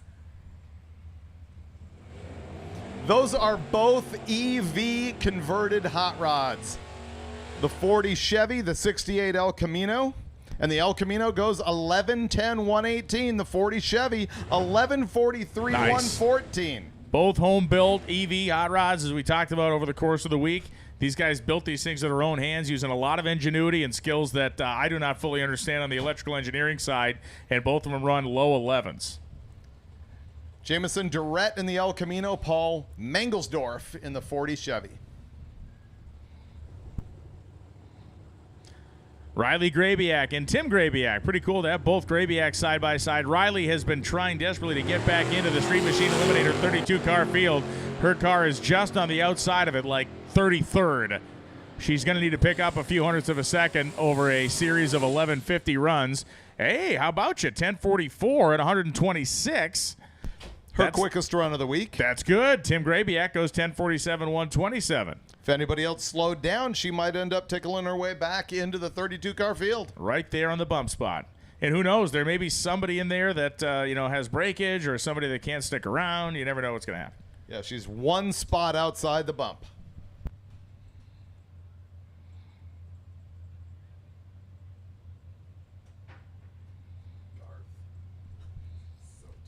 Oh, it was so bad. You know, Knight Rider jumped the shark when they started adding the wings and stuff to the car. That's when it absolutely fell off the cliff. I mean, the turbo boost button that would shoot it over obstacles, that was a necessary evil. Yeah, there's that. But yes, when they made it like fly, that was tough.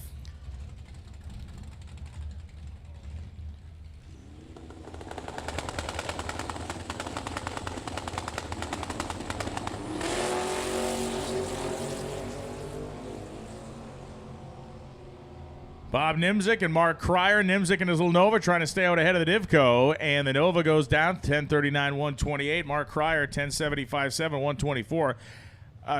Tell us, please, all of us, the story of your brush with former Hollywood greats Scott Baio and Henry Winkler. And kids, these are names you won't know, but your parents will.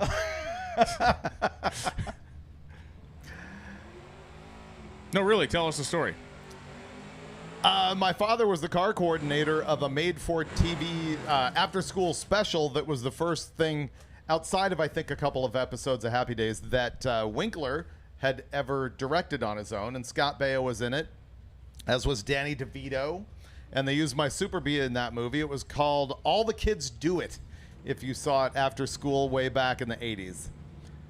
And my understanding was there was damage incurred to your automobile unintentionally. Yeah, one of the actors ran my Super Bee into a pole. Scott Baio was in the back seat and just started laughing uproariously. And the Fonz ended up buying me a new paint job. Chris Nelson, 1092 with a 5, 123 miles an hour. And on the right-hand side, 1080, 124. Yeah, I actually got cursed out. Well, not cursed out. I got told basically, you know, shut the F up. I'll buy you a whole new effing motor by Henry Winkler. I was like, the Fonz cussed me out. I'm like 17 years old. It is pretty wild. Kyle Dennis and John Powell. And none of that story matters at all except for the meeting Heather Locklear on set because she was dating Scott Baio at the time. That part is a win. Uh-oh. Oh, man. Yo, sideways, and I think we're going to have a crash. Oh, man, across the racetrack. It looks like big impact for the truck now across to the right side. We saw the truck funneling smoke out the back of it. It made a big move across the left-hand side of the racetrack, made impact, and came across to the right. It was a very tough launch for Powell in that pickup truck, and he got after it after that, and it did not end well. Safety folks rolling up there to the top end of the racetrack right now. We're going to wait for reports from the top end. But again, Powell came off the starting line, the truck kind of lurching and bouncing. And there was so much smoke, it was difficult for me to see exactly what type of contact he made on the left side. We're going to see in our run here.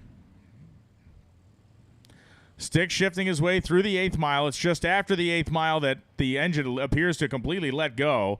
The truck fishtailing back and forth. Again, so much smoke you really can't see anything.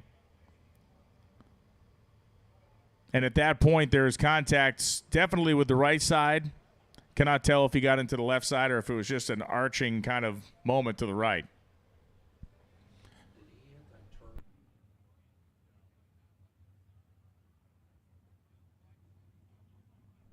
So we're going to wait for a report from the top end to make sure that we have everything correct before we bring anything to your attention here. Let the safety folks do their job.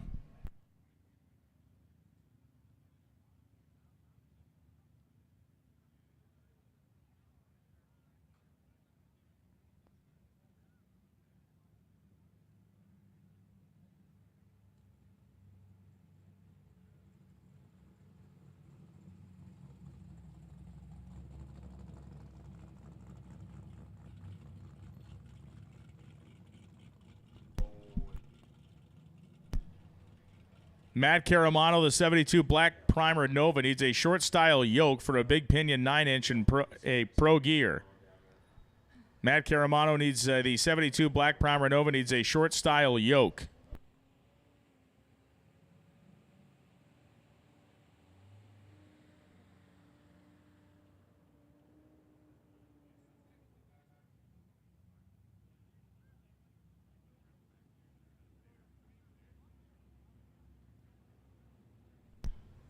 So it appears as though he drove the thing off the top end. We're waiting for information again. I mean, we're looking down there. We're not seeing a truck. It would be miraculous if the thing just kind of went across the racetrack a couple of times. It didn't actually hit anything, but again, we're waiting on word.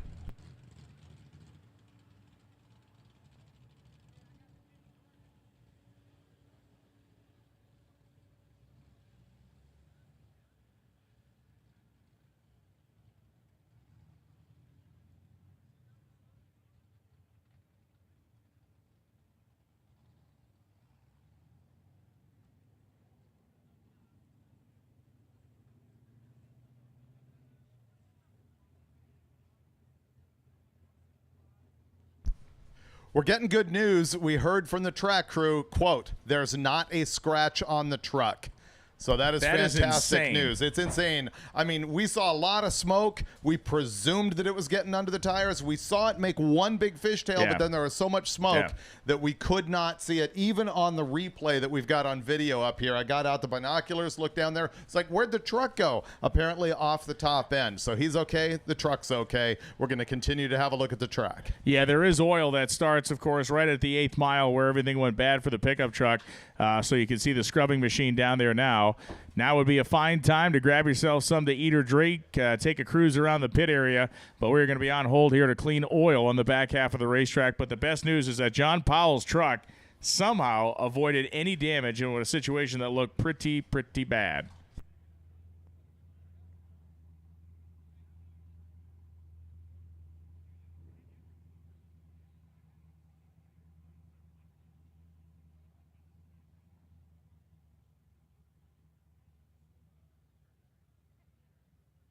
You know, primary sponsor of Hot Rod Drag Week. I hope we can retain that position forever because it's just a fantastic event. For those top products of people that really use stuff, you know, really people who are working on their cars and know about cars and stuff like that. Great support from these fans. We have probably 30% of participants out here running our product. Without gear vendors, you couldn't have low 6-second cars driving in the street because, you know, the heat's immense. And you need that extra gear to get the RPMs down. And when your RPMs go down, your heat in the motor also goes down.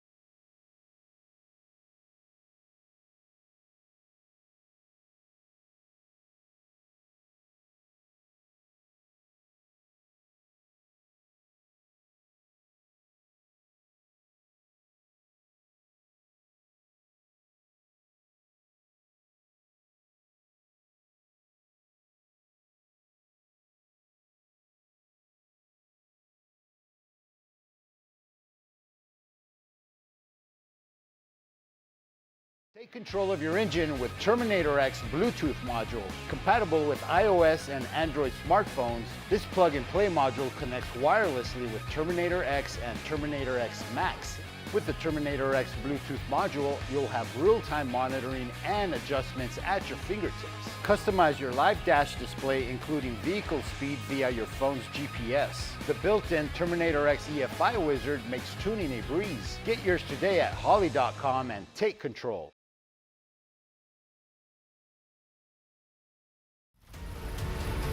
The feeling of a car working is different than a feeling of a car going fast.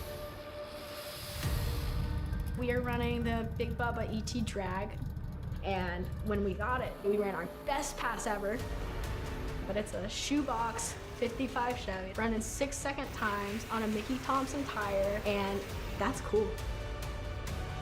When I think of Mickey Thompson, I think of legacy.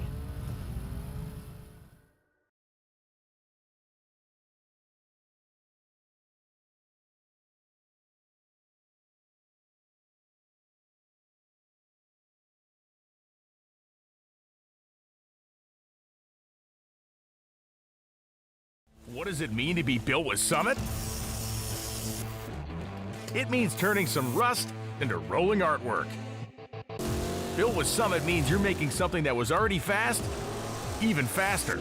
It means that your project will be on the road or track long after you've bolted it together. And Built with Summit means you're doing it with in-stock parts, fast shipping, expert advice, and the best prices. Summit Racing Equipment. Let's build it together. SummitRacing.com.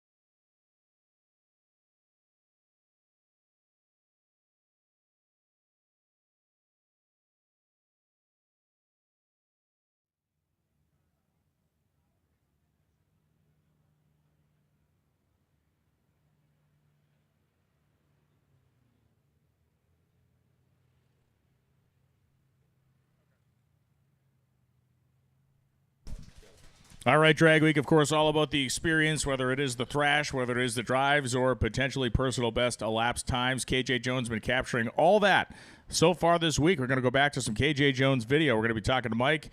We're talking to Keaton. We're going to be doing all kinds of good stuff, and we're going there right now.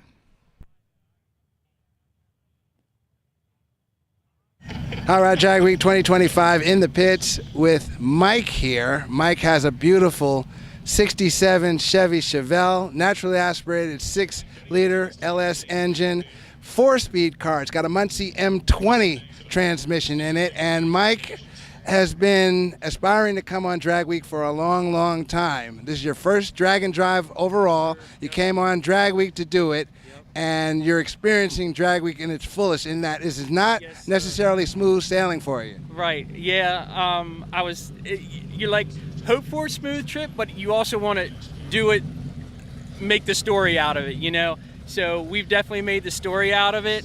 It's definitely had its roller coaster of emotions, highs and lows. You know, I think we're kind of in the middle right now, but we're still in it, day 4, and just so happy to still be here and keep pushing forward. Well, you know that it's a broken record at this point, but finishing is winning. Never forget that. Finishing Drag Week is winning Drag Week, personally and globally, if you will. But we wish you a lot of luck. Thanks for sharing your car, and think about putting that M22 in this thing. After this, we're going to either a Tremec, T56, TKX, maybe a G101, a G-Force. But yeah, I'm past the days of the Muncie. We're on borrowed time with that program for sure. Teachable moment. Thanks for sharing. KJ out.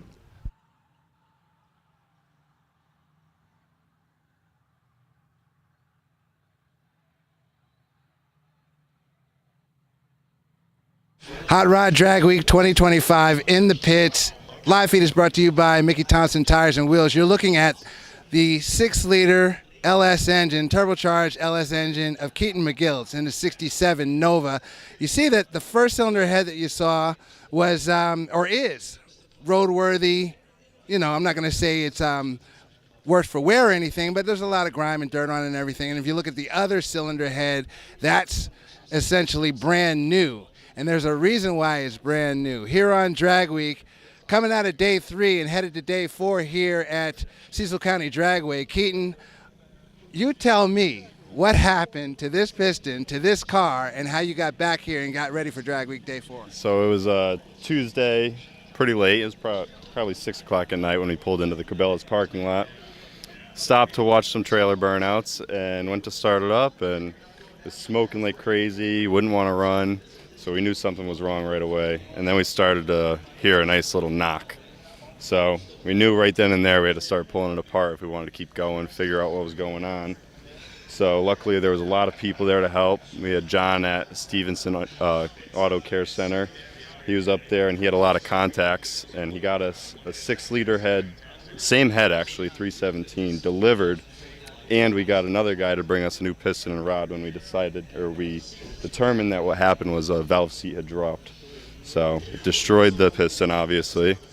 Cylinder walls were fine. The head was smoked, so we stayed up till 4 o'clock. We got it over to his shop, luckily, and put it on the lift, and we were able to pull the pan, change the piston and everything, and got to the hotel around 5 o'clock the next morning, slept for a few hours, made it to the track yesterday. And you made it to the track yesterday, and let me correct myself. It was day 2 that this happened. I've lost track of my days this week, but it was day 2 that it happened. You got to the track yesterday, day 3, and low ET, personal best? Yeah, we were hoping to run in the 10s to stay in Street Machine Eliminator, and out of nowhere it ran a 990. So I wasn't going to push it because I knew it was kind of knocking again after that. So we wanted to make the drive and hopefully get it to here. So we just took the 22nd pass and moved on, and today we're going to baby it, and then hopefully if we're still in one piece tomorrow, we'll let it all hang out.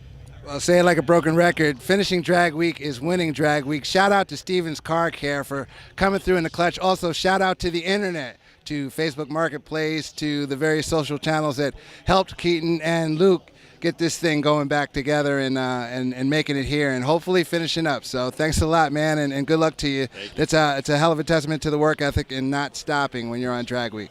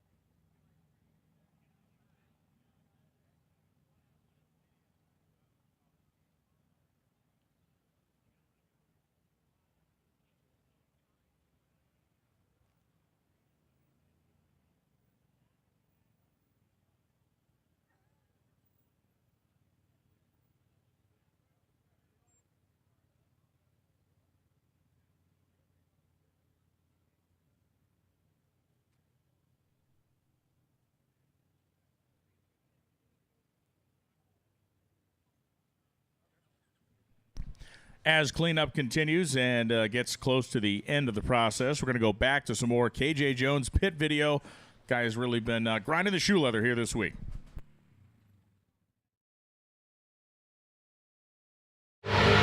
In the pit area with Phil Gulledge, he's one of the unlimited competitors. Phil, you had trials and tribulations. We just saw you as you arrived here at Cecil County Dragway. You had some challenges just here in the pit area, but more importantly, yesterday at Maple Grove Raceway, there was a big dynamic happening on that last hit. Yeah, so transmission rebuild number 2 for the week already.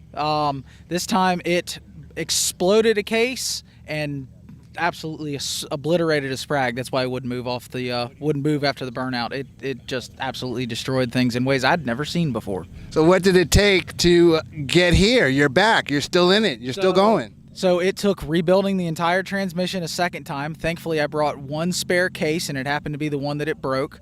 Rebuilding a gear set, pressing things in with a floor jack in the front of the trailer again, rebuilding the entire transmission. We left Reading at 10:30 and got to the hotel at 7:30 this morning, because at one point we had to stop and sleep because we didn't get to the hotel last night until 4:30. So with all of that, do you experience any rain too?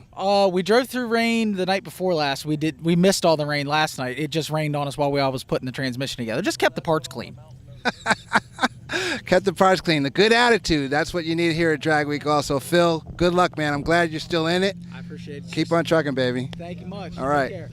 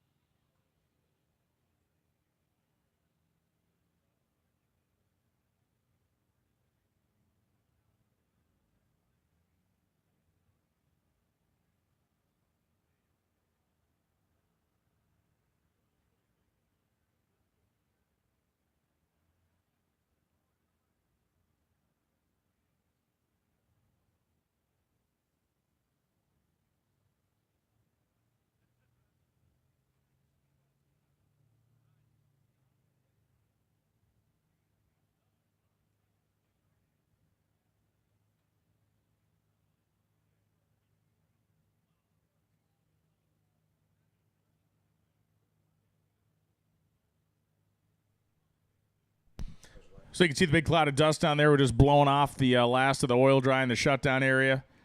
Drag doing its work at the top end. Appreciate your patience and appreciate the hard work of the Cecil County Dragway staff. They have been they have been through the ringer starting at 4:30 this morning.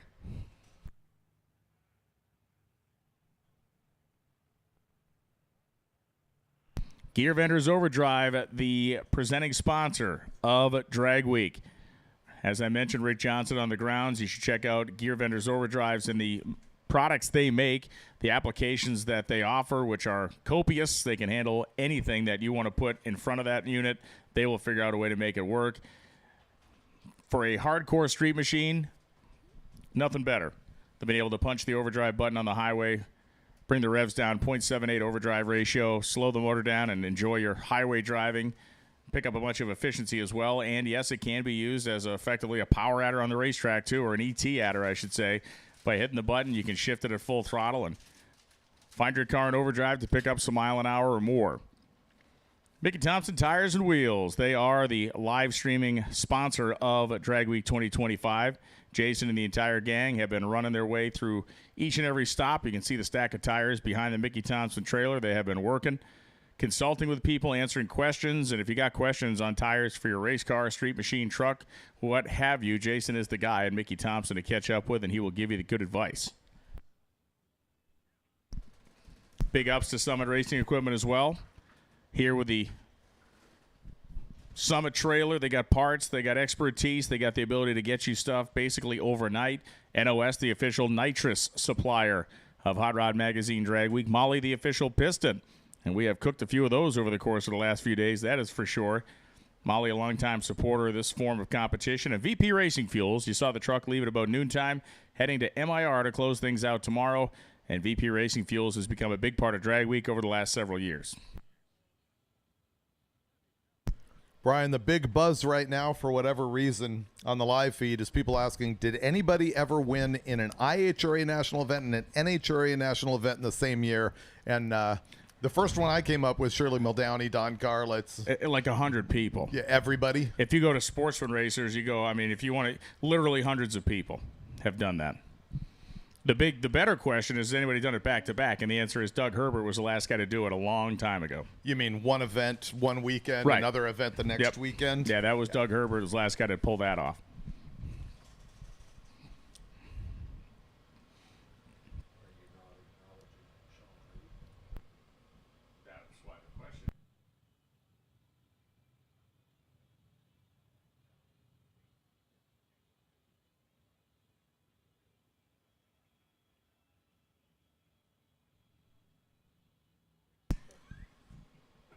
And for those of you who missed the initial question, yes, Sean Reed, just recently. Did Bob McClurg ever write for Hot Rod? Bob McClurg was a fantastic photographer, drag racing photographer way back in the golden era. And yes, he did write for me at Hot Rod and much earlier for Hot Rod. He's cranked out a bunch of books and stuff, too. And then moved to Hawaii. I think he's blissfully retired. Yeah, McClurg was good.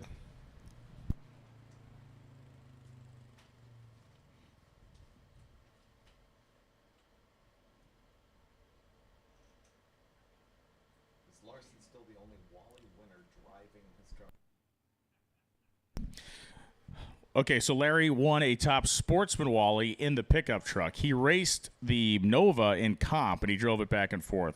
The weekend he won in the pickup truck, he did not drive the truck to the racetrack, but he won a dramatic final round in top sportsman at Topeka, went across the finish line. His competitor lost control, crossed just behind him, and almost wiped out both of them. It was a crazy thing, but it was certainly neat to see the truck and Larry Larson win that national event at Heartland Park, Topeka, in the truck. Couple people have asked if I, David Freiberger, have any plans to collab with Finnegan on YouTube. And yes, we did a big road trip in the Rotson already, 2 parts, one on his channel, one on my channel. And we did have plans to do something else, but it's just been insane for me trying to do weekly videos on YouTube by myself. And so that has hampered me. into doing episodes both with Finnegan and with Tony Angelo. I was supposed to be with him in 2 weeks, but I had to flake, basically because I'm right here right now, and so therefore I'm way behind. But yeah, you can follow Finnegan on Finnegan's Garage. You can follow me on the David Freiberger channel. Of course, you can follow Tony Angelo on Stay Tuned. Any drag strips in Hawaii? Are they still open? Yeah, they have one. I know they have at least one on the Big Island. I don't know how many total, but I know they got one on the Big Island. But is it open right now? Yes. Yes, Okay. it is. Jerry Ekman reference. Sure, Jerry Ekman, the late Jerry Ekman. Very solid pro stock racer. Got entangled, of course, in the Bill Orndorff nitrous saga in the early 90s. And that never left his legacy.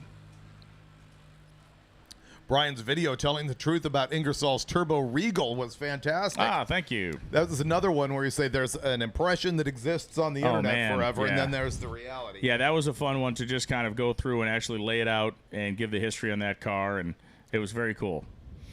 People here saying they miss Steve Brule. That's fantastic. Brule was one of the three of us that were on the Engine Masters TV show. Myself, Steve Dulcich, Steve Brule, and he is absolutely blissfully retired. He's having a great time. So I'm glad to talk to him every few weeks, and he is still good.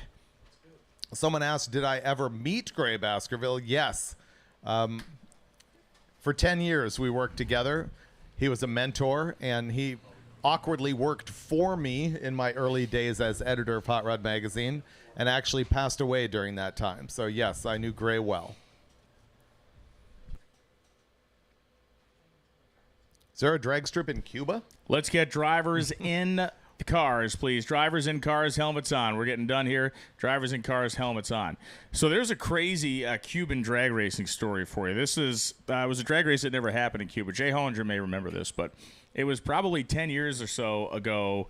A guy started to advertise he was going to have this race in Cuba, paying like millions of dollars.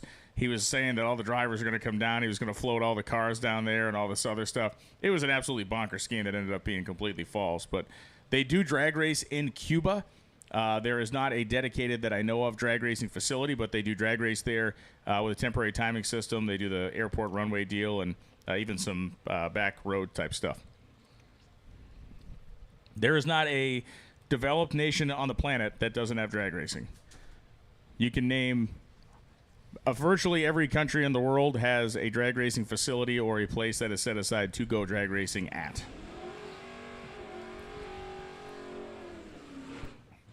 Burnouts mean action. Steve Eden's Nova's first up. And the Subaru. The Subaru coming up here, yes. Flat 4 turbocharged Subaru engine. Saab bodywork. It was sold as the 92X. Safin and Ramahi driving the car, trying to make it in the 10s, launching the all-wheel drive machine with slicks on all four corners.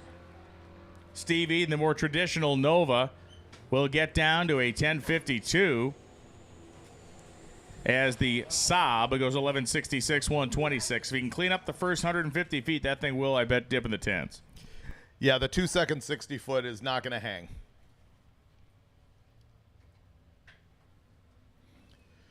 Taylor Parks is in the 2012 Mustang, Kerry Nashim in the 13. Can you tell the difference? Parks on the right-hand side, Kerry in the left. They're both running in Street Machine Eliminator. You're going to see a lot of those cars coming up right now. This, once again, is the class where you're trying to make it onto a 32-car field for the bracket race tomorrow. And there will be an important announcement for Street Machine Eliminator coming up here once we get a quiet moment. So Taylor Parks carrying a shine. Remember, you're turning in your slips at the Hot Rod Bus. The Hot Rod Bus is where the slips are getting turned in. Tanya and crew are over there. Also, when you get to MIR, you cannot go to your rigs today. We find out that there are racers calling MIR, talking to them at the track, and the track is telling them that they have no problem with you going to your rig. We do. If you are found to have gone to your rig before you hand in your last time slip tomorrow, you will be disqualified from the event, lock, stock, and barrel. Is there an echo in here? I literally just said that. And I'm repeating it because you're gonna get your keister thrown out of the event if How you come pull when that off. I repeat you, it's wrong, and when you repeat me, it's right? Because that's the way it is. because reasons. Frank Porco, 1065, 128. Stu Hill in the 57 Chevy Purple Haze, 1003, 133. It's a very good number for that class. And the ladder will be put together on a Sportsman ladder after you qualify for Street Machine Eliminator. And I will mention now, but give you more detail, we are going to run the top 50 Street Machine Eliminator cars first in the morning. I will repeat more detail about that as we go. Bob Barber Leonardo on the right side goes a 1032.9, 132. Doug Johnson goes 1195.5 at 122. Barber Leonardo dumbfounded at my ability to actually pronounce his name correctly when we ran into him at the bar last night. Nick Edelman is in the F-150.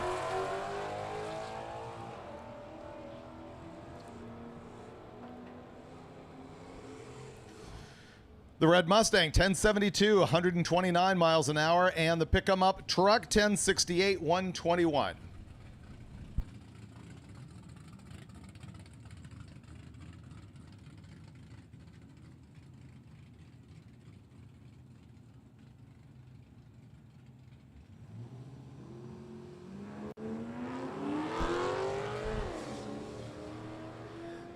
Zach Muji is going to take off way ahead of Vince Keys. Zach, of course, is in the Corvette. The Corvette runs 1204, 115. Vince Keys, 11002, 106.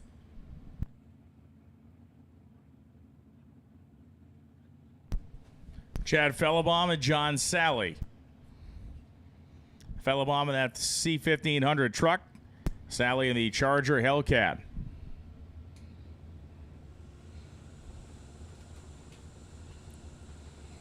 That is a very clean and simple OBS truck. It's just great. Yeah, not overdone. Done just right.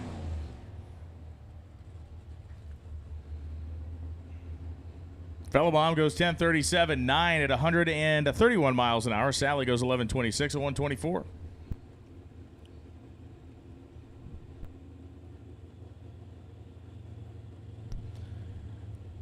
For the folks setting up the production trailer at the end of the grandstands, if you would like to maintain the integrity of your generator, please take it out of the road.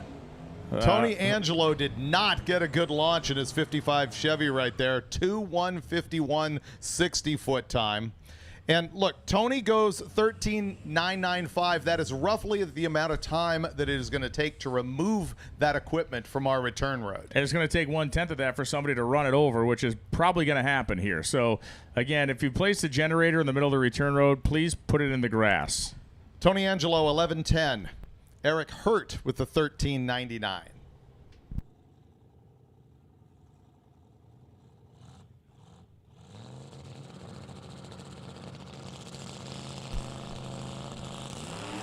Clinton Taylor in the wagon. Will Gregory in the 93 GMC Sonoma. Both of these Street Machine class cars. The Sonoma 1013, 131 miles an hour. Clinton 1029, 133.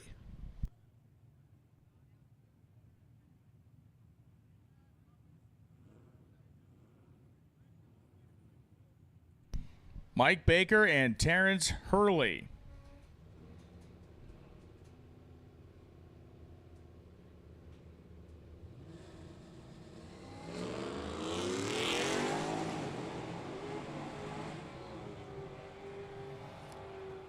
Terrence Hurley was 69 green, a reaction time about 10% of what Mike Baker's was. 11:07, 121 as Baker goes through a 11:54, 123. Notice black primer is the new red. I thought the age of DP90 had passed, but here we are. It's back. It is back.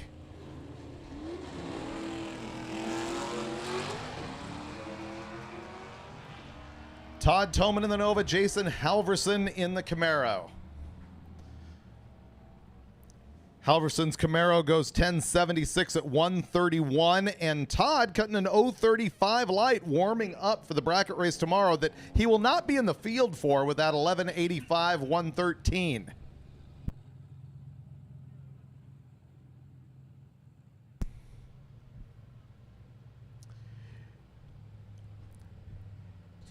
Here comes Dante Delaney, known as the Black Fog. Grayson Weiser in the Buick Regal.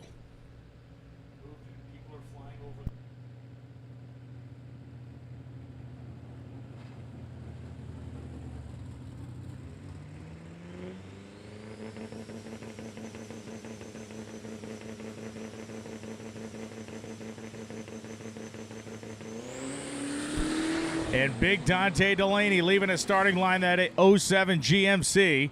Can outrun Grayson Weiser with no trouble here. And the Duramax powered machine goes 10-10 at 134.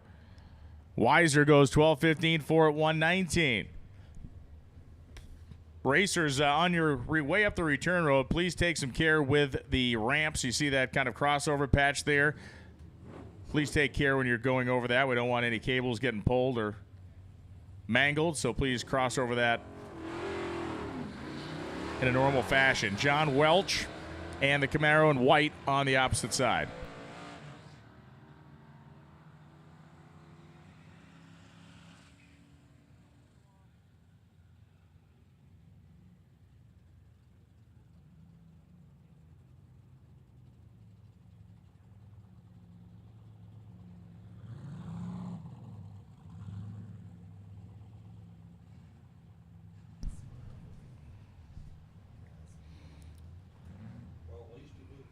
And a couple of machines being backed up here, the Henry J and the Chevy truck.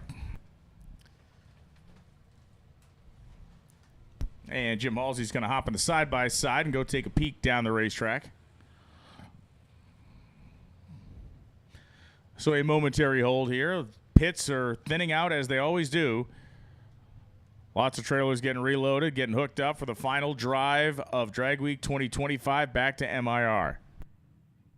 It is quiet. We are repeating it, and we will continue to repeat it. You cannot, despite what the racetrack may say, you cannot go to the facility and go to your truck and trailer today.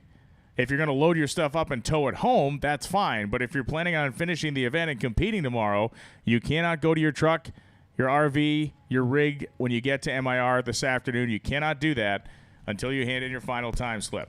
And while we've got a pause here, listen up. If you are in the quick 50 in Street Machine Eliminator, we are going to run you first in the morning for an hour as long as the lanes stay packed. We will cut that shorter if people are not coming to lanes. But we do need the top 50, and as soon as you run, we need you to get your time slip in. Why? We need to go through, figure out the averages, and build a ladder for the bracket race that is coming up later. So top 50 will run first in the morning for Street Machine Eliminator.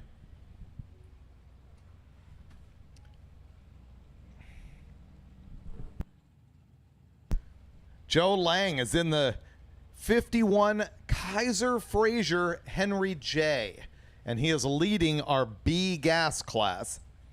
It's a 1020s car with a big block Chevy in it.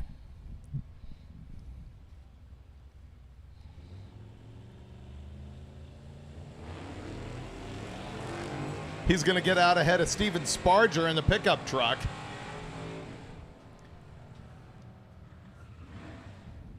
Lang goes 10.26.4, 132, steering his way off the line as Sparger goes 10.89.9 at 126.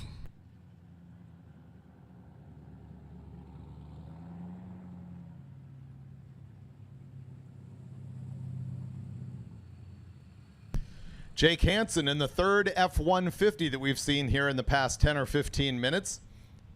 And Steve Cracked in the 65 Malibu.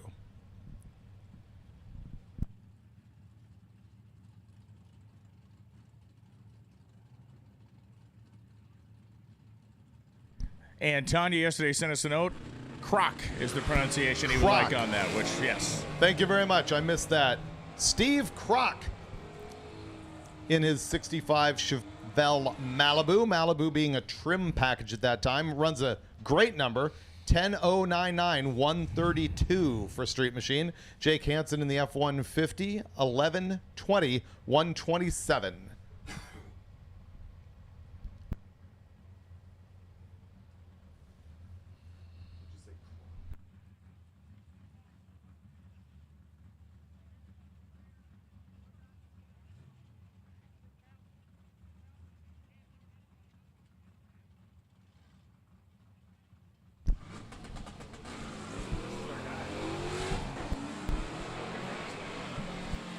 Ted Munsell and Steve Lemieux. Another white S10 rolling down the racetrack. That is Ted Munsell's truck. He goes at 10:20 at 135, 11:20 at 123 for Steve Lemieux. We do tend to butcher names up here. We apologize. We make our best effort to get them right. We address notes when we get them. Sometimes the issue is that your name has been typed in improperly in the computer. So we'll end up pronouncing it differently from day to day depending on what the track has done. So I apologize in advance before I get dogpiled at the award ceremony tomorrow night. Merch van. The VP merch van is over in the pits. Mike Poland and Scott McDonald, you have received deliveries at the VP Racing Fuels merch van.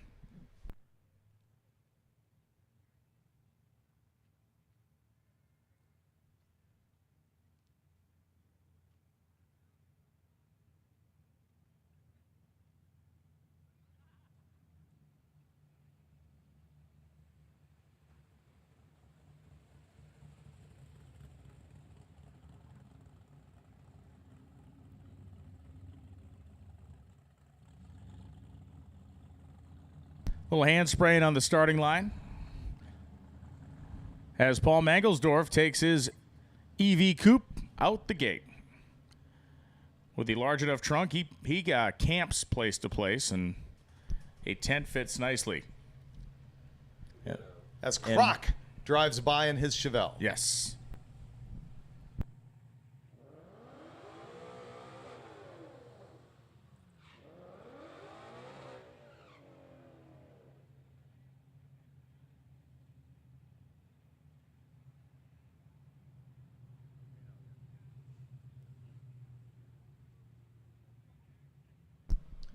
Tom Brown in the Mach 1 that we confirmed is in fact a cross-plane crank engine.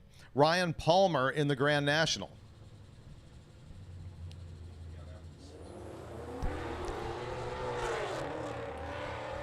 Similar reaction times, I mean, in the neighborhood for Drag Week. Yeah. But obviously, the GN is going to get down way ahead of them, 10:31 at 1:30, and the Mach 1, 12:49, 1:17.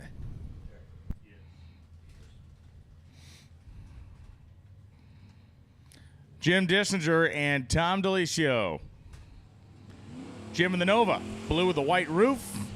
Liscio in that refrigerator white Mustang on the left-hand side of the racetrack, the Purnell Body Shop side here in Cecil County. 10:47 for 129, a 12:18 at 115 for DeLisio.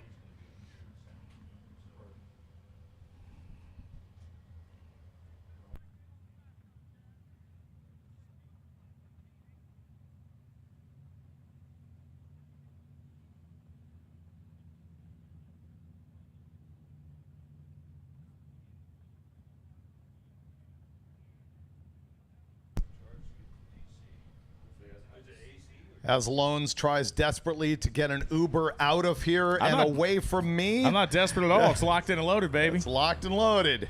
Christian Damgard in the Malibu. Tim Bradshaw in the Mustang.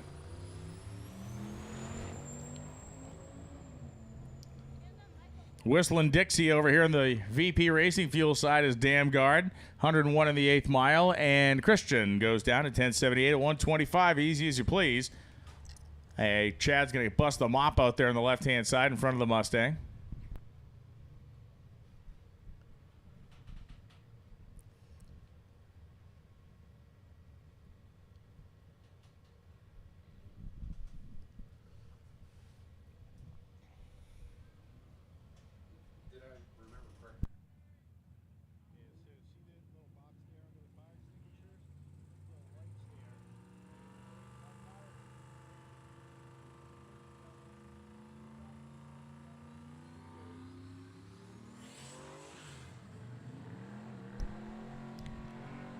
Tim Bradshaw, 108 in the 8th, and Bradshaw's 4.6 two-valve Mustang goes 10:38 at 137 miles per hour.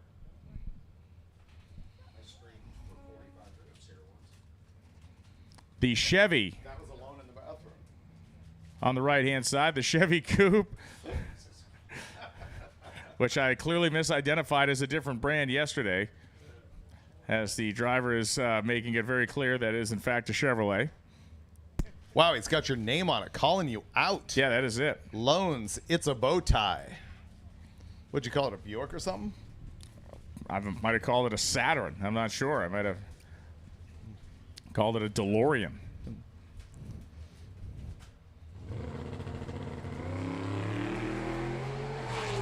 So Chevrolets a pair leave the starting line. 039 green for the Classic Coupe. 10:04.5 128, and the Corvette runs 10:15.7 at 121.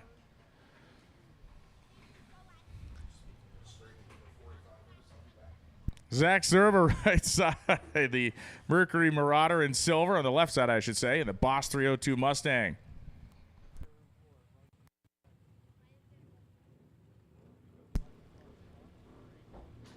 Who was the boss, Brian? When they made the Boss Mustang? Yeah, it was called the Boss because Larry Shinoda said it was the boss's car, Bunky Knudsen. Bunky Knudsen, yeah. That part I was aware of.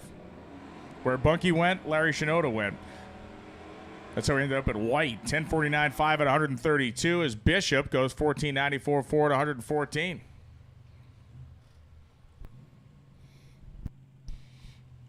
I'm surprised they never sued White about using the Boss name, but I guess it didn't really cross over. I guess not, or they didn't care. Yeah. It was done at that point. Brian Clark, Azim Sheik. Sheik in the Camaro, Clark in the Nova. Well, at the time, obviously, boss also meant, man, it's boss. Oh, yeah, it's absolutely. Cool, It's cool. It's rad. Yeah.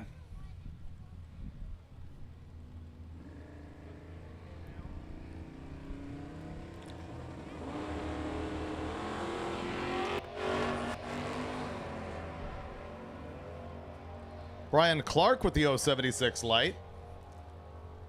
Azim is in the red Camaro. Azim goes 10.078, 138 miles an hour. Brian, 10.56.8, 133.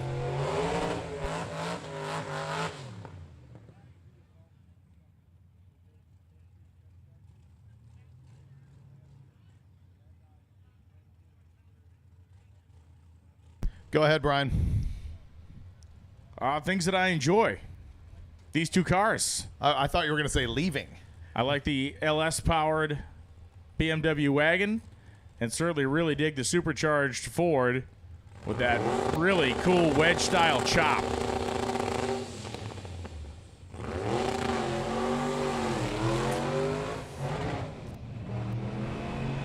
He's performing just for you, Brian. Yeah, it's just for you. Mention how much I like rev limiters too. That is Gary Brown going 11.25, 119. Ian Rafferty in the BMW going 12.39 Ford, 113.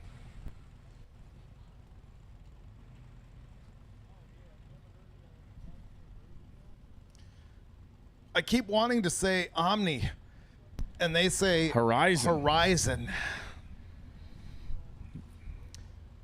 Michael Mara in the Turbo Little Mopar. Scott Franks in the 87 Camaro. Okay. Franks jumped the tree. Sorry, Franks. Maybe they'll back him out and give him another whack. And Mara is tattooing that left lane. He goes 10.29 at 137 miles an hour with a screaming four-cylinder.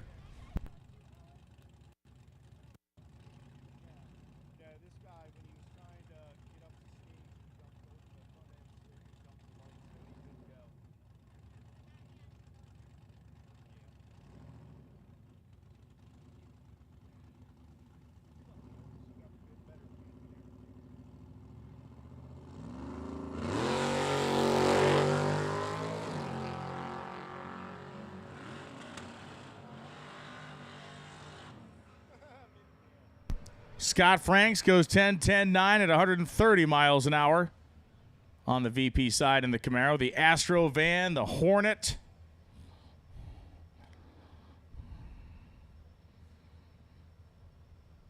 You may have seen the pictures of the Blastro van, the guy who made the Pro Mod Astro van back in the day. I've seen that thing run. You've seen Blastro run, Warren? Last year at Edgewater Sports Park. Oh, that's cool. There's two of them. Okay. And they're based right there right around. That is super cool. the GMC Safari van. It's the Blastari. It didn't work. You tried, though. You tried. That's all that counts. He goes 10:57 at 1:27. And 12:72, 105. And there goes Moss and the AMC Eagle heading down the road. Getting ready to finish the trip with one last drive to Maryland International Raceway. Aleem Sheik and Adam Burnley.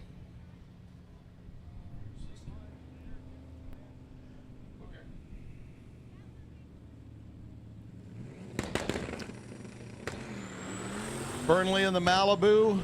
Aleem has got the Mustang.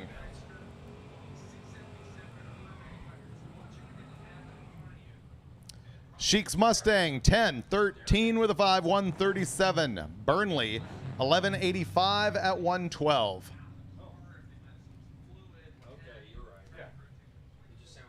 Ray Hageman in the 69 Mustang Coupe. Jeff Dugopolsky in the 66 Malibu. Dugopolsky's got to like polish that thing every morning, right? It always looks flawless when it comes to the line.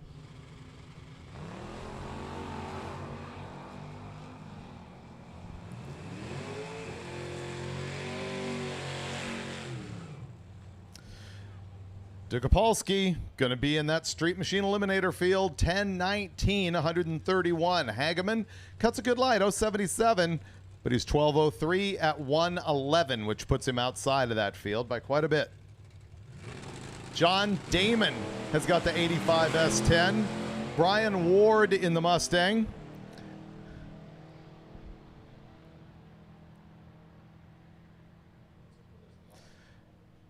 The S10 1171 at 112 miles per hour, and the Mustang 1268 107.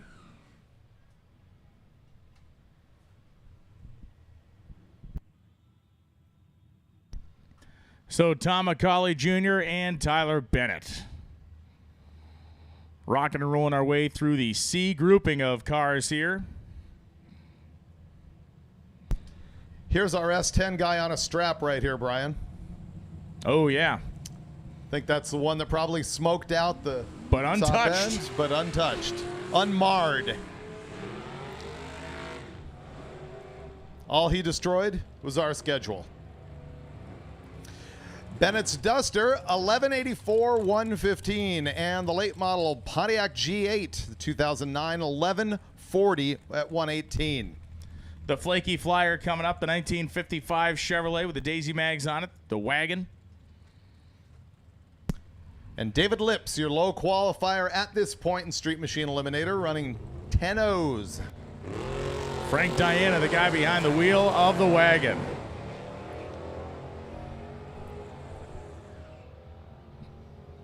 And David Lips is going to outrun him 10:05.5, 140. He is the man in Street Machine Eliminator, 10:61.9, 126 for Diana. We continue to see this deal where the guys who are going to be running in the bracket class do not show their hand on reaction time at any point during the week. No. And then all of a sudden they can nail those O lights when they enter the competition. Some of them anyway. Some of them continue to be horrible.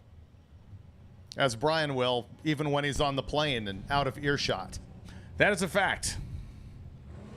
Brandon Hardinger and Drew Mullen.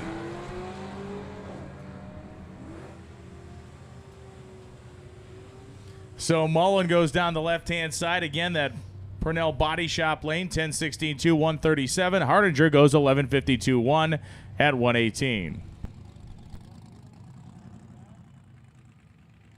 The 10-second Z28 rolling in on the left side. Brian Doyle, Adam Lengel.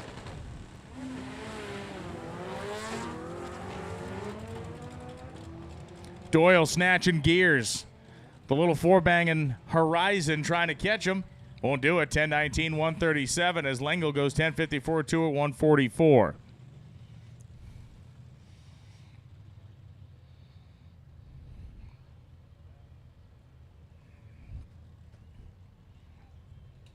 Justin Roby and Herb White.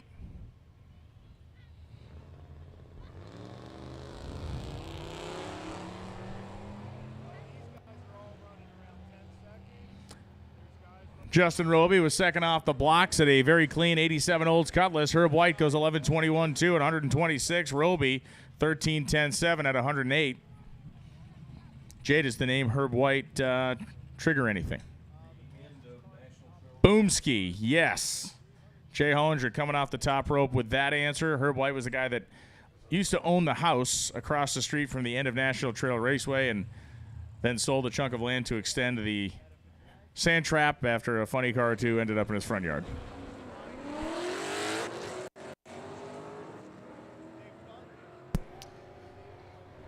Gary Mankia in the IROC.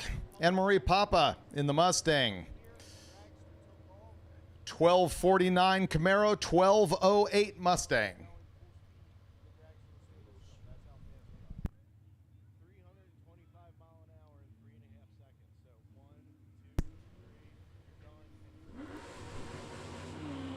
This time the Mustangs belong to T.J. Fox on the left-hand side, Mike Sullivan on the right.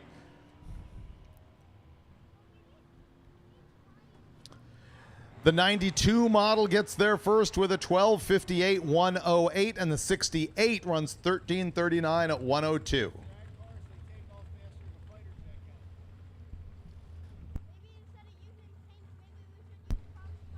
Steve Calloway and Timmy Baptista. Baptista, the 1967 Chevelle that's been a staple of Drag Week for many years. Looks like Calloway maybe on a solo, though.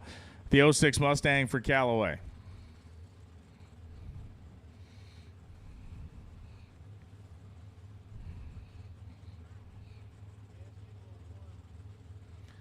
Calloway's being a conscientious stager, waiting for his opponent, but there is no opponent.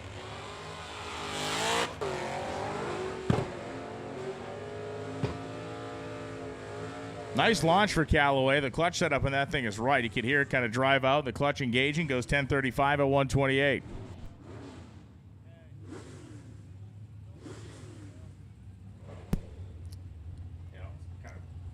Kind of beat, kind of good, Just kind of rough gold, enough. kind of brown. Yeah. Yep.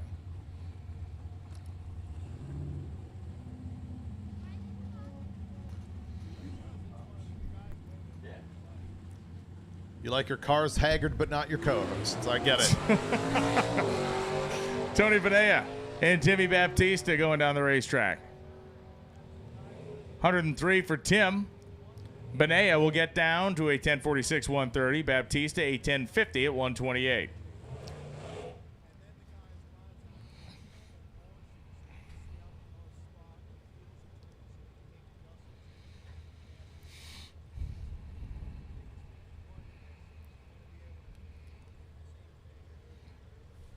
And the Oldsmobile convertible going back through the water.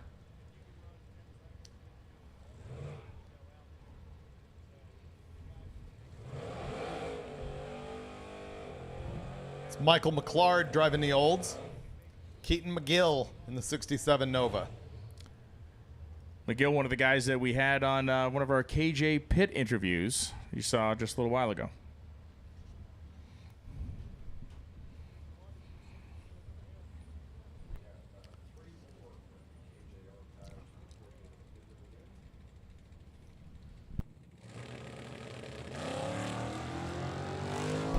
Jeremy Heiser in the 1939 Pontiac Silver Streak needs an 8.5-inch ring and pinion set for a GM 8.5-inch 10-bolt. They just took it apart, and the four teeth have parted company with the ring gear.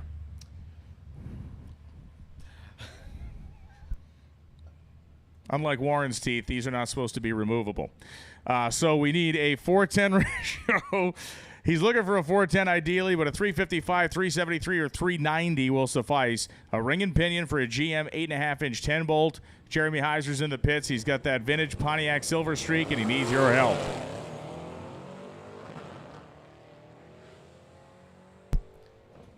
Tim Hessen drives that gold Chevelle. Eric Peterson, the Pontiac G8. The G8, 1095, 132.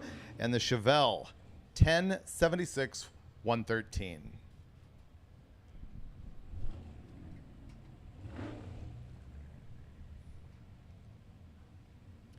I'm getting more and more acclimated to this Chevelle out here, Brian.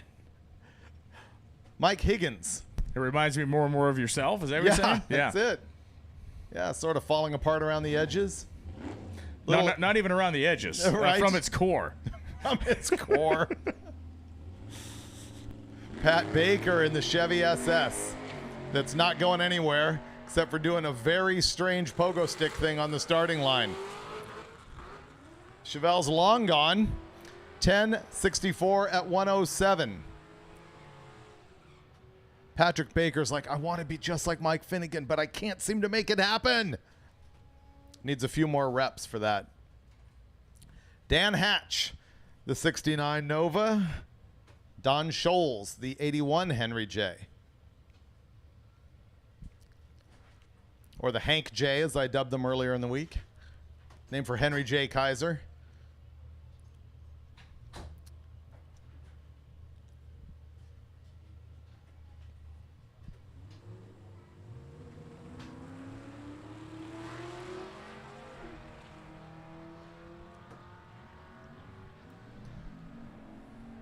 The Henry J's light was almost quicker than the car. Or almost slower than the car. Yeah. 12:17. Sundial action, 12:17, 111. Right. Dan Hatch, 11:99, 113 with that Nova.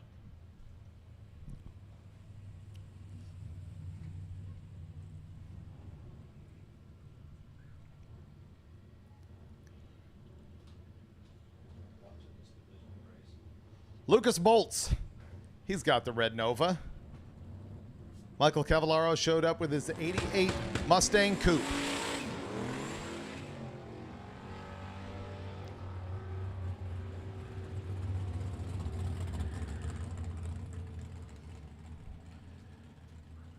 Mustang 1078, Nova 1110.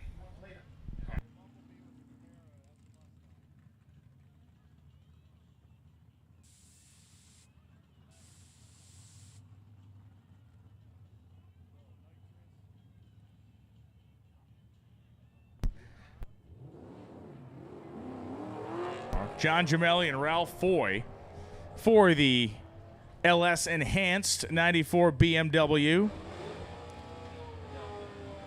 Foy goes 11:27.5, 131. Delta Group lanes are open. Group D, Delta lanes are open. A set of trailer lock keys were found, and Tanya has them. If you've lost your trailer keys, Tanya Turk has them. And she will diligently go and attempt every trailer until she finds the one they unlock. Trust me. I know her. She's savvy. Relentless.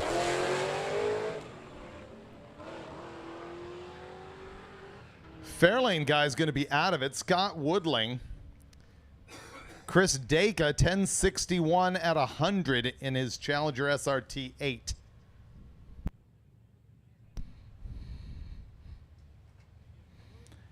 Aiden Wyatt and Brian Dolly. CTSV in black. LSA power. Tell us again about how you don't like the body style. Not my favorite. I have a feeling he'll get over it. He already has. There he goes away from you as quickly as he possibly See, can. that's my favorite view of it getting smaller and smaller at a high rate of speed. A 990 at 116. What's with the 116? Aiden, 1119, 119. I think he was trying to get it over 10. He's a Street Machine guy, so yeah, the binders was on. Or he was coming back here to to rearrange my face. Right. Rich Leary and Brian Price. Like a Cubist Picasso situation. Price will go down the right side, but first we'll see Leary go 10-21 at 138, and Price will go 11-12 at 126. Now we got a good parade of cars coming down the return road instead of out into the street. No, I like it. Yeah, no, this is a way better alternative. Although I will say this, when I was here for the Top Alcohol Dragster shootout in the spring, Megan Meyer made the wrong turn, and they pulled the Top Alcohol Dragster onto the street and back through the gate. Awesome. Yeah, that was actually pretty funny. And that was just for the social video. Right, that's all. Right. And here comes the Mercedes Diesel. And the Freiburger 79 Chevette of Joe Harris. I might have to go give him a touch-up. Turbo lights, cleans itself up nicely. Torque converter achieves molten temperature level.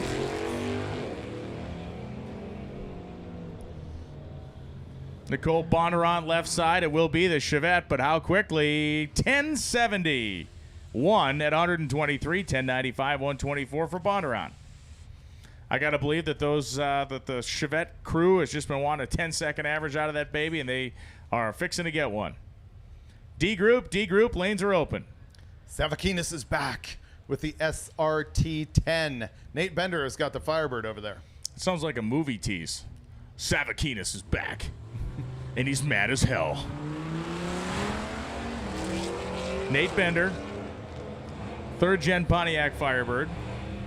You know how tough times are. I mean, he only offered me $20 to pronounce his name right this time. 1149, 114. Inflation's killing all of us. Bender goes 1367 at 103.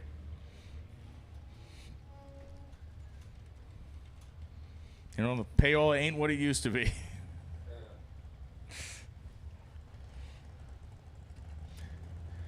Devin Noyce and Dana Noyce. It's all Noyce all the time. It's time to get noisy up in here.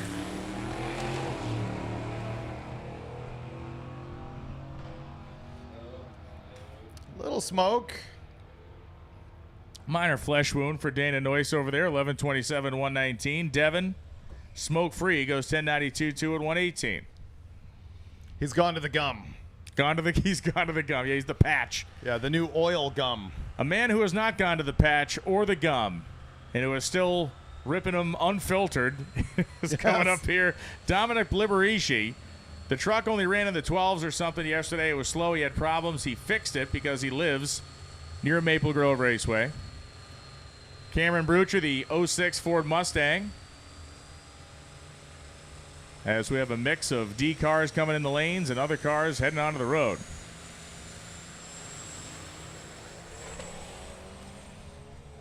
Liberici, kind of the same problem. It's making a lot of smoke and not going anywhere. It's working. It's a lot like me, working hard but not getting ahead. Right-hand side is Liberici, goes 1378.9 at 93. Cameron Brucher goes 1367.6 at 105.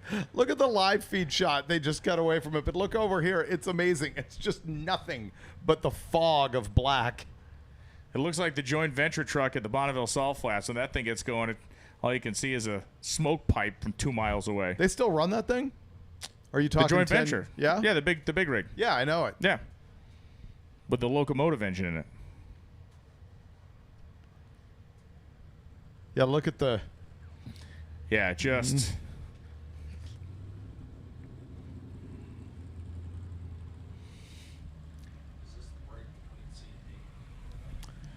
This is either soot cleanup or maybe the pause between C and D group. I believe it is the pause between C and D group. Lonnie likes to have the lanes virtually empty before we call in the next group, so I'm guessing that's the move. D lanes are open. And I will tell you once again that if you're in the top 50 quickest Street Machine Eliminator cars, we will run you first thing in the morning. And we need you to hand in your slip so that we can start getting our averages done and build the ladder for the bracket race. So Street Machine Eliminator, you will be first on track in the morning.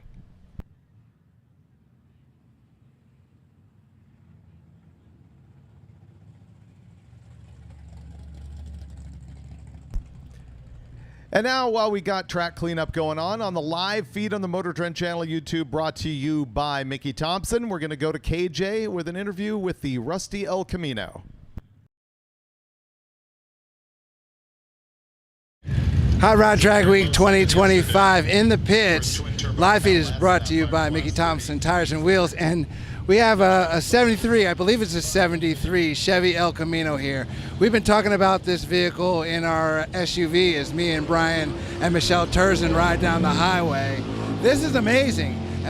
Rust Bucket, that's what my camera guy Josh has been calling it. Rust Bucket here is, I believe, a GMC pickup with the El Camino body on top of it. There's an LS engine under the hood. I peeked through the fender there and see the LS engine, and if you look inside it, there is a later model GMC truck dash. So this might have been a Sierra, like a 1500 or something like that. But the thing is, it's been submerged underwater at some point. And I'm not talking about just the frame, which is clearly rusted out, but you look at the body, the bed, etc. There's just rust everywhere on this thing. So Josh has been calling it the rust bucket. The hitch is rusty. I mean, the whole thing is just, you wonder how it's being held together. Look at this right here, Josh. You have your flaking rust in the wheel wells. I don't know if you can get in there, but they're about half deteriorated. This is really a work of I don't know what, to tell you the truth. But it's here at Drag Week. It's making the miles. It's going down the drag strip. That's what it's all about at the end of the day. So very cool.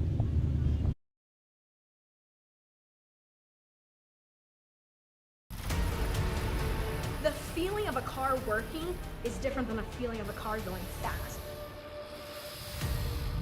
We are running the Big Bubba ET drag, and when we got it, we ran our best pass ever, but it's a shoebox 55 Chevy running 6-second times on a Mickey Thompson tire, and that's cool. When I think of Mickey Thompson, I think of legacy.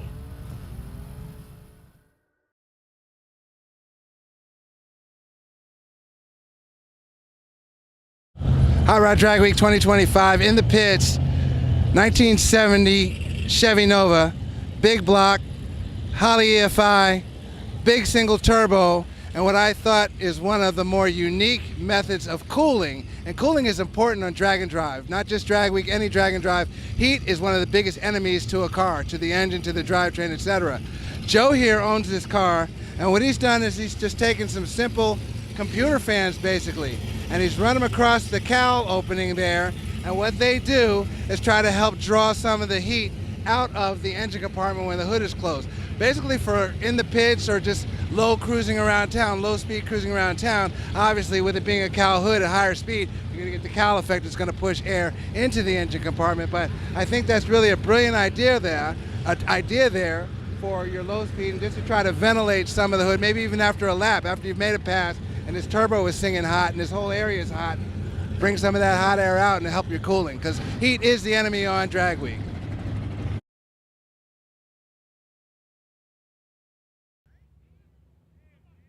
We are back, and it's time to go back to the racetrack. That is the high level of production timing that Warren and Jay bring to the table. Miss nothing, on point at all times. Militaristic levels of precision. Tony Frassetto, who's the starter here at the drag strip, is in his Volkswagen. And he put a transaxle in it that is half the strength of the one he took out of it, and he is treating it twice as bad. I like his math. He goes 1168, 116. Steve Schuck goes 1235, 1. It's awesome. Do you remember the LS swapped Rabbit at SEMA about 5 years ago? It was red. Everybody was drooling on the thing. It was a really nice Dude, car. that car had gold BBS wheels on it. Yeah. It was perfect. And it was done by like a 19-year-old kid. Yeah, it was flawless in every way. It was the best car at SEMA, and it was just sitting outside. Yeah. Rob Leffridge and Kathy Rugg.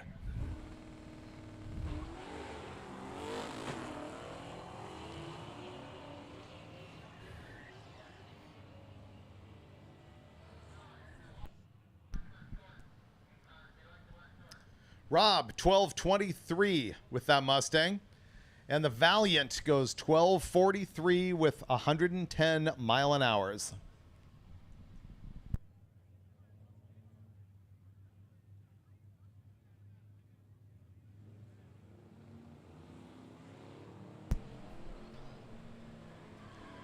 Paul Foley brought a G-body out here, and Wes Kawaja's got his Corvette. In those years, is that a Y-body Corvette? 1226, 116. A Y-body Corvette? Isn't that what it is? Y. I have no clue. I just know him by just like C5, C6 generational stuff. 1226, 116. Foley, 1381, 1 as we go to the 4th generation F-bodies.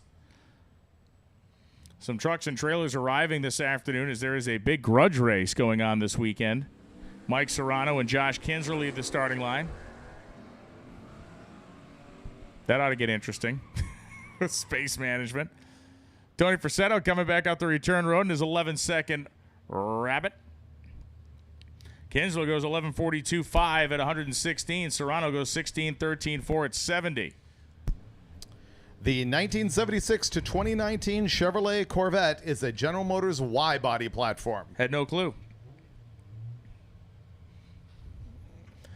I don't even think the guys with the New Balance and tall socks and jorts on know that. That was hackneyed. No, that Y-body reference was. Charles Dibley, Kyle Hawley. Let's see, the Y-body reference you've never heard before. Let me update the sign leaning on the front of my 1994 Corvette. It is a Y-body, in fact. 1277-8105. Charlie Dibley, 1403-97. You absolutely suck. Can you help me tighten the Velcro straps on my sneakers? It's a Y-body, guys. Hackneyed. Oh, I've heard that. Corvette Club guy. Ryan Buchel, Greg Hull.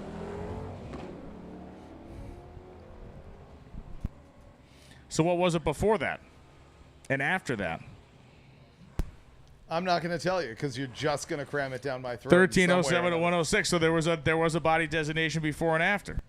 Buchel goes 1449.5 at 66. Now you got to finish the story. You can't give us one piece of information without any other information. That I'm going to have to look up. Randy Giuliani.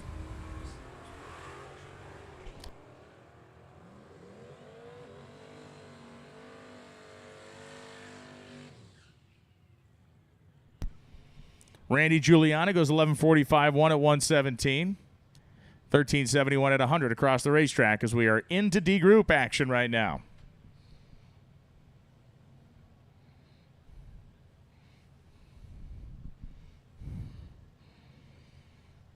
Deep into the depths of the internet goes Freiberger to get this information. That some guy in a golf course knows by heart right now. Mike Denius and Matt Wanner. Wanner was out and about and driving by Denius like he was tied to a tree stump, but has problems, so Denius is actually going to get to the finish line first. Because he left before the tree was activated. Wanner goes 12:74.1 at 71 miles per hour.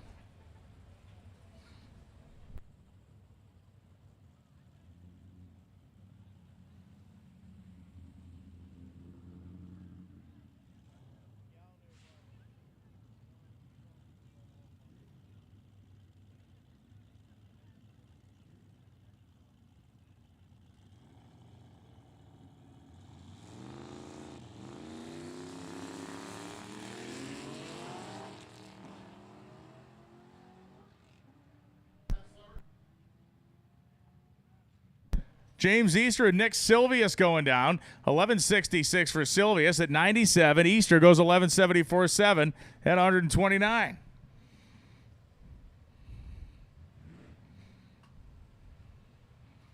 Todd Reinhardt and Charles Townsend. Townsend in the 65 Impala begins to open it up next to the 65 Chevelle of Reinhardt. 17:45 for the Impala. Reinhardt manages a 21.14 at 64 miles per hour. Maybe there wasn't a body designation. I mean, there couldn't. I think they're all, but I'm trying to Yeah. John Reed and Jason Linke.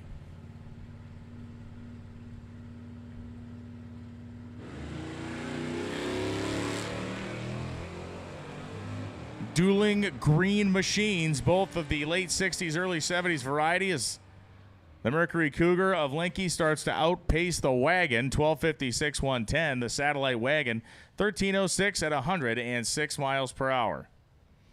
The El Camino, the KJ Jones, I guess we can say featured. Rolling through the water box, next pair back.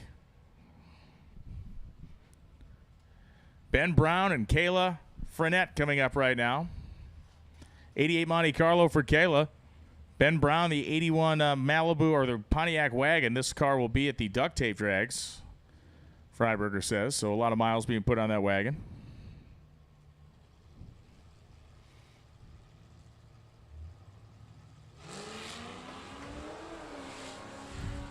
Well, I know you're stressing out of having to do this by yourself, so I'll just jump back in and say inconclusive on the wide body thing as far as earlier models go. It wasn't worth the Googling at that point anymore. I got bored with it. 12:13.109 as Kayla Fournette goes 14:23.4 at 92 miles an hour.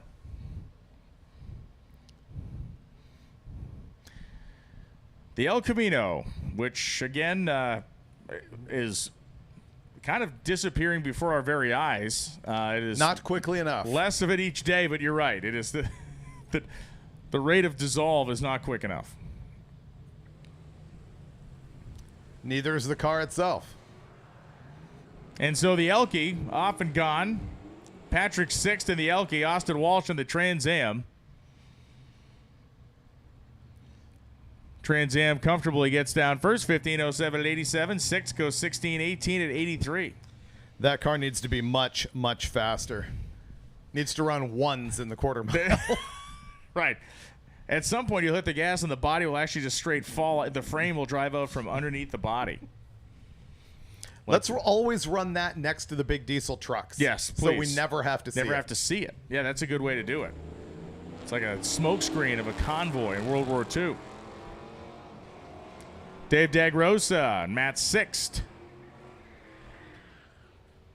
The gasoline-burning El Camino outrun by the Ranger. 12:42.7, 112 for the Ranger. Sixth goes 13:23.2 at 102. Warren, you got the dot matrix sound on queued up over there? Yeah. Yeah, we need it.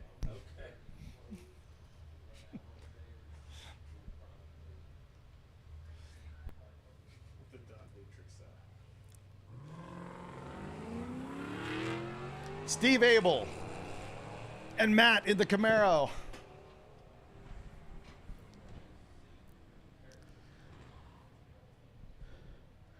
Here comes the printout. Let's see, Matt's Camaro 1314 and Steve's 1261, and a lot of smoke at the big end, which means we're going to have a lot of time for this gag coming up it's right like now. Matt Wakowiak smoking down the right-hand side, and I believe he is coming to a stop. He has come to a stop down in the shutdown area.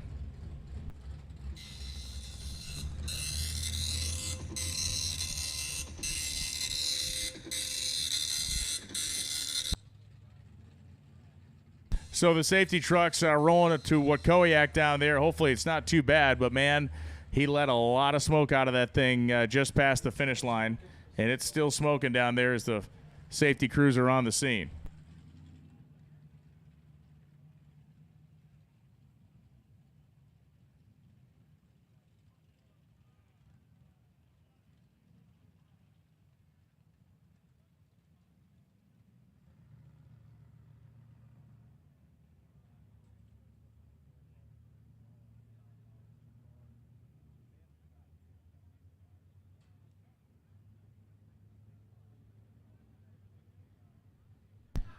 So the information at hand tells us this is going to be a second.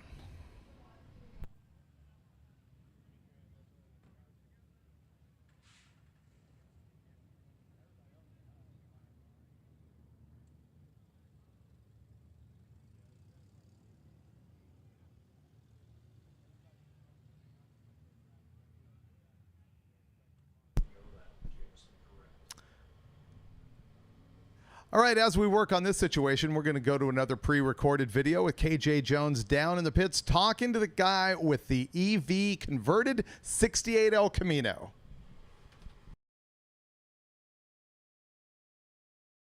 Hot Rod Drag Week 2025. Live feeds brought to you by Mickey Thompson Tires and Wheels. Jameson Durrett is here with a 68 Chevy El Camino. And if you look inside this engine bay here, you don't see a big block, you don't see a small block. You see an electric motor. Yes, this is an EV Elco. Execution is really, really cool. I don't care what you think about EVs. This is badass right here. I'm going to consume Jameson. This is air cooling for the motors, correct? Right. So we can push in air across the. Sorry about that. We can push air across the brushes to disrupt the airflow, so you don't have any static air across the brushes. Because if you have carbon dust sitting there, then it can arc across it. So by disrupting the airflow, you both cools the motors down and gets the carbon out of there. so you can just push all the power you need to.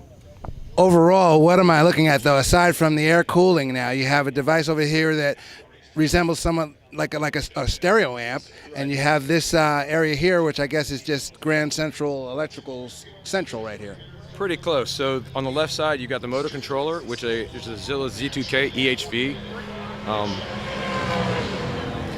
In the middle, you got two Warp 9 9-inch motors. The front is a normal Warp 9. The second one is a Transwarp, which has a turbo-performance splines coming out the back. And then you have our DC-DC converter here. And what that does, that takes the 396 volts and steps it down to 13 volts for the 12-volt battery, so for the lights and turn signals and windshield wipers and all that. Turbo 400 spline. So drivetrain wise, are you connected to a Turbo 400 or? So the first version of this that I built with this car, it went straight from a drive shaft all the way to the back, 76 inches long. That version had design issues that we found while racing or running, and so then we went to a Lenco CS2, so that gave us a reverse, and then we found another weak link, so we redid our rear end, and it's a quick performance rear end. And we added dual gear vendor overdrives. So essentially it's a 4-speed electric vehicle. 4-speed electric vehicle. And you were telling me about some of the safeties and shutoffs, but you noted traction control of some sort. What's that all about? So there's no traction control, but the batteries in the back, there are 3 strings of batteries that weigh about 750 pounds total, and they put all the weight over the back end. I'm being interviewed right now, so yes, I hear you. All right. When you're done, I think you should creep up and park behind me. Drag me close. I understand. I will comply. So that's Art Webster. He's my crew chief. He's the one who helped me take it from this first version that was that we found the weak links on. And it's made it so much better since he came involved. We started doing our shenanigans in 2018 up at Maple Grove. In fact, yesterday was almost exactly 7 years to the day that this thing made its first pass down the track ever. And then after we did our pass at the track there with no time slips, we came here to find out what it actually would do. So the first time we got at this track was 1320. Your engine cradle, congratulations, that's awesome, that's awesome. Your engine cradle and such, this is all fabricated by you, or is there an outfit that is actually making something like this to support this type of swap? So this is all custom built. The components you can find online. Most of the components online most of the ones we found are used, but we did get the motors new from the manufacturer, the Zilla Z2K controller we got from a guy in England, and the lead vacuum brake booster we got new. So some things you want to have new for sure. As these things go, you're driving down the road, forget about the drag strip, it's an EV charging. Are you finding yourself going miles and miles and miles between the stops and not having to charge? Have you had to charge? What type of mileage does this thing get? So I can show you where the charge port is back here.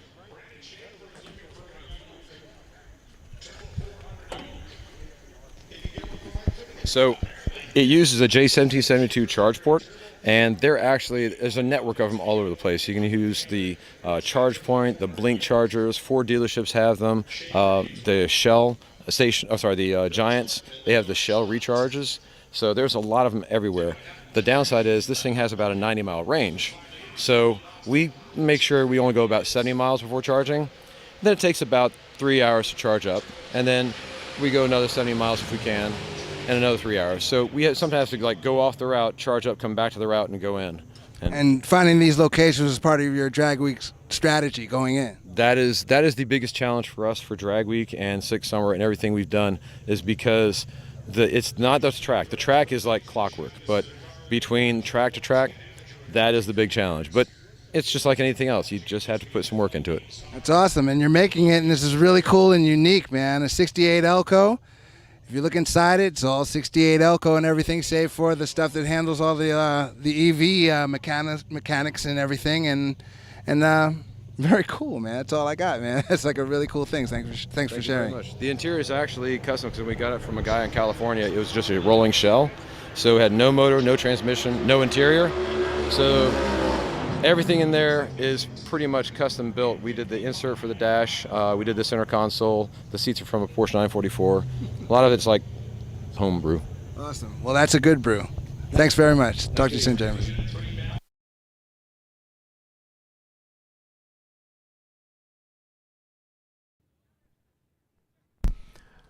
My favorite part of that entire video is the fact that he's got all that technology in the thing. It's the EV, and then it has a single pot master cylinder as delivered, brand new. Neat setup, clean work, good job. And probably a little heavier than stock, one would imagine, with a battery pack in it. So yeah, upgrading the old Master might not be a bad idea. And it looks like a manual too, right? There was no was there any vacuum booster behind it? Yes. Oh, there was. Okay. Yeah, I'm sure the electric motor makes a lot of vacuum. Yeah. Well, yeah, there's that too. It might have an I'm electric sure he's pump running a on it. pump. Yeah.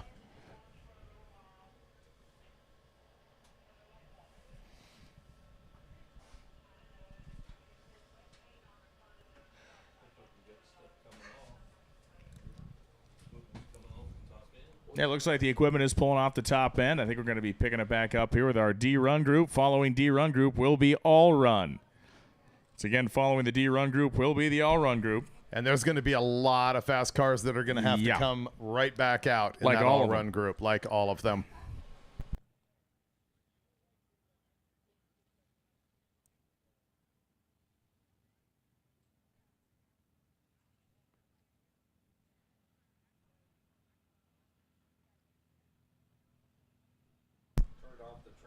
And here comes the Camaro on a rope.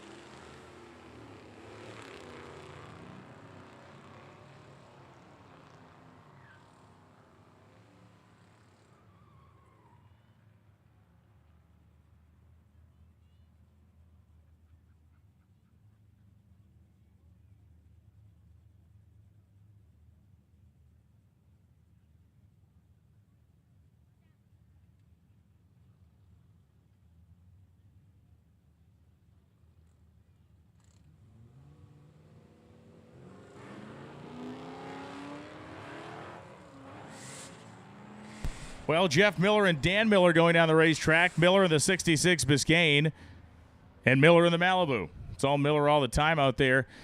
As Jeff Miller goes 1296, 104. Dan goes 1279, 111. And it has come to the time of the week that I hate. You're gone? I got to go.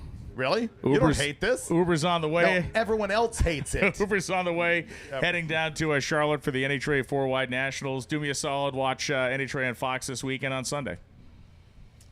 Get lost. I'm out of here. Yep. Thanks to everybody, certainly the online audience that tuned in. Thanks to the sponsors for having us, to Warren and Jay for putting this deal on, the camera guys for busting their humps, Galimi for having me. Thanks for nothing, David. Good job, KJ. And that'll be it. I'm gone. Enjoy the next couple of days, and congratulations to the competitors that have made it this far and will complete their week tomorrow. Hasta la pasta. And adios. And by the way, this will continue tomorrow. Even with Brian gone, you're going to see me and KJ continuing to make the call here at Drag Week. We've also got information that I need to share with you about what the program is going to be tomorrow as Jake Lambert and Jeff Carlson go down. Lambert in the C10. Lambert in the Ranger, Carlson in the C10. Let me finish evicting loans from the tower here. Good riddance. All right, things are going to work a little bit differently tomorrow, so I'm going to go through this as we run some Street Machine Eliminator pairs. So tomorrow morning, the top 50 Street Machine Eliminator will have access to the track. Friday morning, lanes are open for 1 hour, 9 a.m. to 10 a.m. So Street Machine Eliminator, quick 50, be in lanes, 9 a.m. to 10 a.m. to make your runs, after which you must get your time slip turned in. That way we can do your averages and create your ladders. Now, the top 32, after we compile all that data, will make the shootout, and they will be placed on a sportsman ladder. It will be a sportsman ladder. Lane choice goes to the higher qualified car. Your dial-in does not change at any point during the shootout. It's really like an open comp deal more than bracket in the fact that we give you your dial-in and it stays the same round by round. The dial-in is your weekly average with 1/10 deducted to help you not have a breakout problem. For example, if you have a 1021 average, your dial will be 1011, but no dial-in will be less than 10.0. By the way, all of this is in the rules if you want to read them and go over it. In the case of a double breakout, closest to 10.0 is the winner, and it will be a Pro Tree staggered start. Howard Bailey's in the C10. Brian Davis has the Vruk 1179, the C10 1460 at 90 miles an hour. So the short version of everything that I just told you is that the 50 quickest Street Machine Eliminator cars run first thing in the morning from 9 to 10. Then you get your slips in. Then we put you on a ladder, and we will let you know over the mic when the race is going to happen. We'll go over all those nitty-gritty details again tomorrow. Now, next, I'm going to have information about the stick shift shootout, which is going to be a little bit different than what we've done in prior years. Grand National in the right lane, James Noel on the left-hand side with a 99 Silverado. The Silverado, 1184 at 120. The Grand National, 1331 at 102. Next pair, Matt Aruda has got the Volvo. I hope Loans is here to make sure that I enunciated that correctly as he gets into his Uber, which I understand is a Tesla. Thomas Van Tassel's in the 91 Mustang. Van Tassel gets down with an 1166 at 119, and Aruda in the Volvo, 1178 at 119. Giving me a complex with Volvo for the rest of my life. I try not to say it or experience it or be anywhere near it anyway. Russell Lowe is in the Holden Monaro, the green car on the left-hand side, the General Motors of Australia vehicle.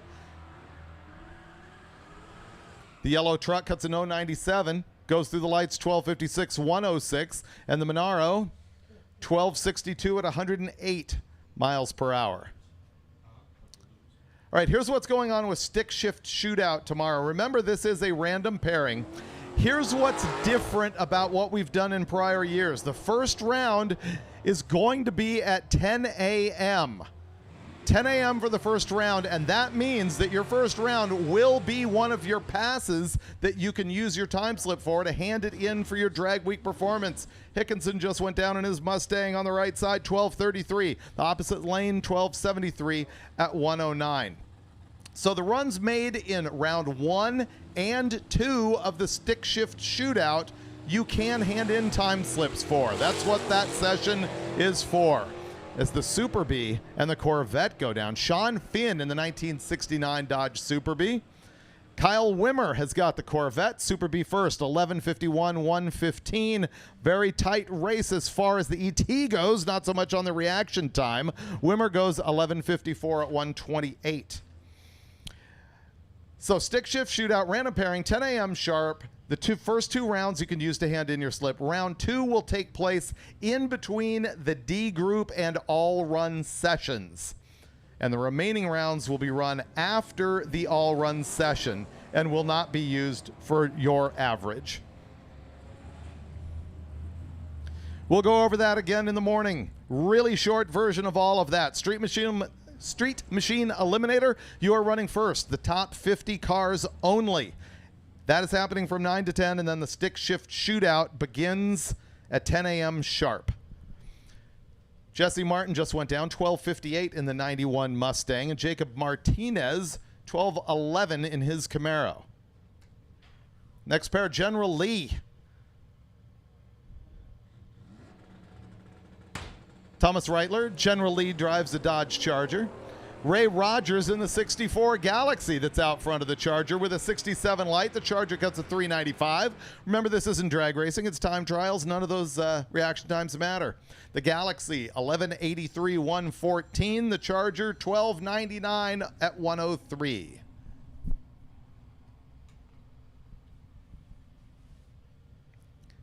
Ah, the 65 Comet. A thing of beauty and a joy to behold forever. That's Wayne Lowry.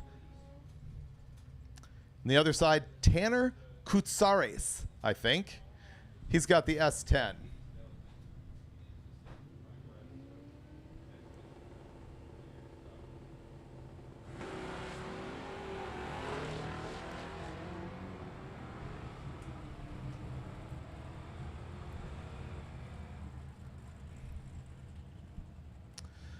The S10 boogies to 1186, 113, and the Comet 1264, 108. Corey Albert has got the 74 Challenger down there, and the Impala SS is Glenn Koenig. We used to get in trouble when these cars were brand new at Hot Rod Magazine. We would occasionally print SS Impala. People would write us and say it's not a ship. We wrote back and said it kind of is. They would have had an LT1 in them to begin with. They were sort of a derivative of the 9C1 cop car. That one goes 1176 at 117. Corey Albert's Challenger, 1257 at 109. Michael Franks is up here. He's got the S10. Kyle Sears, an 82 Ford Fairmont.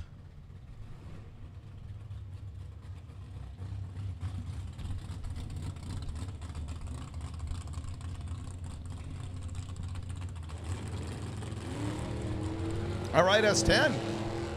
Jumping it out of the hole a little bit. He goes 150 to 60 feet.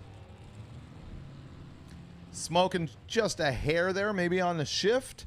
1157 S10. Only 93 miles an hour, so that smoke was probably a lift.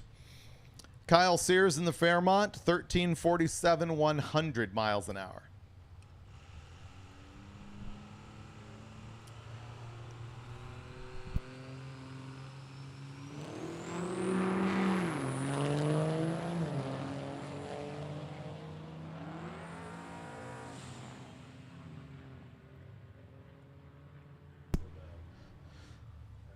The truck smokes his way down to 1126, 118. Scott Franks in his Malibu, 1203, 110 miles an hour.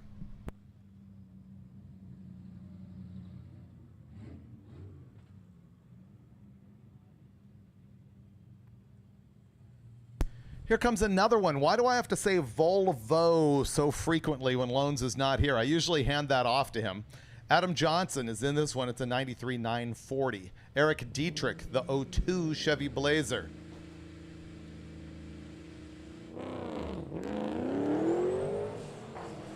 That Blazer launches that way every time.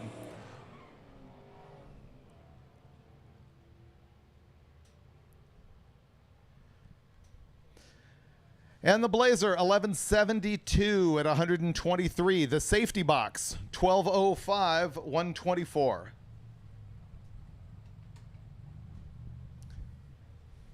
Eric Ross, the 83 Cutlass. You've heard my trivia on this. The 83 Cutlass was the last best-selling car in the United States that was available with a V8 and rear-wheel drive. The 54 Chevy 210. This thing has really grown on me as the week goes on. I love the worn-out black paint. That's always a good look for me. It's a better look when it's a little bit quicker out of the hole than 2 seconds to 60 feet. The Cutlass is going to drive way away from him. Cutlass, 1154 to 121. And my 54 Chevy, 1350, 103 miles per hour.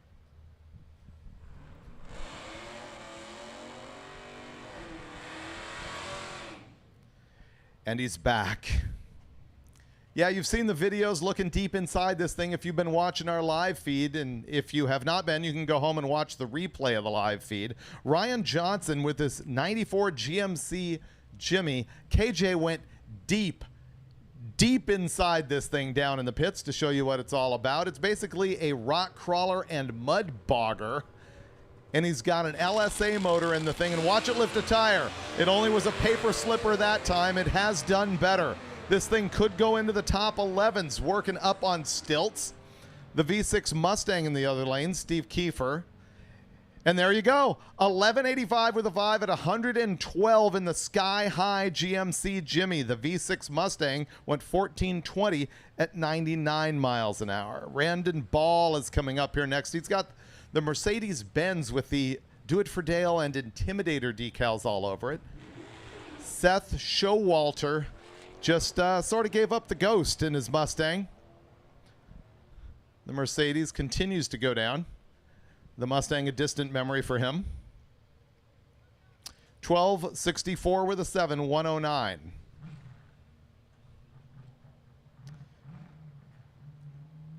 Looks like he bump started that thing, and he's going to get it down track slowly.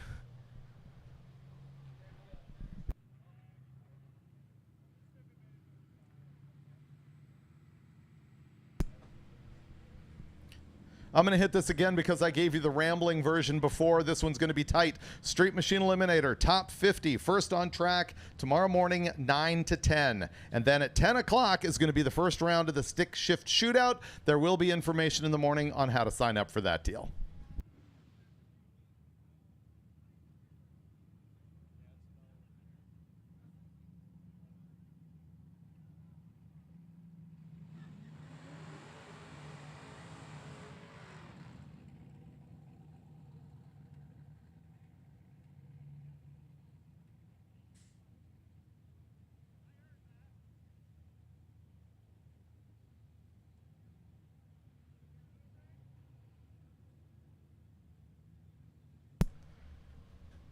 Two Fox notches.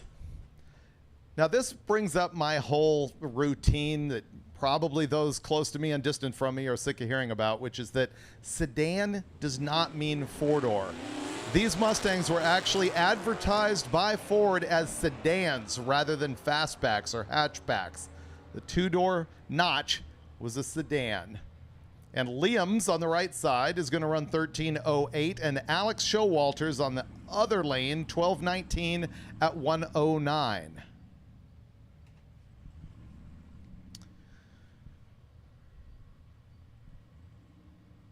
Ryan Majkrowski with the GTO, which Brian informed me all week long is LS powered. I've not witnessed that with my own eyeball in all the years that it has been here at Drag Week. It's a 69 GTO, and that is a 50 Chevy Deluxe coupe. I like the really short roof line on that deal. 49 to 52 type body style on that Chevy. Those were all similar.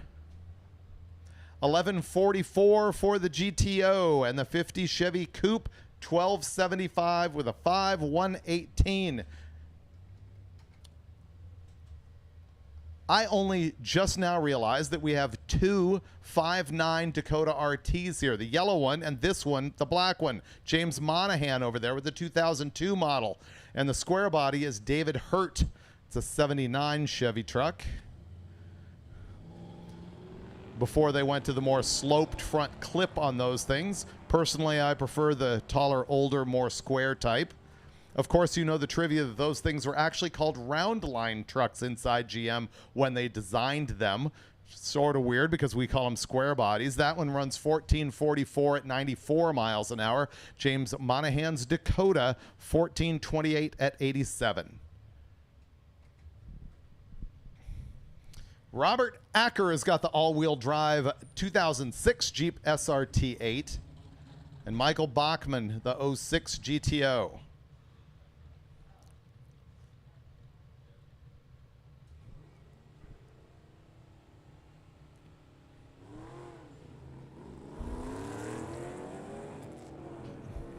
There's one of those stick shift cars that can show up in our shootout tomorrow, which every single stick shift car here is eligible for that. We do not pick apart the details about what type of clutch it has or what type of shifter it has or any of that gobbledygook. It is just stick shift cars. And the GTO is 1264 at 113. Bob Acker, 1343 at 101 in his SRT8.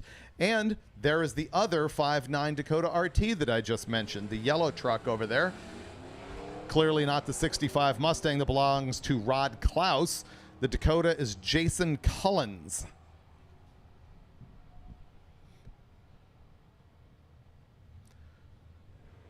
Bam, Mustang, 1398, 102, 5.9 Magnum in the mid-size pickup truck, 1367 at 100. You know that the Turks and I and some of the other folks here like land speed racing, and one of the rules you'll see either at Bonneville or El Mirage is that there is a class that is called mid-mini pickup. And if you have a mini pickup, like let's say a Datsun 620, the Dakota guys have to compete in the same class even though they are mid-size trucks and they are way, way bigger. Seems like all of the downsized trucks these days are mid-size rather than the little bitty stuff that you used to be able to buy and slam to the ground on a budget. Brian Cope's Suburban, the light blue truck, just went 1476 at 91. Brian Decker, 1531. We come back here to the 65 Valiant on the starting line in the Gulf colors. This thing has got a 360 in it and a stick. He built this thing essentially for fun, local autocrossing, and decided why not come out to Drag Week.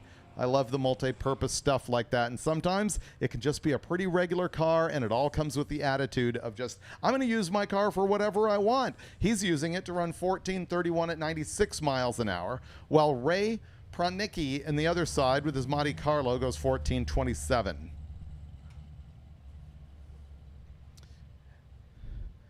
David Haygood, Tin Grill Dodge Truck. Darren Keck, Fox LTD Wagon.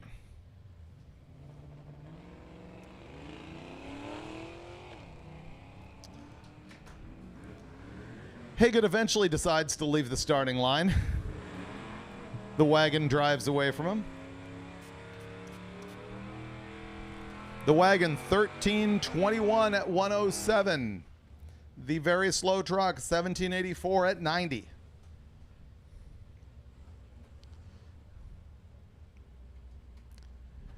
Pickup trucks are meant for hauling. That one clearly doesn't.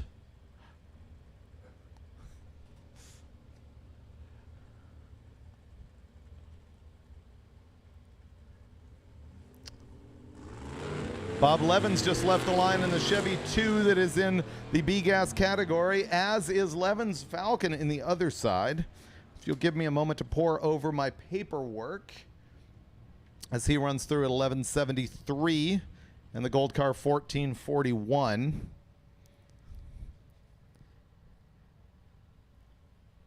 Okay, the Gold Car was not in. Levins in the Nova was indeed in B-Gas, and he is number 2 in that class.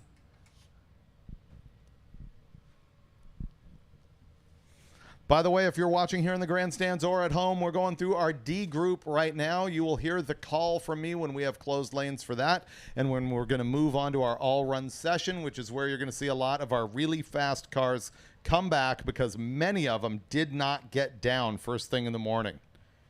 So they will have to come back if they want to be somebody when they show up tomorrow at MIR for the final day of Drag Week 2025.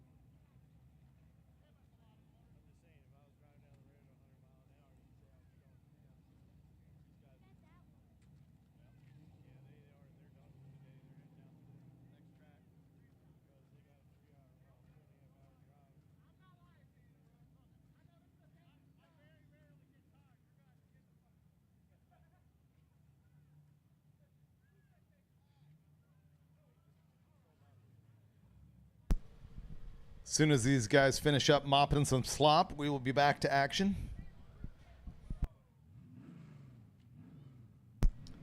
Looks like that's now.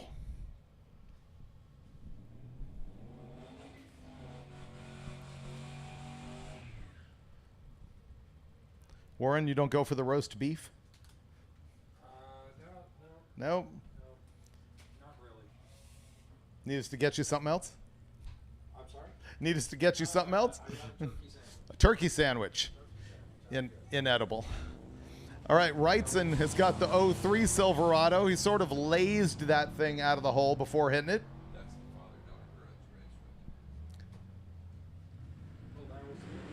And Caitlin Durgan. Caitlin, 1475 at 110 in the Silverado after a lazy launch, 1224, 117. Here comes the father-daughter matchup of Allison Jenks in the left and Neil on the right. Neil's got that 67 Dart that's loaded with a 600 horsepower Gen 3 Hemi that he built himself. And she's got the 2019 Dodge Charger, and I believe she's got a 5.7 in that. That could be wrong. And I've got no plausible deniability now. Loans is gone. I could typically blame him for misinformation, and now it's all on me.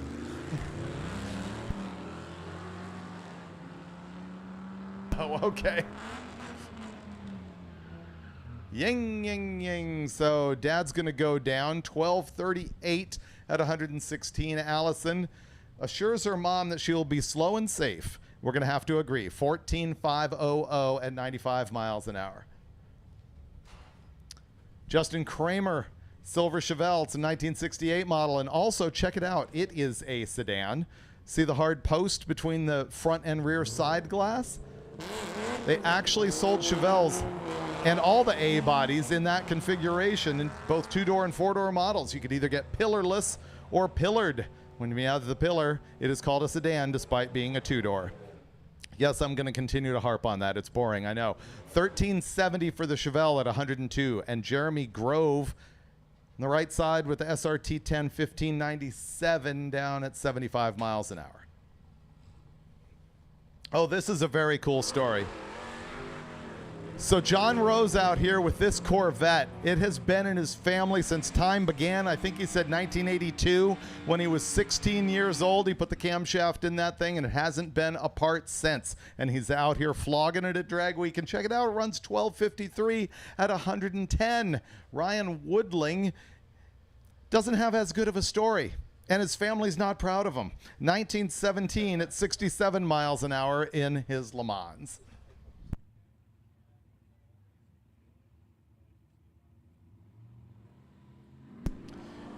John LeBlanc has got the 06 Pontiac. Joseph Wow, this is a misspelling in the computer. I'm not even going to try it. Joe has got the 06 Chevy Corvette 1021 at 133 and LeBlanc 1236 at 117.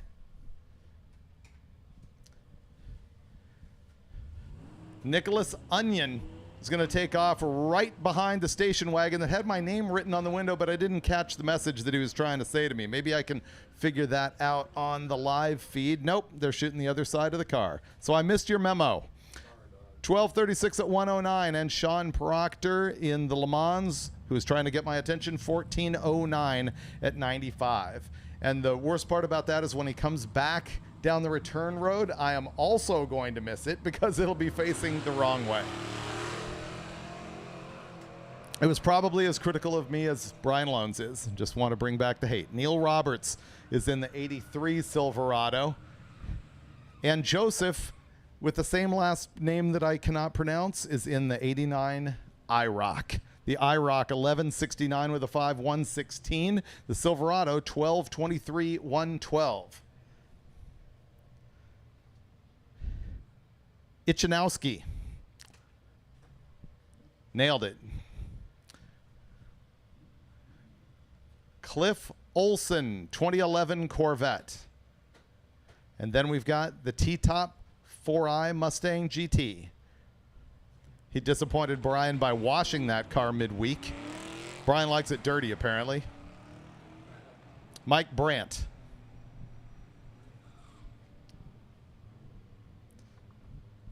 Corvette says bye as it runs 1162, 123 in the Mustang, 1381 at 92.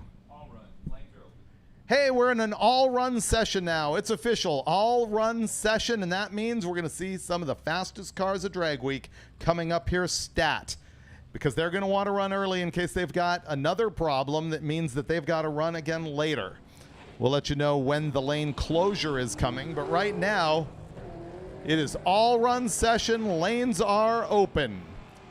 Tyler Clowes on the right side, 93 Mustang, and that's Devin Shaw in the Mazda, which is the quicker vehicle. 1142 at 126 out of the Mazda.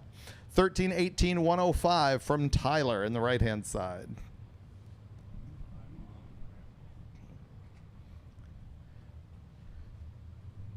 Kevin Kovac, 86 Camaro in blue, the gold band along the bottom.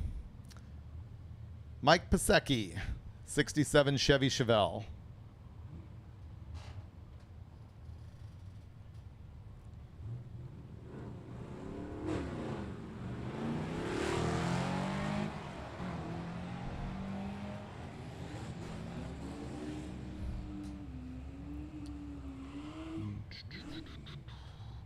Chevelle, 1243, 110.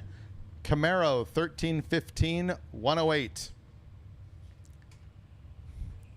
This here is our LS-powered Subaru Forester. That's Chris Rollins. Benjamin Dubbett is going to be more aggressive all the way down.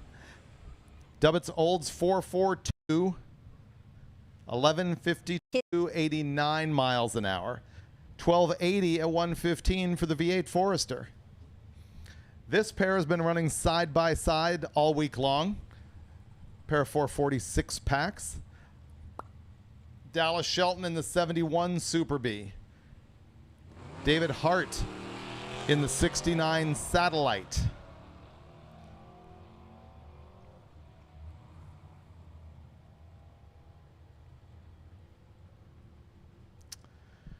Okay, well, Dallas got Hart out of the hole by about 100 thou and runs 1230. Hart's Satellite goes 1219 at 112.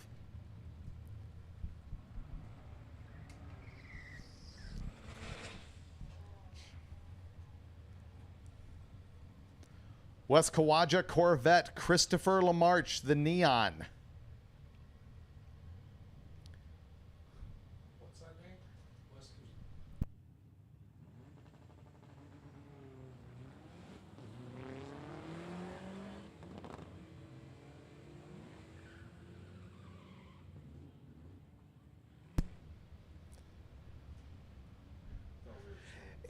The Neon 1181 127 in the second pass that we have seen here from Kawaja.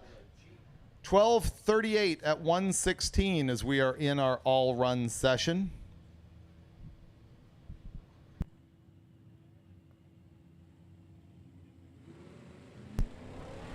Alan Brooker has the fair lane. Paul Nicholas is in the 68 Camaro.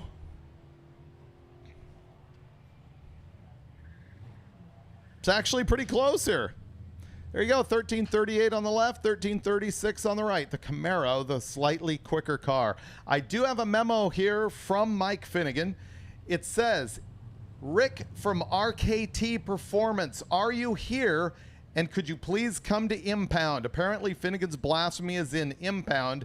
He said our transmission ate a couple bearings and we need to rip the whole thing apart and press on new ones to rebuild it. So it looks like that is a lot going on down there as this Camaro is going to smoke its way down the track. I think it was just spinning the tires a little bit. Josh Patchkin in the Conquest, Ricky Edwards in the Camaro. The Camaro 1419. The Conquest fails to conquer 1516. So once again, Rick from RKT Performance, can you head to Impound and help out Finnegan?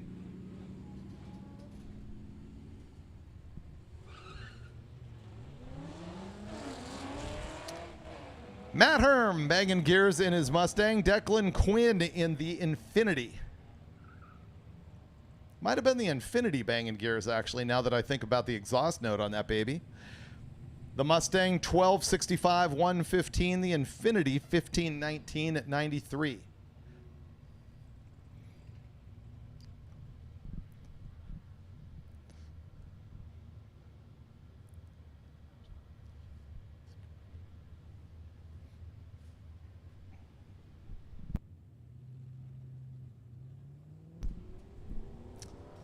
Jonathan Stouffer, he's got the 05 Dodge Magnum. There's another Stouffer that was coming up, but they are pushing him back. That big Galaxy wagon, the big Galaxy 4-door is getting pushed back over there as we're going to brush the track a little bit.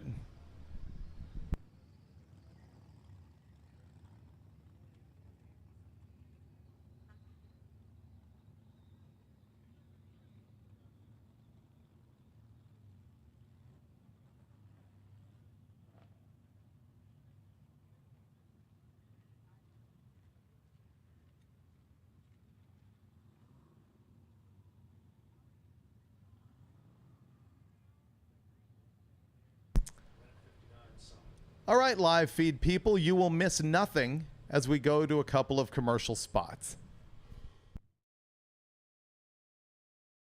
Hot Rod Drag Week 2025 in the Midway at Summit Racing Equipment. Alec is with me. Summit is one of the official sponsors, I guess the part savior of Drag Week, the part savior for a lot of drag and drives. Alec's here. Alec, how's traffic been throughout the week so far?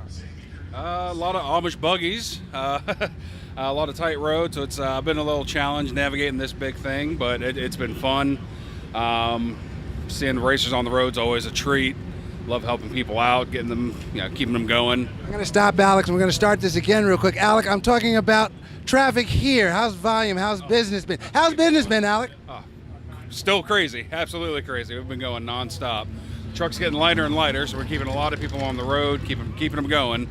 Having whatever we don't have, we can get them shipped to the next track. So, yeah, pretty much almost out of oil, getting people going with that.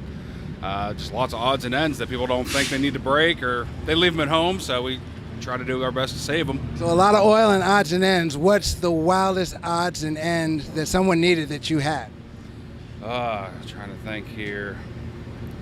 Probably one of the funniest ones is the horn for the make sure they're DOT legal. So we got a couple horns on the trucks. It's something you never think you need at a drag race, but that's always fun. And can't really think of any specific ones now. It's all good. You guys have everything. Summit has been my savior for my projects. Project T-Top Coupe is one of our hot rod projects. Now we're working on Project Black Beauty, and Summit is the call that I make to get the parts. So thank you for what you do here. Thank you for what you do to for Hot Rod. We really do appreciate it. Absolutely, we appreciate it. That's Alec from Summit Racing.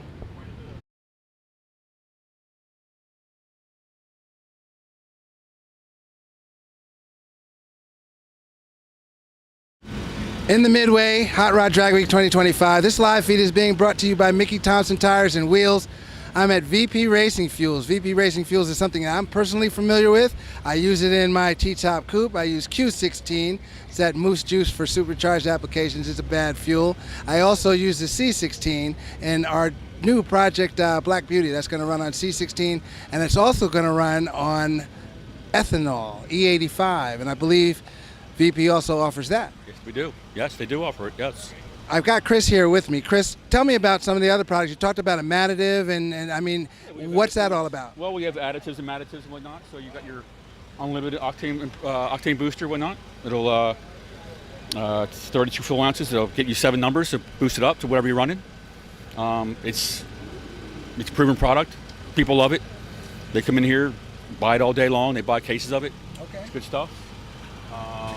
You got your cool down, which is really popular also. You're just going to add this to whatever you're running. I think something like that would be beneficial to a drag and drive person when they're driving through, the climate changes, the heat basically, it's something to keep that water cool. Yeah, definitely, yes. That's what it's for. Then you have other guys over here, like your fuel treatments and whatnot, and fuel system cleaners and whatnot. They all work well. People around here love them. They use them all the time. Awesome, awesome. Well, thank you for being the official fuel sponsor of Hot Rod Drag Week. We appreciate that. And there's a lot of other cool stuff out here. There's merch, of course, fuel jugs, anything someone would need in the fuel spectrum. They can get it here at the VP Racing Fuels tent on Hot Rod Drag Week 2025.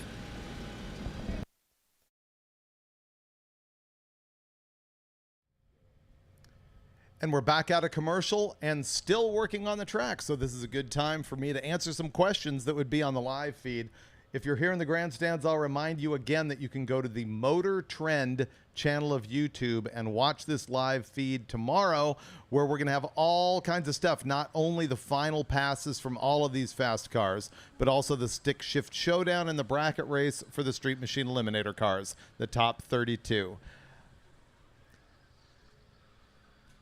Looking for questions now. Oh, people asking again, what is Impound? That's an area where we keep all of the fastest cars, basically.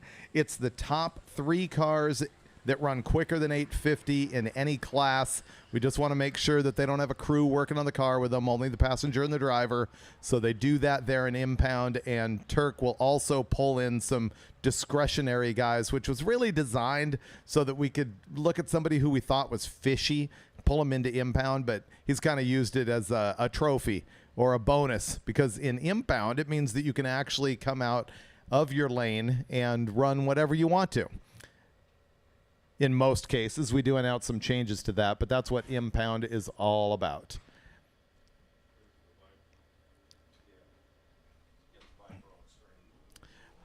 Oh, we got Ned Dunphy's Viper right on the screen so that we know that our top car of the entire drag week thus far has come back out here to try and run a number. You can see Brian Andrews' Chevette behind him there. I see Dustin Trance is back even.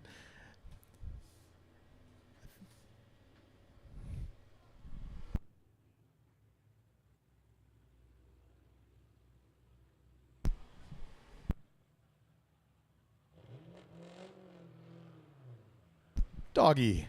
Aww.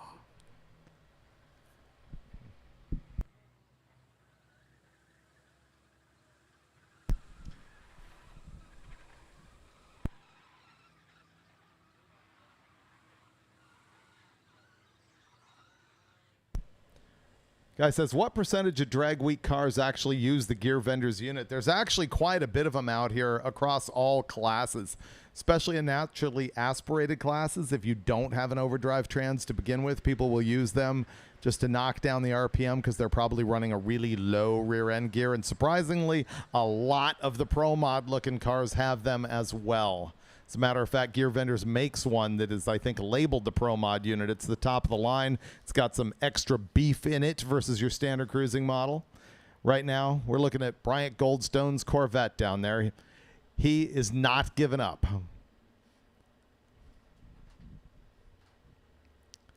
Check the cup holders, phone holder. These cars pretty frequently have power windows. That one you can see that there's a cigarette lighter power source, is some USBs. No power windows in this thing. You can see it's just straight Zuson Lexan right there. Oh, he's got a camera on it for a rear view mirror. That's what that was. Pretty clever, as that technology has trickled down for aftermarket use. We saw somebody doing that the other day. They have a backup camera, and their crew guy was backing them up from their burnout, standing behind the car, and KJ actually deduced, I think he's got a camera, and he's looking at the screen to back it up, so that's pretty cool. You can see the damage on the front of Goldstone's car right here. In test and tune last Sunday, his parachutes didn't open and it actually went to the beach at MIR, and they were able to tape it back together conveniently. They painted the car the exact color of red duct tape. That's the play right there, to make sure that the wounds don't show up too badly.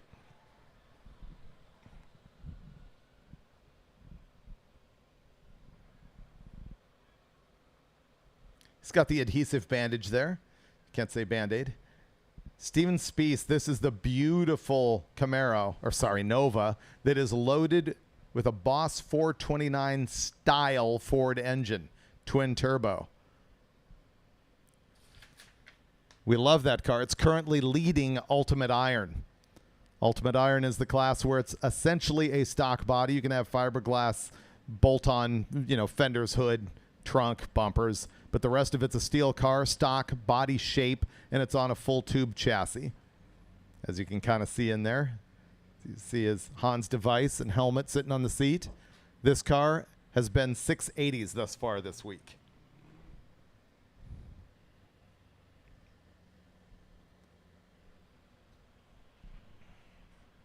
You can see the vinyl top there, the factory option that guaranteed to rust the roof off the car in a minimum of 10 years.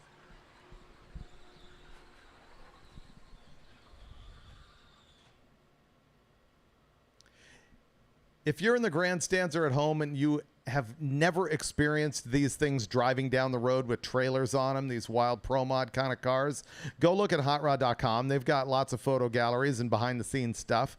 And, of course, you can also follow along on the route from here back to MIR. All of the maps are there on hotrod.com.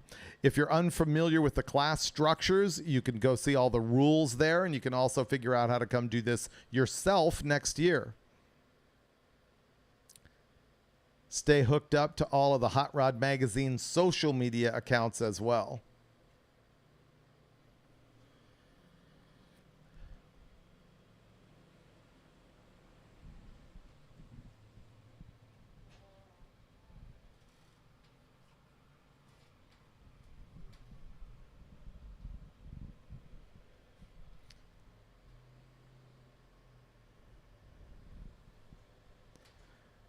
The chat room has asked a bunch about Alex Taylor, who is not here.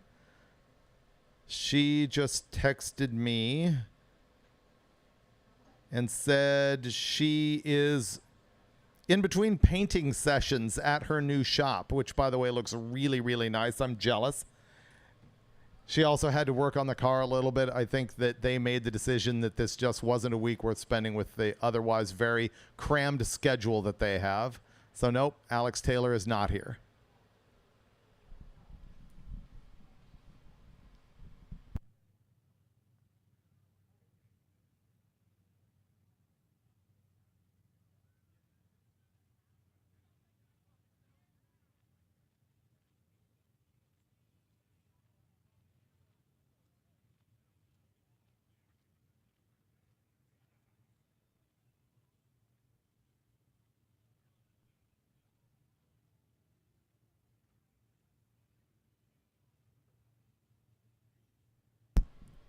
That is Nick Reinhardt's 67 Nova. He's your leader right now in Pro Street Power Adder.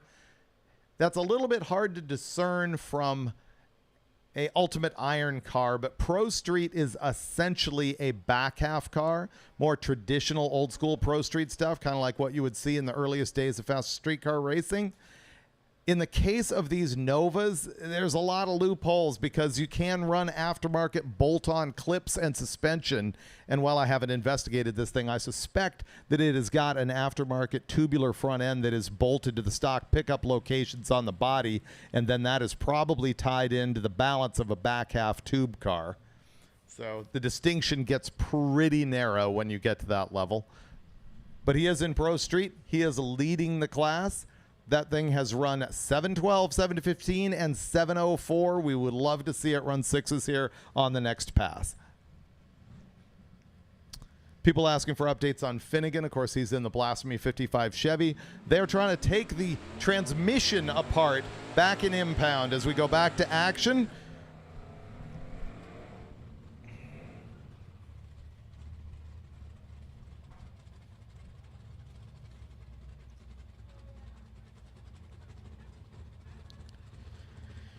You're looking at Corey Pant in the Duster. He ran down earlier with the trunk lid flapping in the breeze off this thing. I think it actually hucked off the car. He is currently 4th in all motor small block. The car has been good for 960s. In the opposite side, David Lips, your current low qualifier for Street Machine Eliminator, just making laps because I believe he laid down another 10-0 earlier today. Pant jumped with a red light. That doesn't matter at all out here at Drag Week as long as you don't leave before the Christmas tree is actually activated. Something goes wrong with Pant. He coasts to 11:31, and there's David Lips with another 10-0 number, practicing up for that bracket race that's going to happen tomorrow, where he is likely going to be at the top of the class.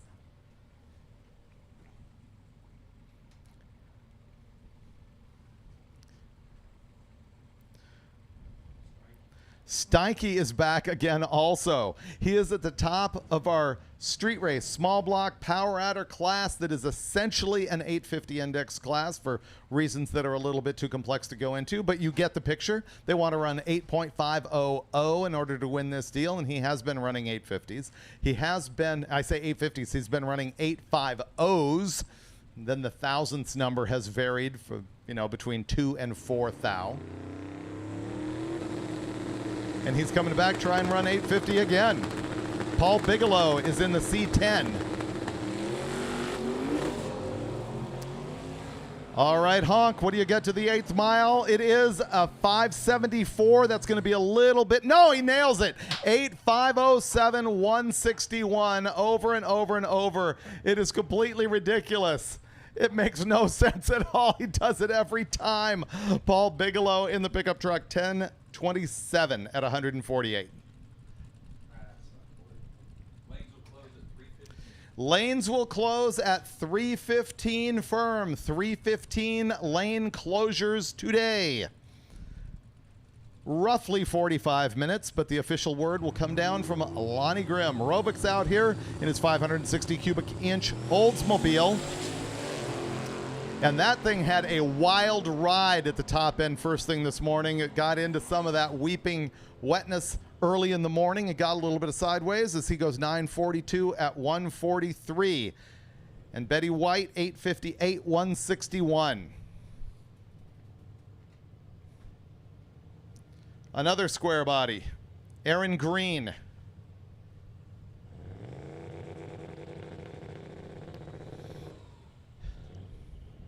Boy, you can see a lot of cars filing out of here at the same time that there's a bunch of cars still struggling to get their number down. The pickup goes 644 to the 8th, and it goes 995 at 140 to the quarter mile, which is too quick. He cannot hand in that time slip because Street Machine is limited to 10.0. The reason being, if your car's quicker than that, we would really like to see it in one of our other classes. This is becoming one of my favorite cars of the meet down here. Jesse Helger, he's got the 31 Model A with the blown small block in it. It's been good for top 9s. Dustin Trance, He has been one of the key players in Street Machine Eliminator, but he's fallen back a little bit this week. He continues to hunt for that perfect 8500 number with that blue Mustang.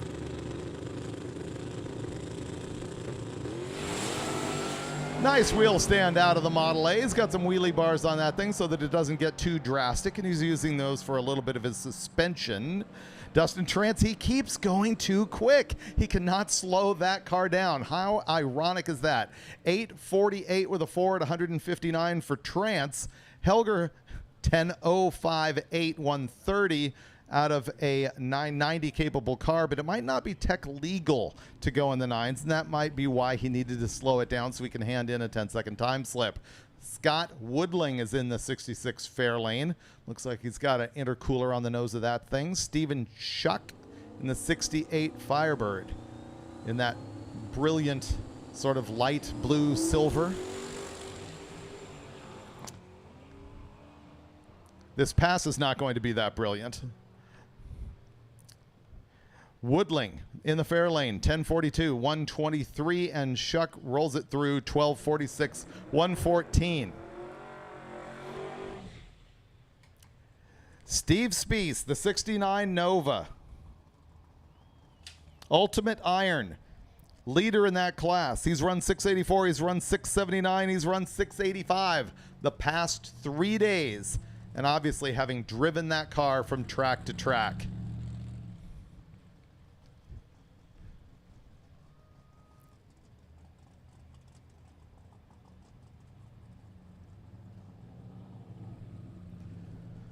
Lanes close at 3:15. As a reminder, 3:15.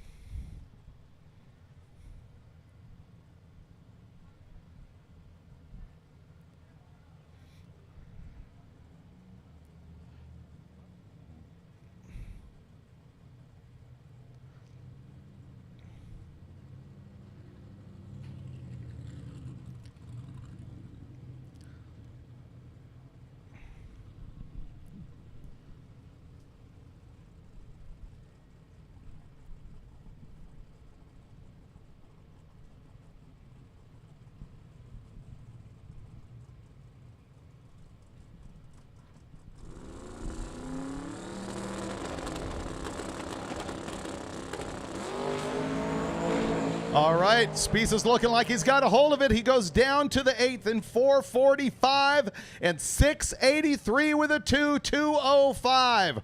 Exactly on pace of what that car has been doing. Man, it's incredible. That thing's run 684, 679, 685, and now 83. And here comes Bryant Goldstone. A struggle of a week in a brand new car here. They have actually been doing really well if you consider what they have been through thus far this week. Look at this. It's been 666. It's been 650. It's been 627. Will he pull one out here at Cecil County quicker than that 627? He is a past winner of this whole deal, but with a different car. Remember the AMC Javelin that had the very similar paint scheme on it? This is his first event with the new Corvette.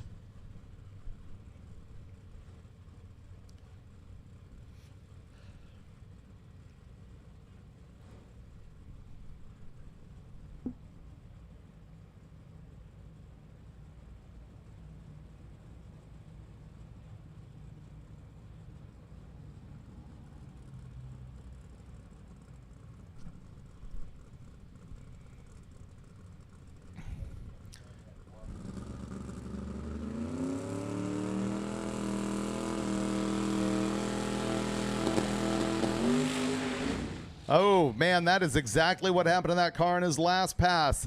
Our estimate was that he had gotten something under the tire and made that left-hand wiggle, and that is going to be a devastating blow for the week of Bryant Goldstone. He has still got time. We close at 3:15. They can make it back.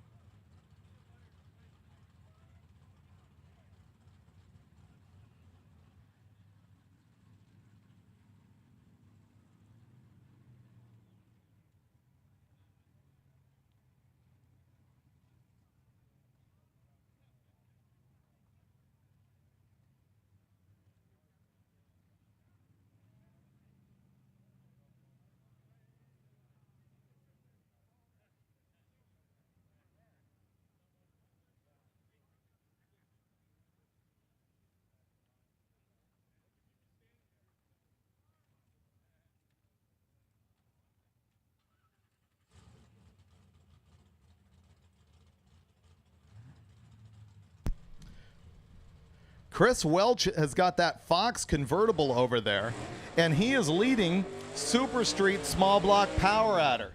He's actually dominating it.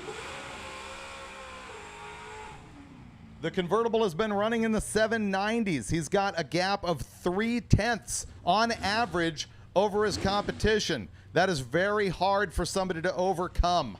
He just needs to keep doing it and make it all the way to MIR tomorrow. We got Jay Grabiak on the other side.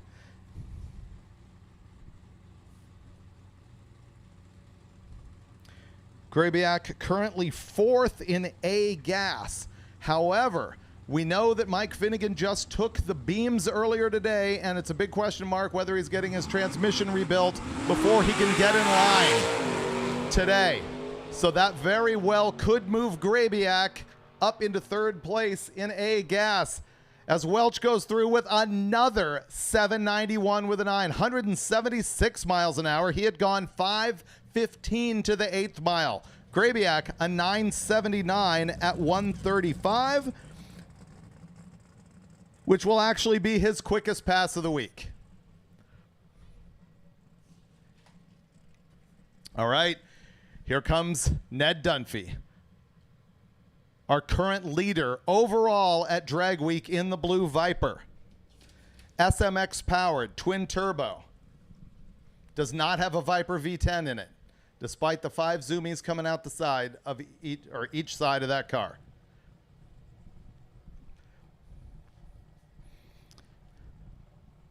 Listen to the specs each day. 617 on Monday, 611 on Tuesday, 616 on Wednesday, and today he's trying to lay down another 6 in the teens. Now, we keep talking about how he has the potential up to this point to be able to set the record for the quickest average 5-day ET in the history of Drag Week, which is 6:19, I believe. And he has run quicker than that every day. So he can run a little bit slower than 6:19 and still average lower than 6:19, but he has got to be in that neighborhood right here if he's looking to set the record. However, he may have done the math to see what he needs to do to stay ahead of Goldstone. And now that Goldstone has had 2 whiffs, Dunphy has the potential to run a slow pass here to keep it safe and to make the drive all the way to MIR in order to secure his win in class. However, he does have to cope with Will Fair, who is 3rd in class with an average of 688. This is the point of the week where you're really getting out your calculator and doing the math on what the cars in your class are doing as far as ET, so you can calculate how quick you actually need to be. But of course, we'd like to see Dunphy lay down another big number.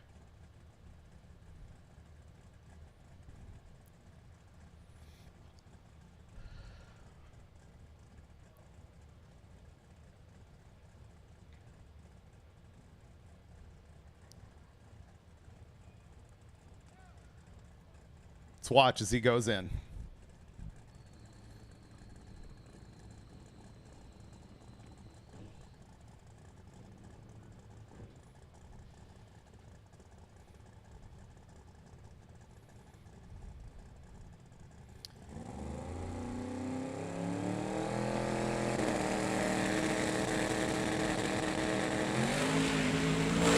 Oh, Dunphy's going to get out strong. He goes 111 to 60 feet, 421 to the 8th mile at the back, 621 with a 6, 247.66 miles per hour.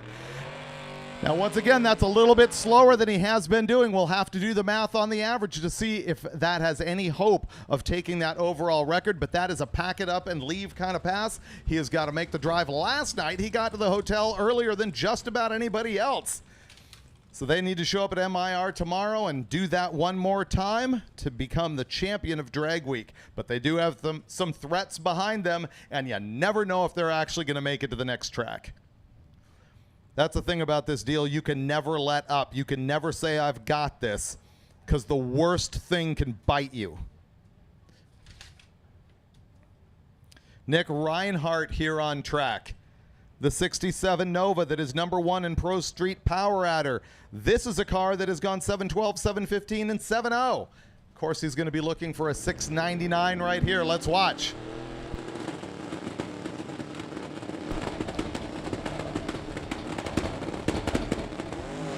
Oh, and he's just going to annihilate the tire. That is not going to be a representative run for Reinhardt. Now, the thing is, he does have time to get back in line. We are closing lanes in roughly half an hour at Lonnie Grimm's discretion at 3:15, or by Lonnie Grimm's watch, I should say, or phone.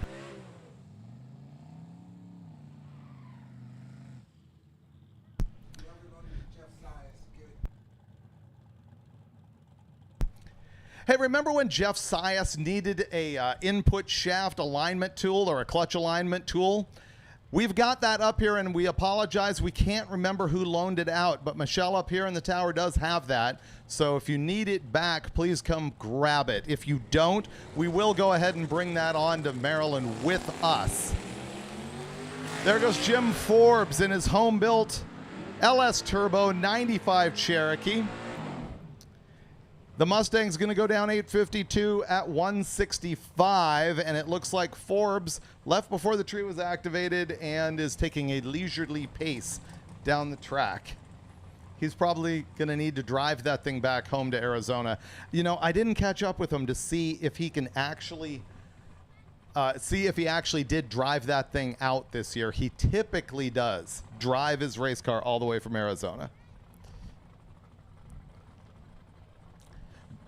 Brian Loans speaks back from the Uber. He has done the math, and he says that Dunphy is still under the 619 record after that 621 pass that he just made.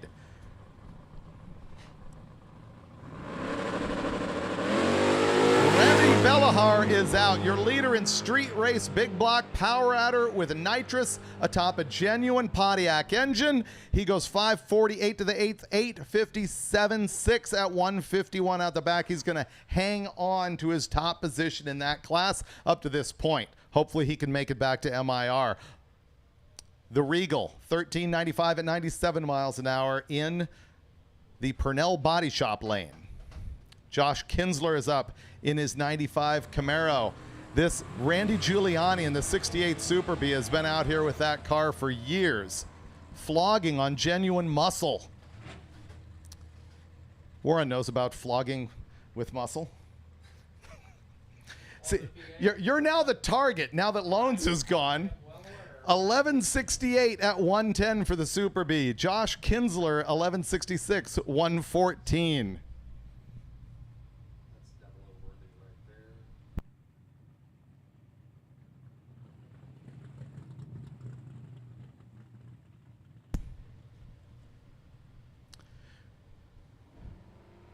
Josh Norris in the Nova. Sean Fitzsimmons in the 95 Mustang.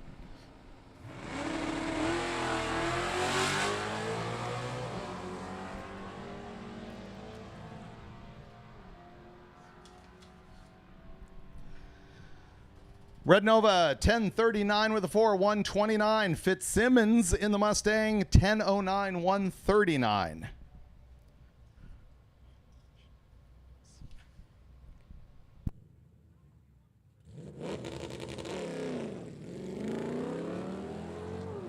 Ryan's back with that Gen 3 Hemi-powered Club Cab Dakota. LeBlanc is back with his GTO.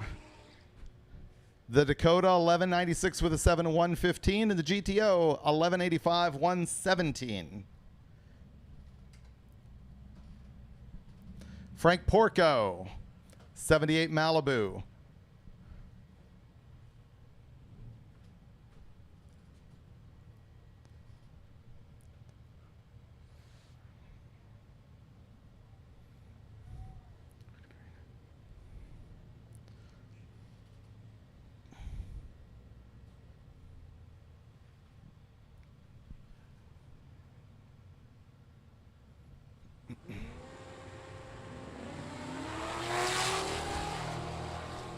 Rocco DeRigo gets out front in his 2011 Corvette.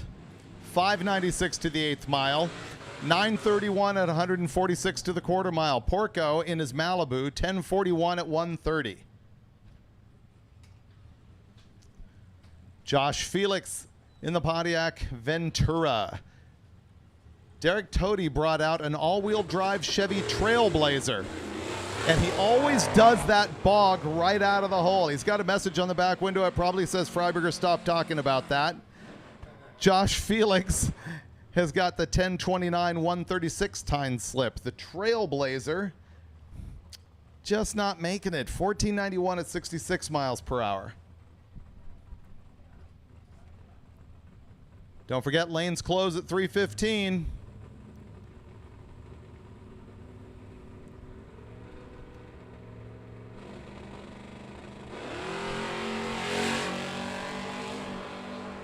Dave Dissinger's got the Monza Coupe. John Gemelli, the 2024 Mustang. And the Monza, 10:14:131, putting him solidly in that ladder for Street Machine Eliminator. The Mustang, 11:83:121.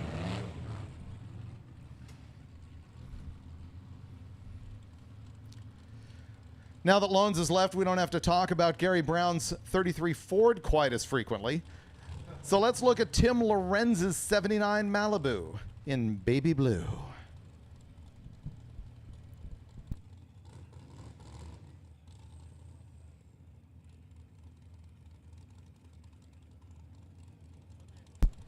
I'm caving in. I'm sending Loans a snapshot so that he knows he's still loving the 33 two-door. There we go.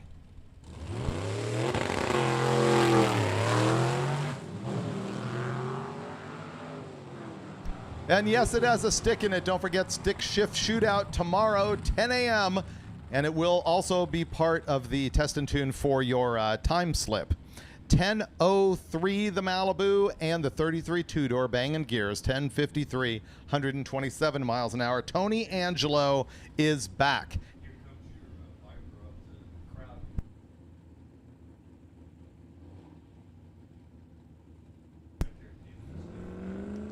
Ned Dunphy returning in front of the grandstands. You'll see him in the blue Viper. You just saw him run 6:21. And we've got Tony Angelo out on track.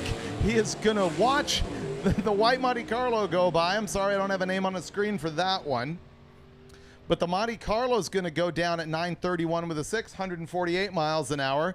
Give a round of applause right there to Ned Dunphy in the blue Viper as you watch Tony Angelo run 10:57 at 135. Yeah, give him some love. Thank you.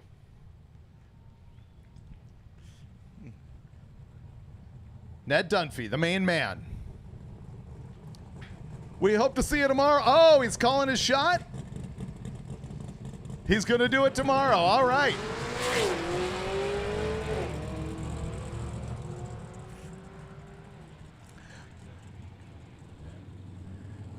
All right, Brian Dolly, 10:47 at only 97 miles an hour down there.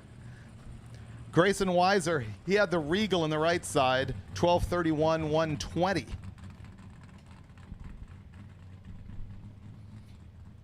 John Powell's S10, is this the one that smoked us out? There's two very similar looking S10s that are white. I think it had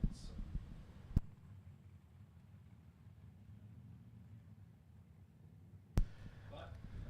Yeah, we don't know which S10 smoked us out earlier, so we'll just go ahead and blame this guy, because I'm standing in here and he's out there.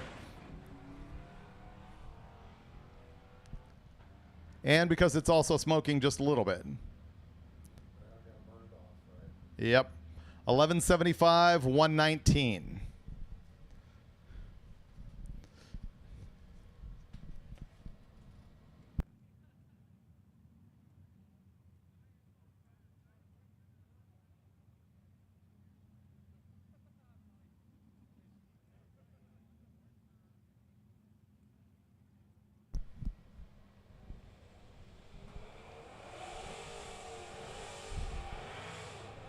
You have roughly 22 minutes to get in lanes.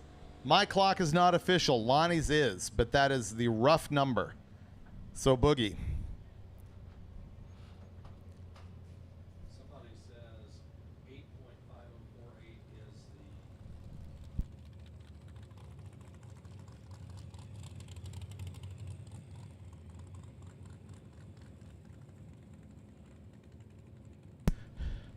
All right, the message has been revised. He's crossed out Brian's name, I think. Now it just says David. It is a Hemi. Yes, we're aware. The Challenger is loaded with a Hemi. As is the green Dart, Bill Jordan. Wow. 71 Dart left, soft, and they just absolutely laid the coals to that thing. The Dart goes 875, 152. The Challenger, 923, 146.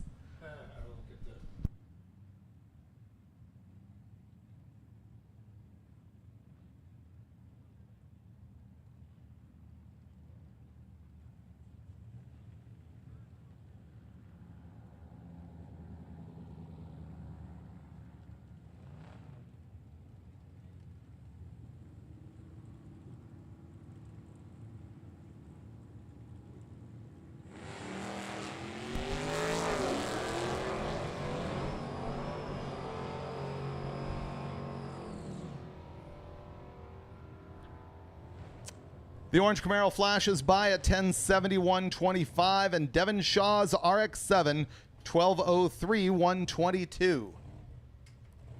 Disorderly conduct is back. The 64 Chevy Nova that is second in the A gas class.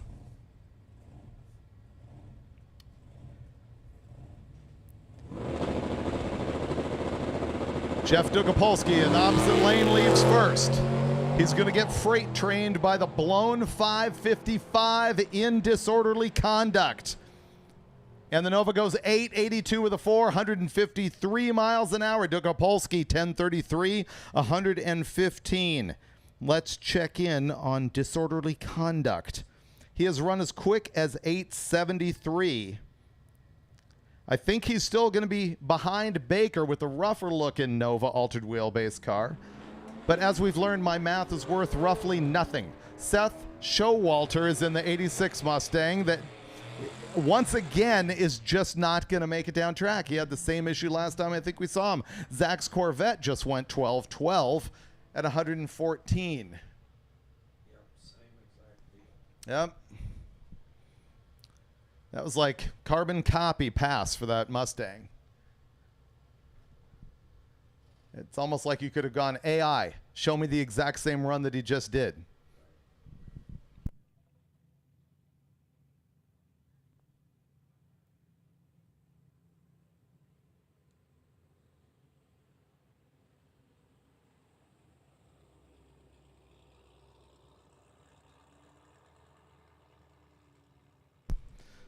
On the live feed, we're looking at this outrageous S10 with the blown small block in it. And on the track, we're kind of trying to find out what's going on with Brian Andrews' Chevette.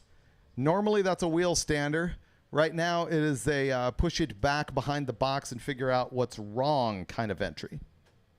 You got Jacob Martinez pulling out of the water in his 2013 Camaro.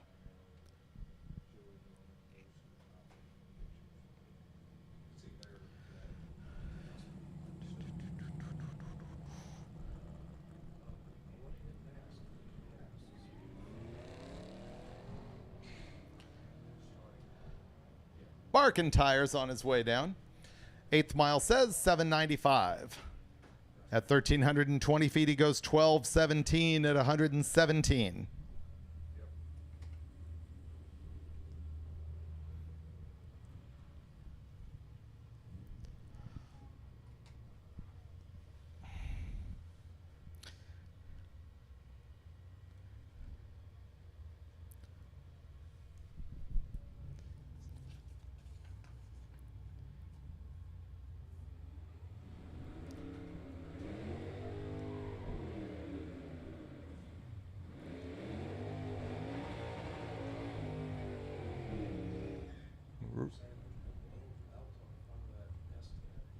Nicole Bondurant's coming out with the 2020 Challenger and Rick Dorn in the 2020 Mustang.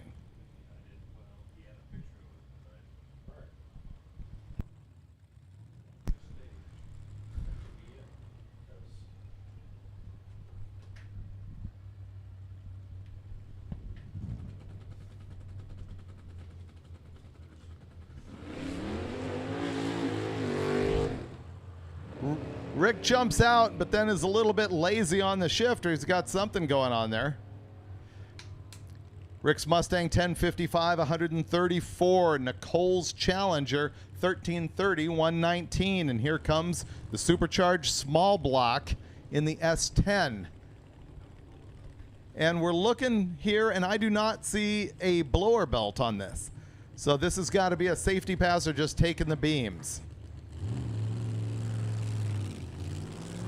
He's just going to roll it on down to remain in competition. Boy, those guys have had some stick-to-itiveness. They have had a rough week. They are really not in contention to win anything at this point.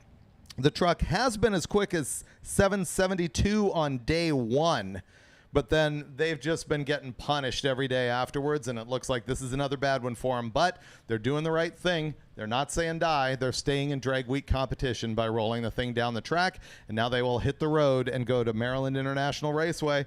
And if they do that again tomorrow, they can say they have completed Hot Rod Drag Week.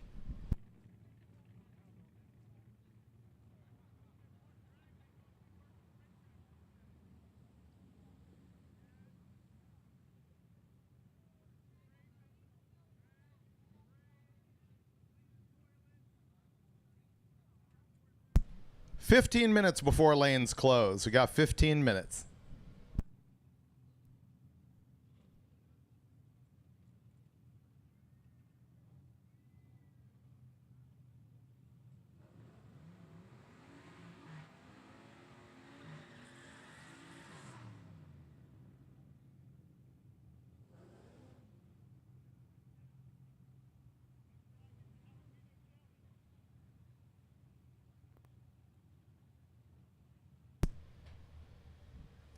Devin Noyce, the 71 Plymouth Duster in blue down there. Ricky Edwards has got the white Camaro.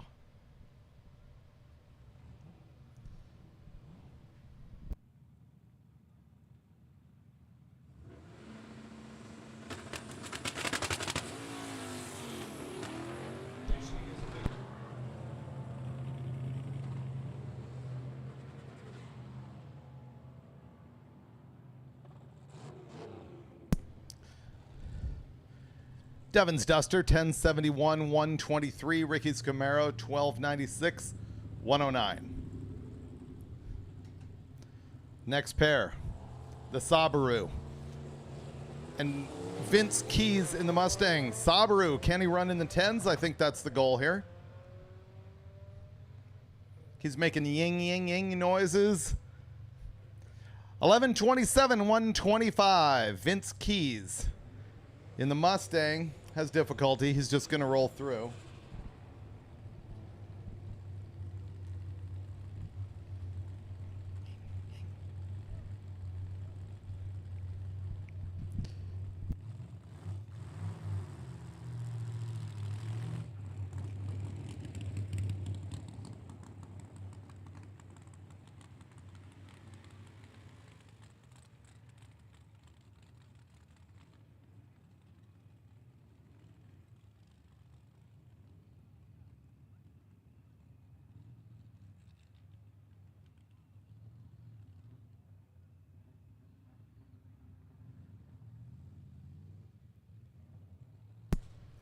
Back of the Mustang there claiming, I wanted 2 more cylinders.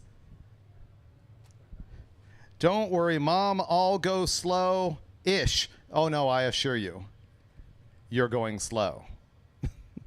We love to have Allison out here. A Chicken McNuggets, no! Okay, we no longer love to have Allison out here.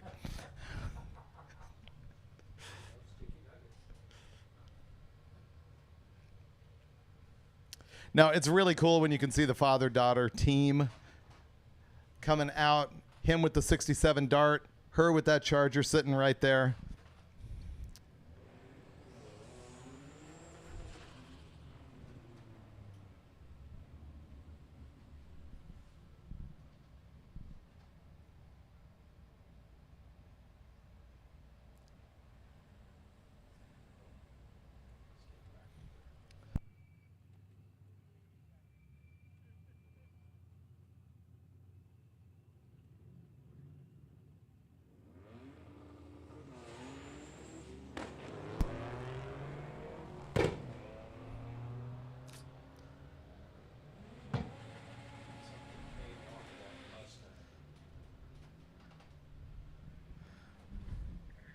The Mustang runs 11:53, 125, and Allison gets into the 13s, 13.97 at 101.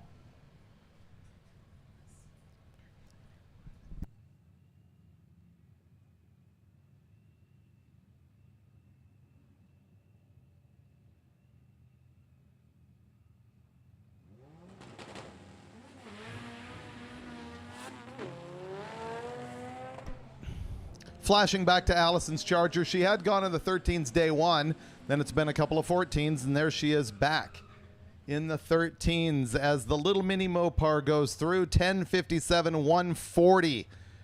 Josh Patchen, 14:80.93 in the 87 Conquest.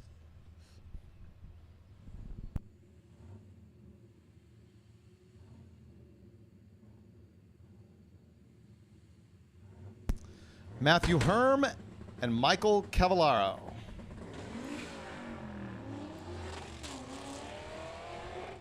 All right, he does have a stick in that thing. Matthew Herm is going down track. Cavallaro is not. He's opening the door. He's throwing up his hands. He's had enough. Herm goes through 12:61, 112.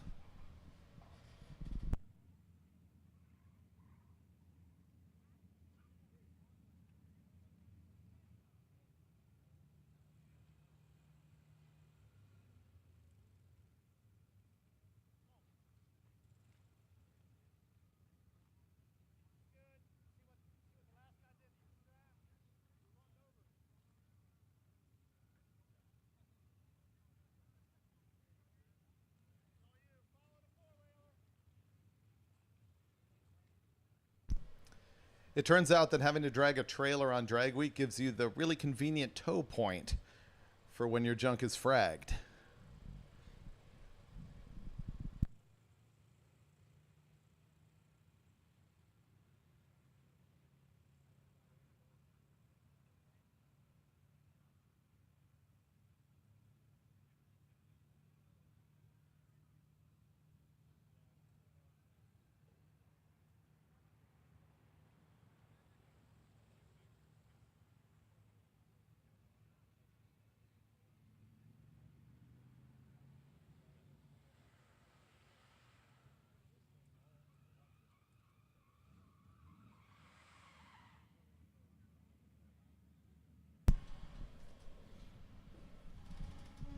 Here comes the Lucid.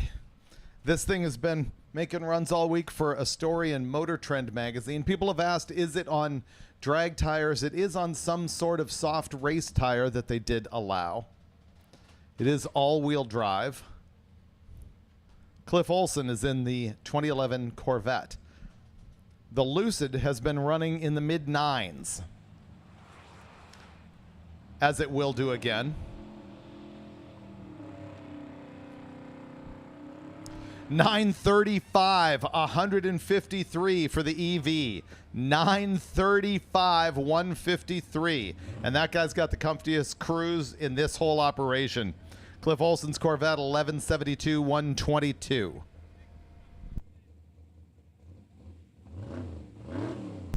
KJ reports that Herm that was just pushed off in that Mustang has fragged something in the drivetrain. Mike Higgins is back in his 69 Chevelle.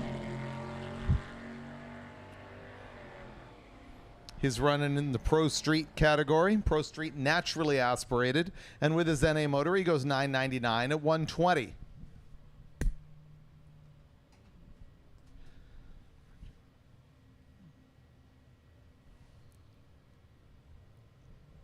Alan and Cameron Brucher, the 67 Fairlane and 06 Mustang.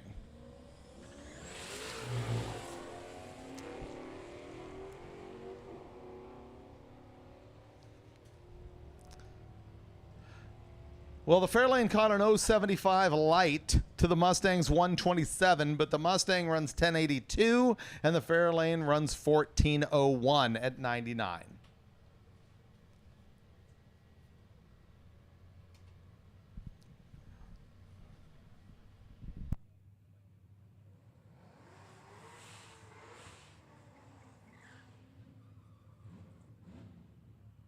Six minutes until lane closure. Unofficial 6 minutes. Ryan Majkrowski in the GTO.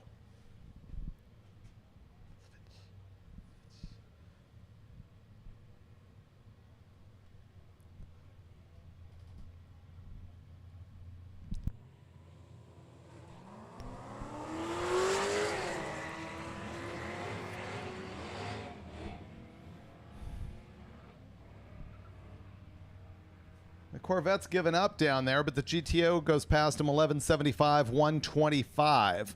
The Corvette's coasting 1324, 68 miles per.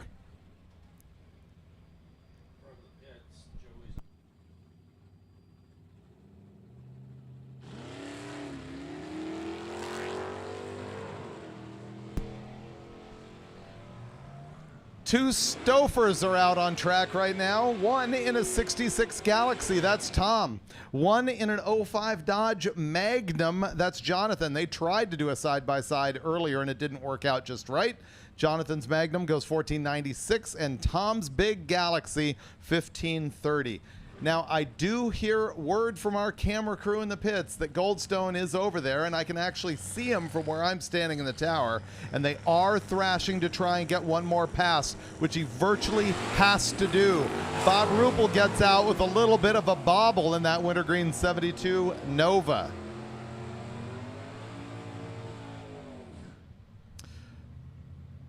The Nova 1063 107 and the pickup truck goes 1249 109.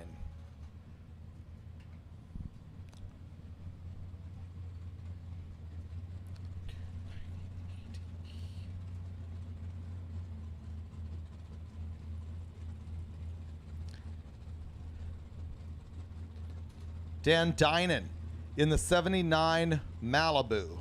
That thing has run 850s and 60s thus far this week. And Corey Pant in the 74 Duster is going to hang out just a little bit watching the Malibu go down. The Malibu runs 557 to the 8th and 857 with a 6 at 163. And now they'll roll Pant into the beams.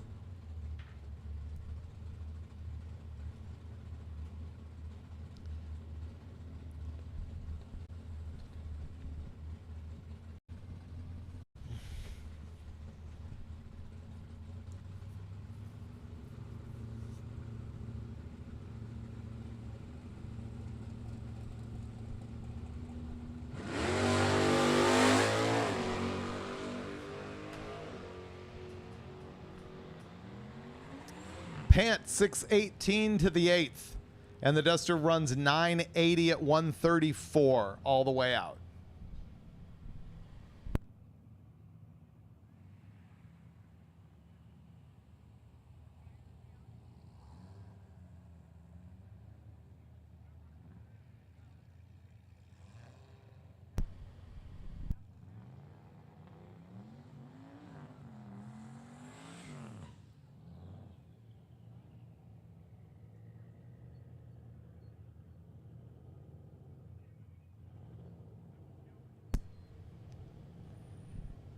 Aaron Green's C10.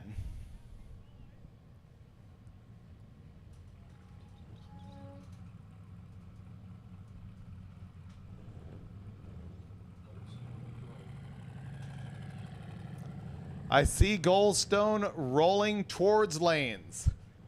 The Corvette is rolling towards the lanes. He is going to attempt another pass.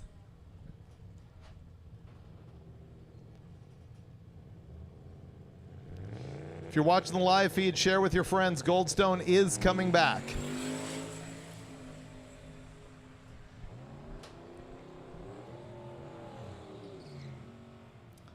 Aaron Green screams down the track, 996 with a 5 at 131, which is too quick to hand in a time slip for Street Machine Eliminator. Mike Alimi losing his mind over here. The Goldstone's back in lanes. He's like, he can't give up. No, those guys have no quit in them.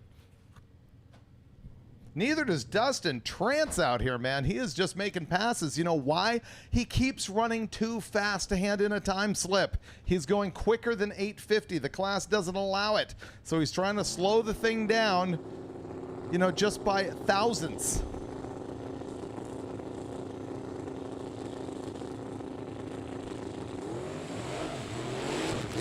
Rovic in the nitrous-fed Oldsmobile.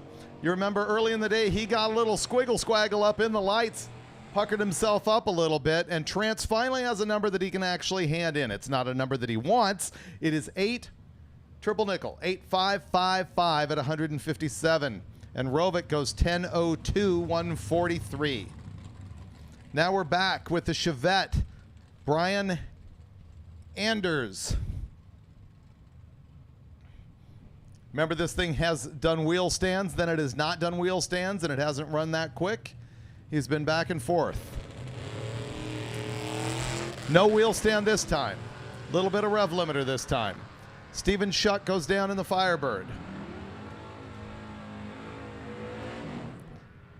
Anders disappointed with an 1179 110, and the Firebird goes 1190 115. Kind of surprised to see Randy Bellahar back. Thought he laid down a good one earlier. Bellahar leading street race big block power adder. Nitrous on his Pontiac motor. That is an interesting play because he's pretty well on top of his class. 863.2, 158.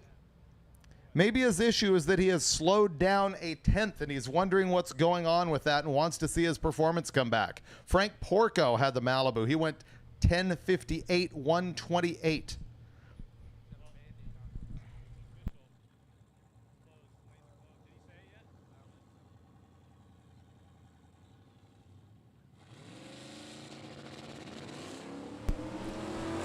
Big old Band-Aid dent on the side of the IROC there. That's Gary Mankia. Josh Felix keeps making passes in his Pontiac Ventura. This one, 10:04 at 136. Obviously going to be one of our SME players. Gary's car, 1216, 113 out of the wounded IROC. Now watch this Trailblazer leave. What it's tending to do is launch and then fall on its face. It does not do that this time. He seems like this time he's on a mission. Then there is a pop, I think, out of Josh Kinsler's Camaro. And the Trailblazer goes through 11:21 at 95 miles an hour. Maybe that pop was him. 11:59, 114 for the Camaro.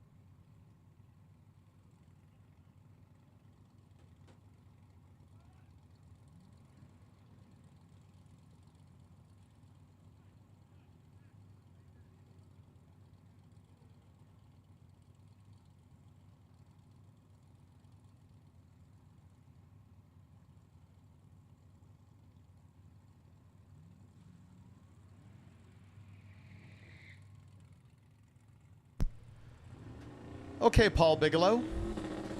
Go ahead and stage. Go ahead and spin the tires really badly.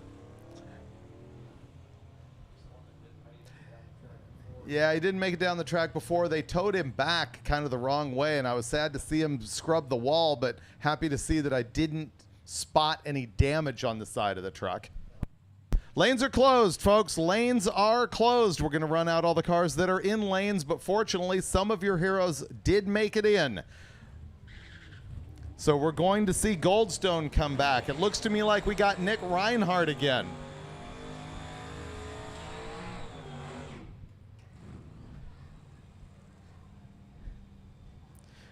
Right now, our hero, Jesse Helger, on the left-hand side of that Model A. You know, he ran in the 10s earlier, a very bottom 10, but he's run high 9s every day this week. I'm guessing what he's doing here is that he wants to have a 9-second time slip every single day. People set sort of their own personal goals that way. This thing looks so much like my hot rod. Man, the wheels-up launch, pretty rad in that thing.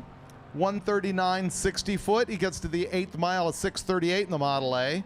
And he doesn't cut it. 10:13 at 1:29. He will not have a 9-second time slip every single day because lanes are closed. Devin Noyes on the other side, 10:97, 1:23. The Lucid is back.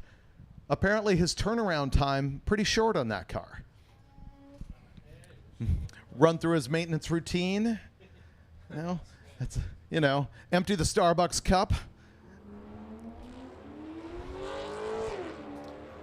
Man, that thing's hustling.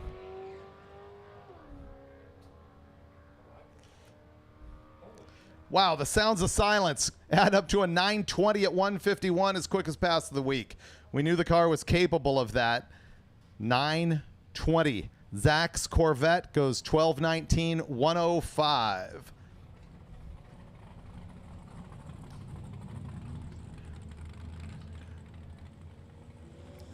The boys are back in the Mustang and Fairlane, matching the matchup that we saw earlier. Unsurprisingly, the Mustang will still be quicker. 10:69 with an 8:126. The Fairlane runs 13:82. This time hits 100 miles per. Mike Higgins making laps in the 69 Chevelle.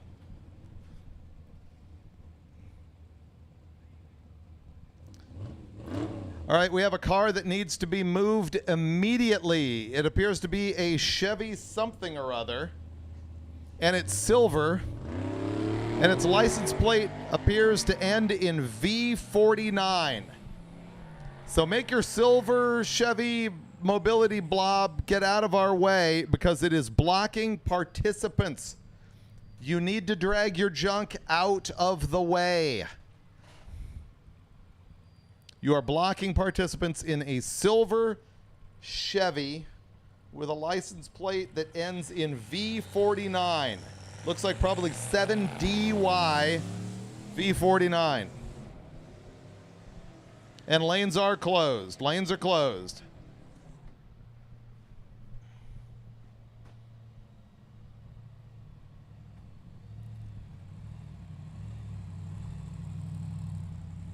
The Model A kind of rules. I might need a blower on mine. Rovic is back again. The big old 67 Cutlass.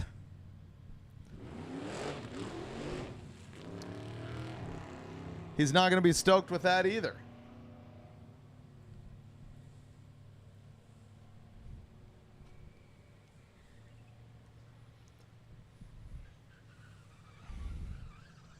All right, we're going to do a little glow up on the track here for a minute because we got some of our heavy hitters coming back.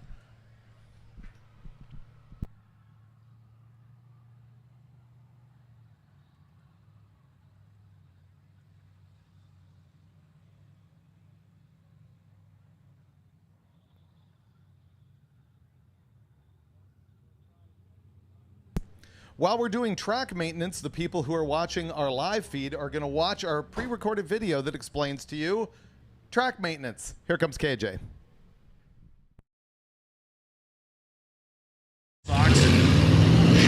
You know, at the drag strip, traction is the name of the game. Getting down the quarter mile or the 8th mile as quickly as possible is what you have to do, but it starts with traction right there on that starting line. And to get that traction, or actually, there are very many levels to achieving traction, but it typically starts with the equipment that the track uses to create it. First and foremost, if it's raining and we had a lot of rain, this device here helps blow water off of a drag strip. It's basically the Buffalo Turbine Cyclone squared. It's a jet. It's a big jet that just pushes air, and it's channeled away from the racetrack on both sides. This is turned actually the same way, so they'll go down a lane, blow the water to the side, go down the other lane, blow the water to the side. Another key element in traction at the drag strip is right here. This basically is a glue sprayer. This tank right here is full of, I don't know what compound is used, but there are companies like PJ1, VHT that make traction compound, glue if you will. The glue goes in here, there's your pump, and it's sprayed out of these nozzles right here, and this is just a high pressure spray that goes across the length of both lanes. The operator will go down one lane, go down another lane, back and forth until they have the right amount to their satisfaction, the right amount of glue on it. After the glue is applied, the track is dressed with these devices. These are John Deere tractors, and on the back of these tractors are a rotator, what's known as a rotator, and we'll take a look at that. This rotator is an apparatus that's chain driven. There's a chain in here, this is a chain guard, but it has 4 racing slicks, 4 Goodyear racing slicks that go across the back of it.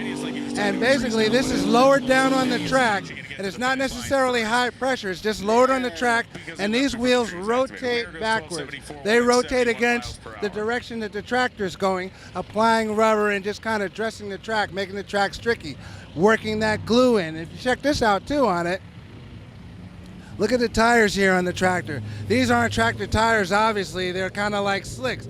They put these tires on here because they make turns on the racetrack. They go down one lane, turn and go down the other. A traditional tractor tire, of course, has those knurls and knobbies in it, and that would mess up where you're trying to make smooth. So that's why they have slicks. This is really kind of like a Zamboni at an ice rink. We call it the track Zamboni a lot of times. Again, the wheels rotate backwards as the tractor goes forward, and it helps dress the track. That is the rotator. Down here is another device, has the broom on it, and the rotator actually has a broom on it also. Obviously, this is just sweeping up debris that might be on the racetrack. Just a broom. It's a big, high-powered broom. And then here, this is called the flat drag. The flat drag usually follows the rotator. This is the last application as far as apparatus and machinery. These are basically the same slicks that you saw on the rotator without the sidewall. And this one's quite worn out. But again, this just drops down. It's about 1,500 pounds, so it's not any kind of a high pressure applied to it. It just drops down, and they skim it across the racing surface to transfer rubber, transfer traction to the starting line and all the way down the track. So that's a breakdown on the machines and the apparatus that are used to achieve traction at the drag strip.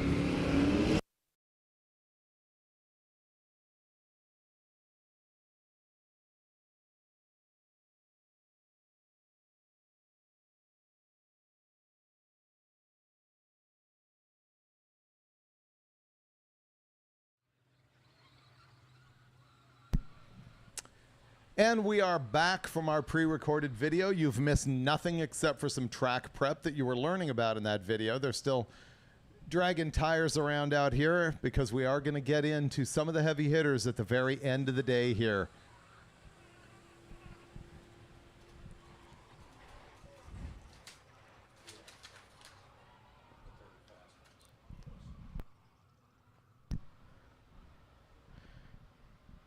There's Bryant Goldstone that you're seeing on the live feed as they thrash around to get that happen. You can see some of the Hot Rod Magazine social media team working on that car. We also got a glimpse there at Nick Reinhardt's 67 Nova. So you've got your Pro Street Power Adder leader in that gray car, and you have got Bryant Goldstone, who is in Unlimited. He's chasing a podium spot at this point, trying to finish the week in their very first event with that 53 Corvette.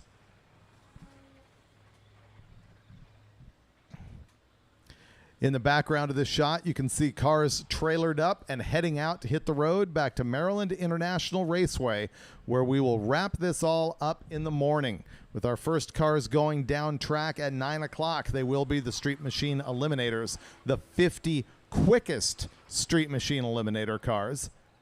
And then they will hand in their time slips. We'll make the bracket so we can have the bracket race later in the day. And at 10 o'clock, we'll go directly to the stick shift shootout, which will be held during rounds that will also count for your ability to hand in a time slip. That's what's happening tomorrow. And you will see all of that on the live feed with myself and KJ Jones.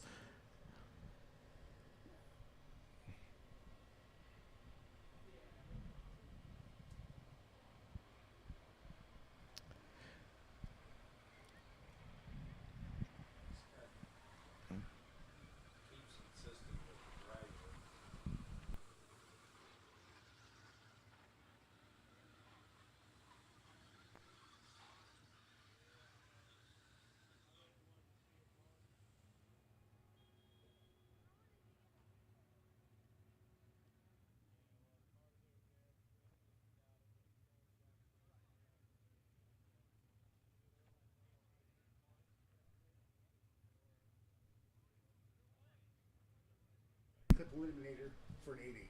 Okay, revised call out for Cavallero.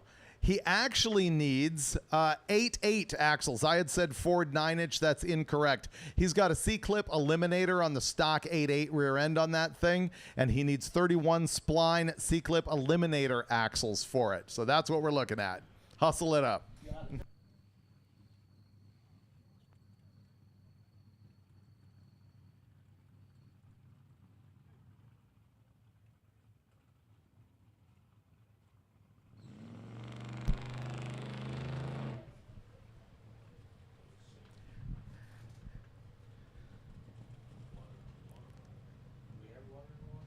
I'm looking. Now we got some water in the water box. We're going to send Nick Reinhardt through it in his 67 Nova that is leading Pro Street Power Adder, a car that's run 712, 715, 704. I've put the burden on him of trying to get a 699 out of this pass, but I think they're just trying to get down track. Okay, that was clean.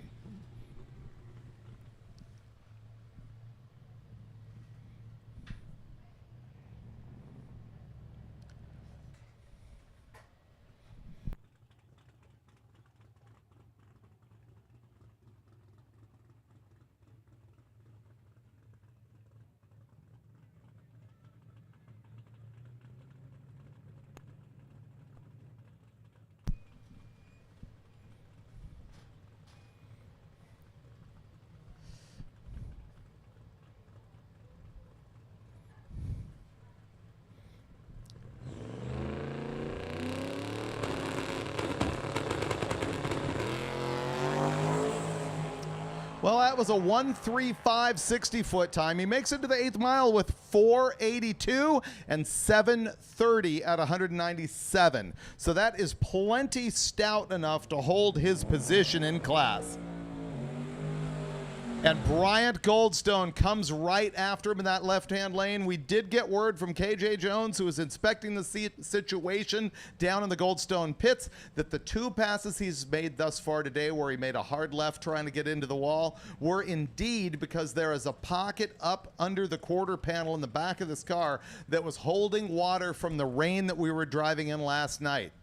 They've drilled a bunch of holes in it. They've drained it out. They've ensured that this is not going to happen again, and they're back out here, and they got to make one great pass in order to hold their position and potentially earn themselves a Gear Vendor's guitar at the end of the week for being one of the top 3 quickest cars of the meet on average. So this thing has gone 666, it's gone 650, it's gone 627. Quicker each day shows that these guys are making progress with what is a brand new car. Let's see what they can do here at Cecil County.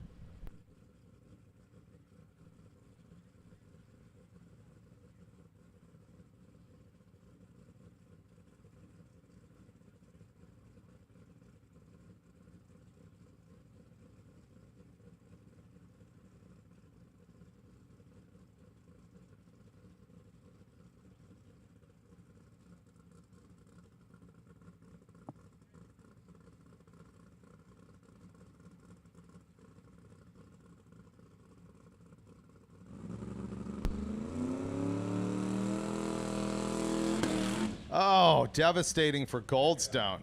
Back it up. He's got to back that thing up. They've been letting people second stage. Stage twice. I think he's got it. That was an oof. You saw some smoke coming out of the top. Not a great sign. Haven't seen that on this car before.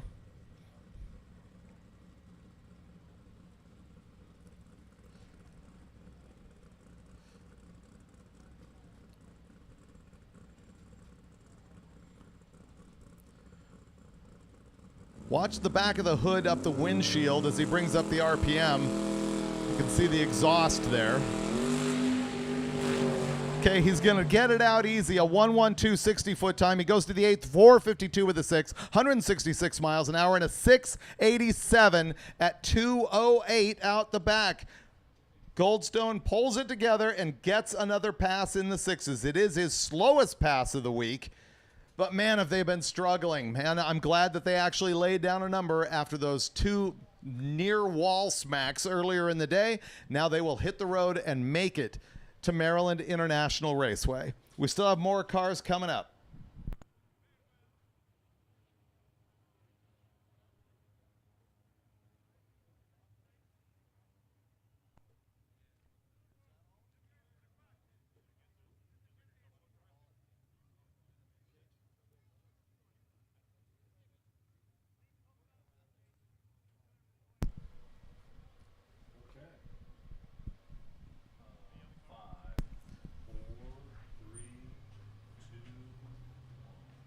And I lied. That is the end of the cars for the day. KJ, a pretty good blast at the end for Goldstone. Not exactly what he wanted, but I know you were down there in the pits. What did you see them struggling through? What they were struggling with, David, they had water under the car. Under the car, I don't want to call it, well, of course, it's like a belly pan device, but it's just panels underneath that car. And driving through the rain, they drove the car through the rain last night, in torrents of rain. Water just built up. And despite blowing air, taking a nozzle and blowing air through the undercarriage and such, and thinking that everything was dry, there were still areas underneath in that trapment that was bringing water down every time the car left. Do you have any kind of an impression of what was going on that last pass? Was that still a water situation? Seemed to me like the car itself was struggling. Yeah. I think that the car might have been struggling a little bit, but I'm going to go with, I think they might have had it a little bit on the safe side just to get it down. I think that might have been more of a programming thing, because if you listen to it, if you could hear it, it didn't seem like it was on it until it was about 700 feet out. 100%. Yeah, 100%. So they made a safety pass. But they've run 6s every day. They're going to make it to the end and still have a shot at making a podium, getting that gear vendor's guitar. Yep. And we've seen some other cars, like the Gold S10 comes out here. Basically, they have just been killing themselves. They haven't put down a good number at all since day one, but they're still going to motor this thing to try and make it to Maryland International Raceway. Yep, they're headed down to MIR, where they're going to fix yet another transmission and then put the belt back on it and really go for the gusto tomorrow. So tomorrow we're going to get all of the stories for you about the action on the road. It's not over till it's over. There's still a bunch of cars that while they're leading their class, they can just absolutely fail on the last day. We've seen it before. There's going to be a lot of class champions decided early in the day tomorrow and a few right at the end of the day. We're also going to see stick shift shootout that's happening in the time trials at 10 a.m. We're also going to see Street Machine Eliminator is going to line up first tomorrow, the top 50 quickest cars, so that we can make the ladder for the bracket race. A lot going on. Other than that, we will have the ABCD groups, and we will be running the stick shift shootout. There's going to be a lot to see from Maryland tomorrow, and it's going to be KJ and I. KJ and me. Well, I'm not Brian, and you saw what I tried to do this morning, but tomorrow it's going to be for real. I'll be here with David. I'm looking forward to it. Thanks for watching this live feed. Thank you, Mickey Thompson, for bringing us this live feed. It's been a ball. And, of course, Gear Vendors, NOS, Summit, everybody who's been out here taking care of us, VP. And a reminder that the Mickey Thompson live feed tomorrow will begin at 9 a.m. rather than 8. 9 a.m. Eastern tomorrow is when we're going to kick it off with the live feed. It will be KJ and me, and you've been doing an awesome job on the interviews. Thank you. It really has leveled up the broadcast a lot. And even though Brian's gone, we're going to have a great time, and we'll probably throw some barbs back and forth and at people down on the track and at the audience, and we will see you tomorrow from the Hot Rod Drag Week presented by Gear Vendors Overdrives.